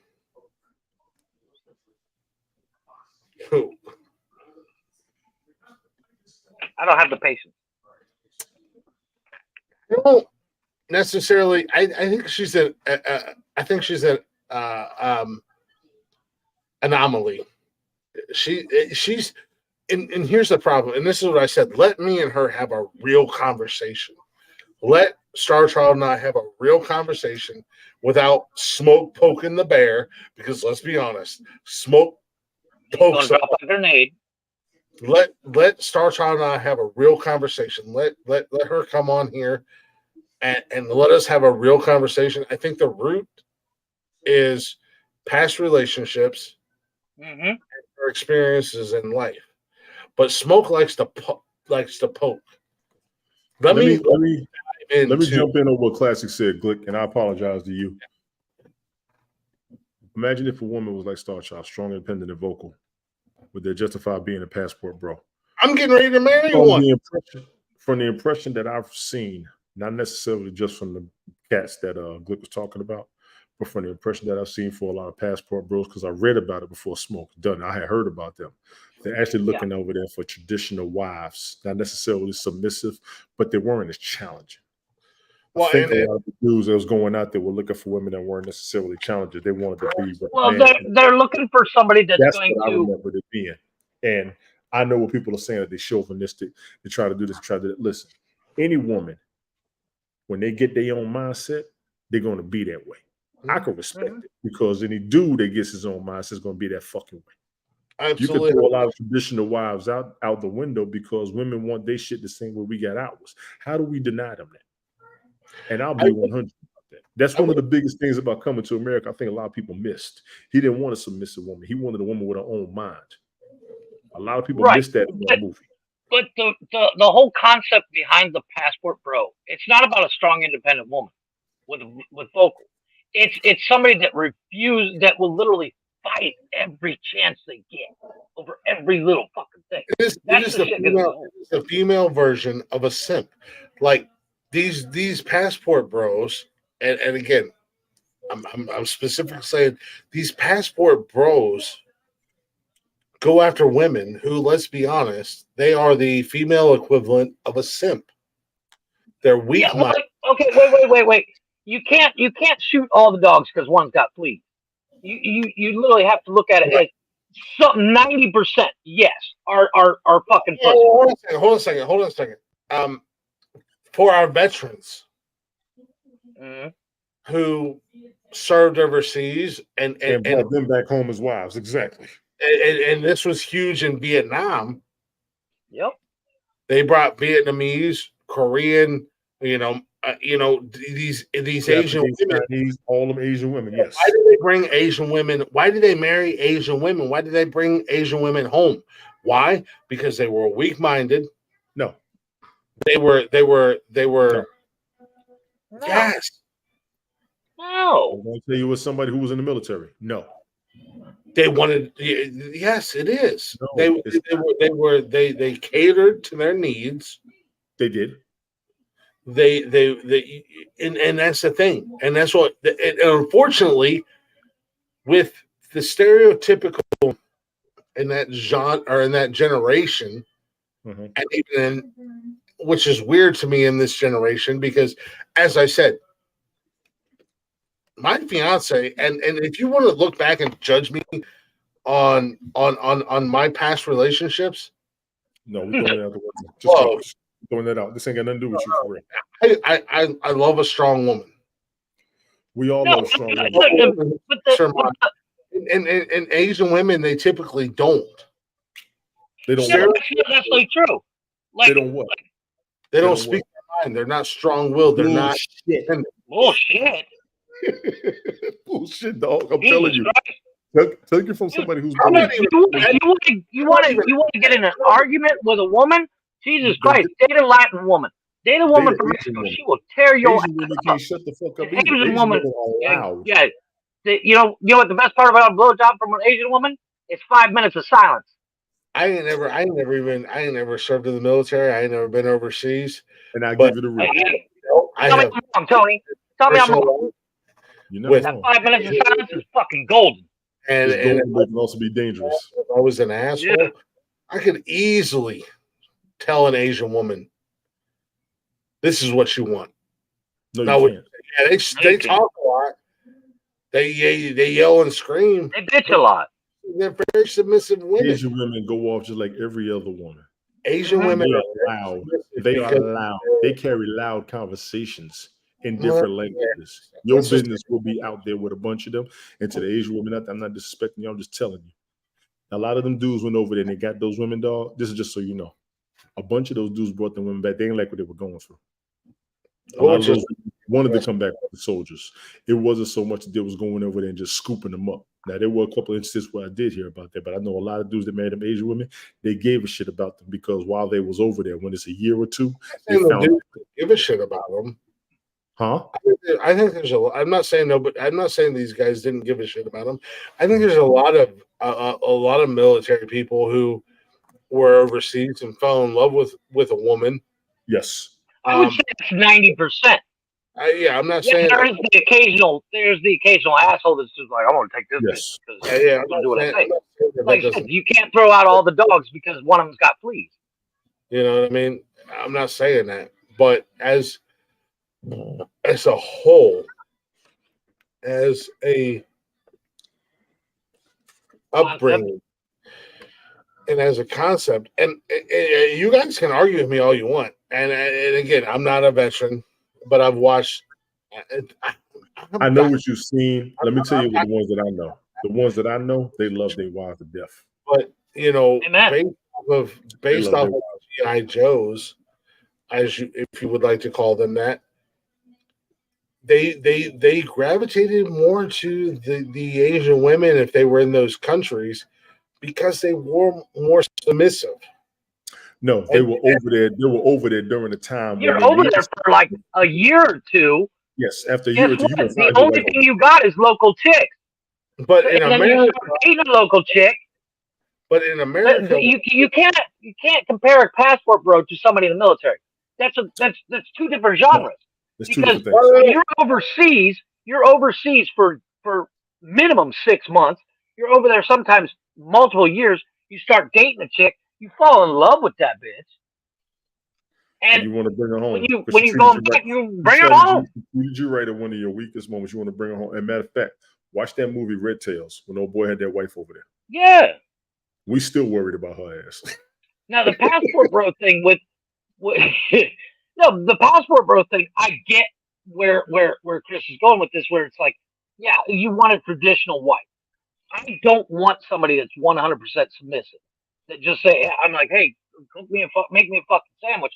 Hey, I occasionally, yeah, I want her to do that shit.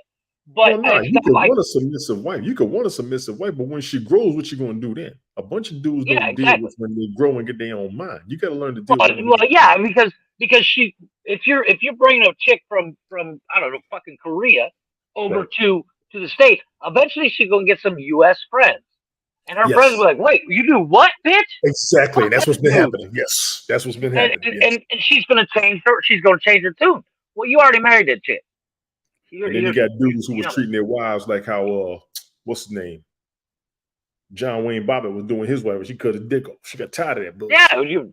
Yeah, exactly. So at the end of the day, I think the whole concept of the passport bros comes down to you want somebody that's not going to be just like, I want money.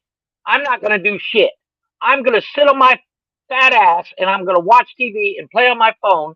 I'm not going to clean. I'm not going to cook. Okay, that's where I'm out. That's the kind of chick you don't want. With a lot of women today, you got to be that way because a lot of women can't be traditional wives when they're being independent women. Let's be clear, and I'll throw it out there. I don't care. I have no problem with somebody being independent. Have to be used to us not being around due to us getting locked up, going to jail, being gone from work, or being killed. And we've learned that from the 40s. When the dudes would go to war, the women had to start working to make some money. What is wrong with your face, sir? You keep putting cold beers and shit on your face. Who? Did he slap you around? Oh, you He can needs tell to me. go. It's okay. You're No, you muted, can't. by the way. You're muted. You're muted. She punched you in the face? Still muted. You're muted. You're on mute. You're muted. You fucking idiot. 14 times, I'd say it. Are you on the phone? I I have don't a know. toothache. You're still muted. Oh, Oh, you have a toothache. you might need a I root think canal he's like I flapping did. your mouth talking shit. No, it's wisdom tooth. You need to get pulled out. Because I went to have my wisdom teeth taken out years ago, and it was when I worked at OSU, Uh-huh. and they took 2 of the 4, and they busted up my other teeth all around them. Pull them fuckers out.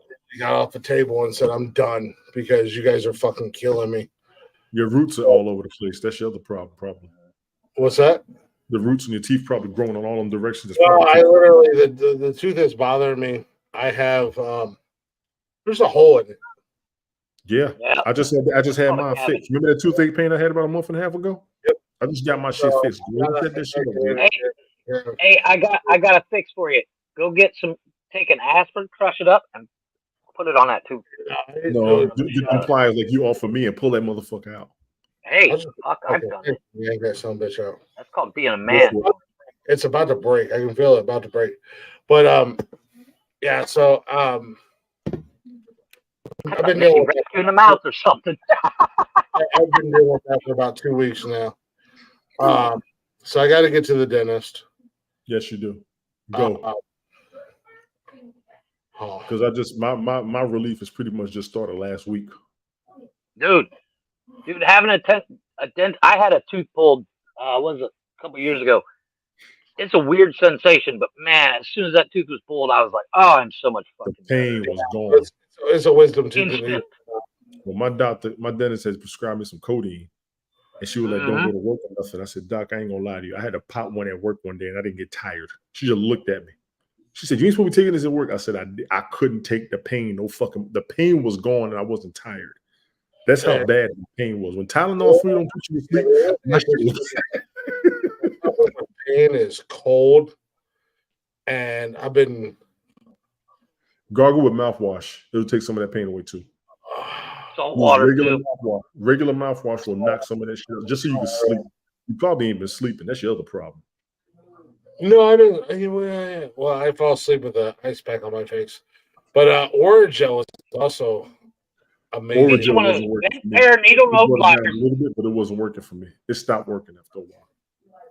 But the other thing, well, I also have some dental grade numbing gel. Yeah, you need to go to dentist more often. Your mouth is fucked up. That's your problem. No. Well, dude, let's be honest. Mouth was fine up until I went to OSU and I wanted them to pull these wisdom teeth because I was having problems with them, and then they fucked up all the teeth around them. But at the end of the day, I really do want to go and have all my teeth yanked out and just get fake ones, because I thought about that too. My top teeth, there's like the two front teeth, and then the 2 beside them. So I got the four front teeth on top. My 2 front teeth got knocked out by a shovel. I'm sorry, not a 2x4. Did you fight that motherfucker? No, you Tony, you ever been on a construction site? I say it wasn't a construction site. It wasn't.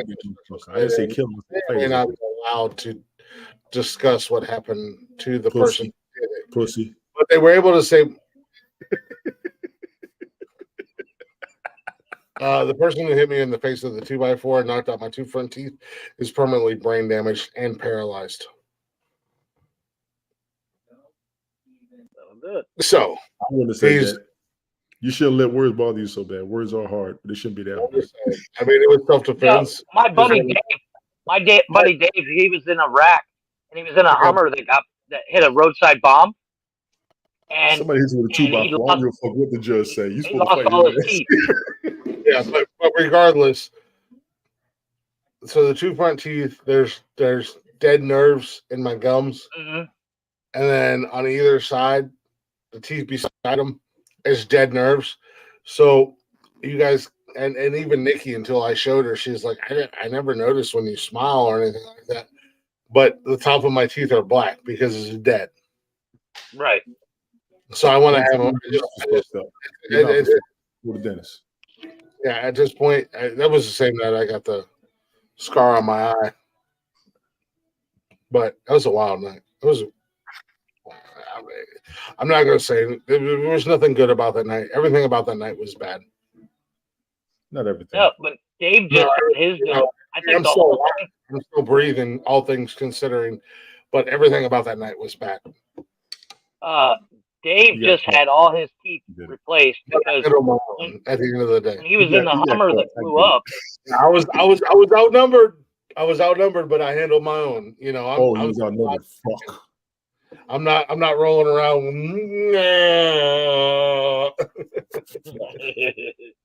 But you know, that's neither here nor there. But no, I have a lot of dental work that needs to be done. And at the end of the day, I'm contemplating before going to France. Just take them all out, give me new ones, and we'll go from there. I mean, let's be honest. Dave got his done for like $6,000 here. Yeah, no, I can get mine. I mean, I got pretty good dental insurance. It's just the time off that's going to be needed, and like next year we got take a week off the podcast, get your mouth right. It's gonna be. I don't want to take a week off for the podcast, but it's. And if you want the truth, once you get it done, it'll take a day and a half. Yeah, I've had my wisdom teeth taken. Heal time is cake. Oh no, it's not even wisdom teeth because I want them all taken out because like I have several teeth that are all fucked up, and it's not from not taking care of them, anything like that. It's literally from they took 2 of the 4 wisdom teeth, but all the teeth around it they fucked up. Yeah. So right now, you know, I'm battling a little bit of an infection. I'll go to urgent care, get some antibiotics, and I'll be right. But until my gums bleed, I don't go to the dentist.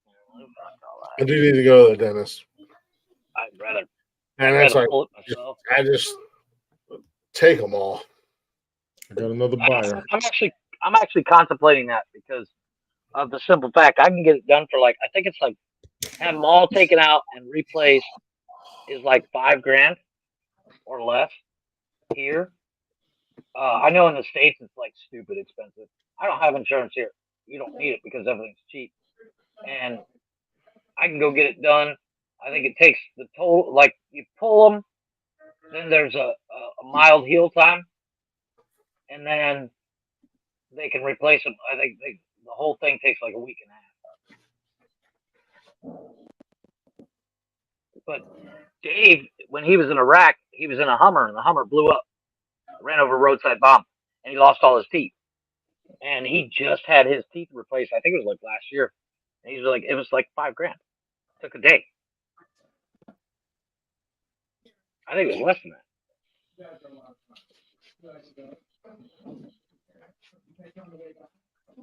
So I've actually looked. I haven't really majorly looked into it, but I'm thinking about it. Because I have this one weird tooth that sticks up higher than the rest. It's weird. What are you reading, Tony? The news and the email I just got from somebody. I got to fill out tonight. How many emails do you get a week? I got 50,000 I'm behind on. Every time I clear out 10,000, they come right back. It's all over the place. No, I mean like personal emails. Like actual. I get 1,000 a day, honestly. No, but like not from apps and shit. I'm talking like, I'm not talking about hey, Tony, how are you? No, I don't get them any of them. Oh, I get I don't know, 150, 200 a day that are addressed. I get about 1,000 emails a day straight up. It's ridiculous. I try to stop a bunch of them. Oh no, my personal email from apps and everything I'm signed up for and all that shit. Oh, that is in the 100,000s. I don't even check them unless it's like I need a code for something. You know, but like my work emails, oh my god, it's ridiculous. I try to clear. I got 3 sets of emails a day because I have my emails, and then I have coworkers that CC me on everything because I'm technically in charge of them. So they CC me on everything. So I easily receive 800 emails a week, if not more, that I have to actually open and read. It's ridiculous. I used to clear out like 1,000 a day. Oh, I don't even open my personal email. I don't open it anymore. Today was the first time I opened it because as I was signing up for that ESPN thing, apparently the ESPN and Disney have the same sign in, according to the app that I just and I didn't remember the password, so I had to send a code. So I had to type in the code, and that was the first time in like a month that I've opened my personal email. The only time I check it, I do check it once a month because my internet bill comes to my email. Right. And I pay it.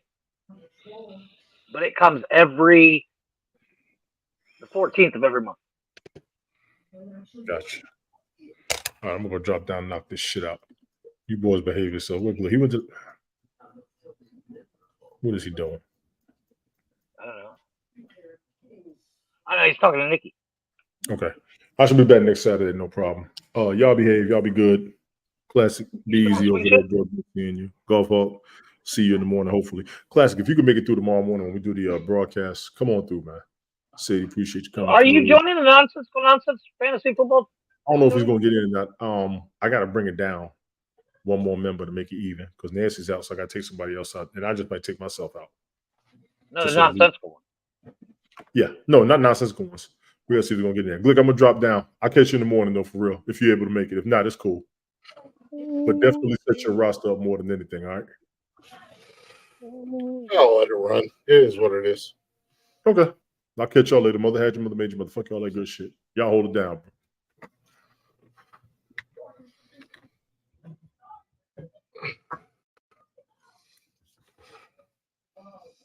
Had to run a cantina.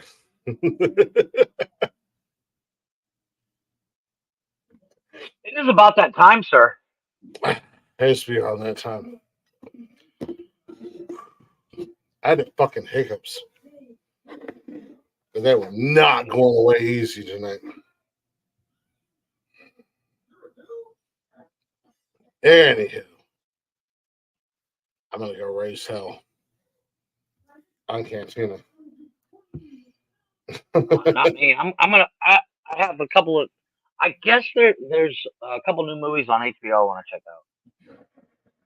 I think that new Jennifer Lawrence movie's out.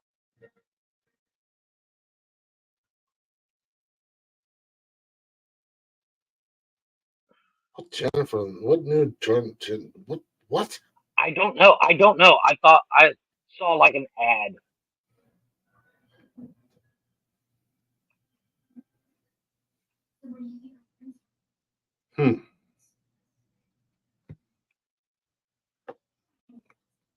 I don't know what you're talking about.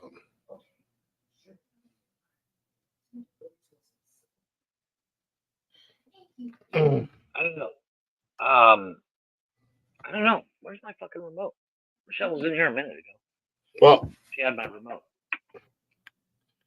I don't remember what it is, and I don't have my phone.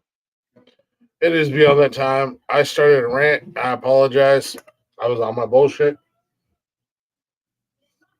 So normal day. Normal Saturday night. If you're like me, I'm gonna need a little liquid IV, and not to mention our good friends at Debbie Energy. Yeah, they're gonna help me get through my Sunday. I got two NFL. I got two fantasy football drafts to get through tomorrow. Debbie's gonna help me. Liquid IV is gonna help me. Go ahead and head over to www.gg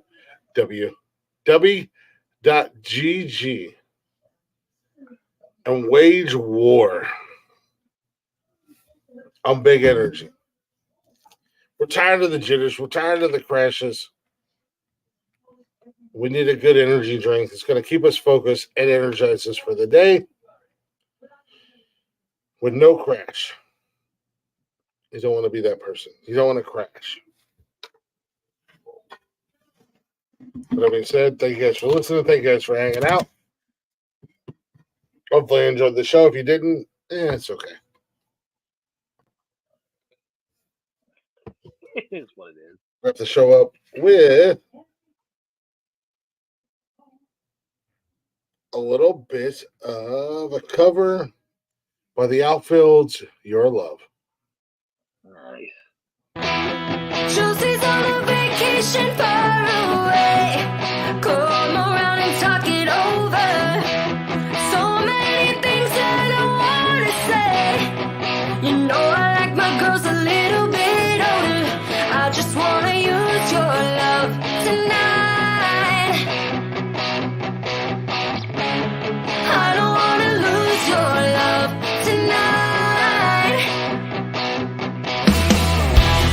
Ain't got many friends left to talk to. Nowhere to run when I'm in trouble. You know I'd do anything for you. Be standing up and keep it undercover. I just wanna use your love tonight. I don't wanna lose your love tonight.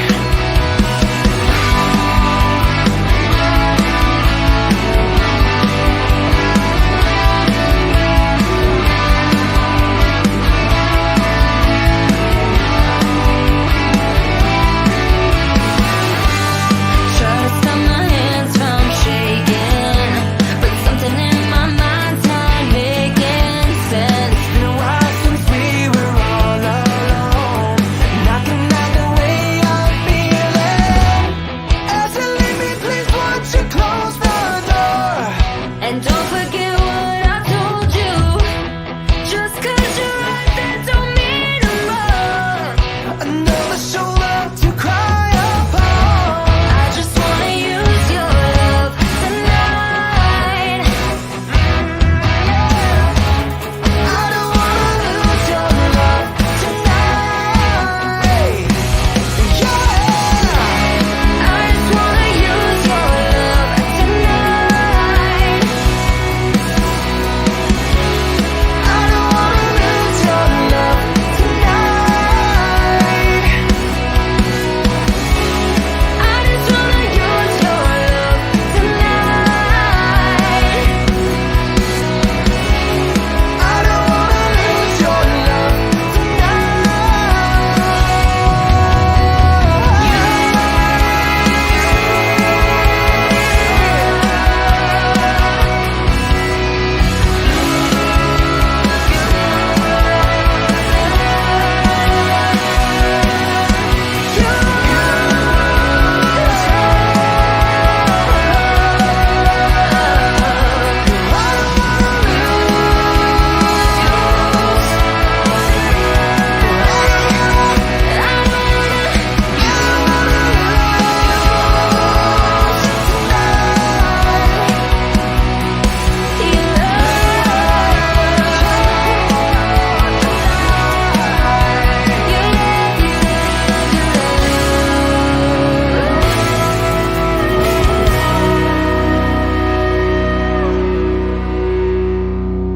Happy birthday, dear Trevor. Aging. Happy birthday to you.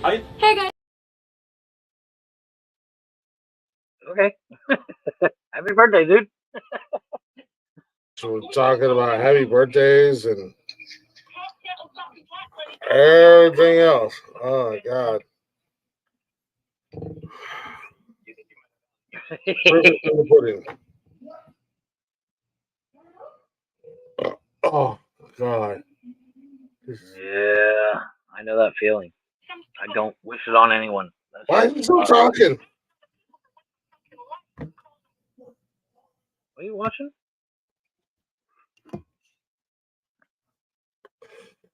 Well, there's a lot of stuff. Proof is in the pudding.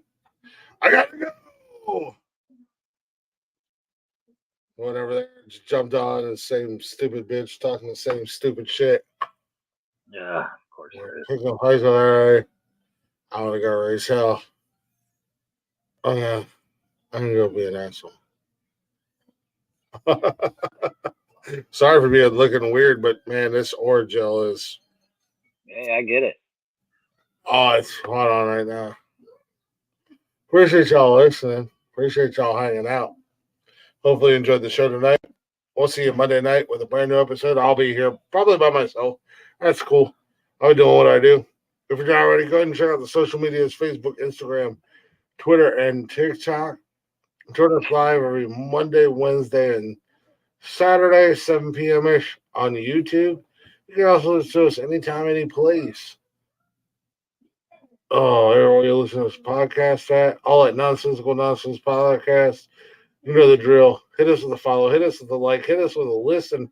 And don't forget to share, because if you don't share, Jeff's going to kick your puppies. Yeah. I'll take them and add them to my collection. Yes. That being said, Jeffrey, what do you want to tell these sons of bitches? Deuces. All right, Jeffrey. Be good. Or be good at it, motherfuckers. And always remember, what would Nonsensical Nonsense do? WWNND.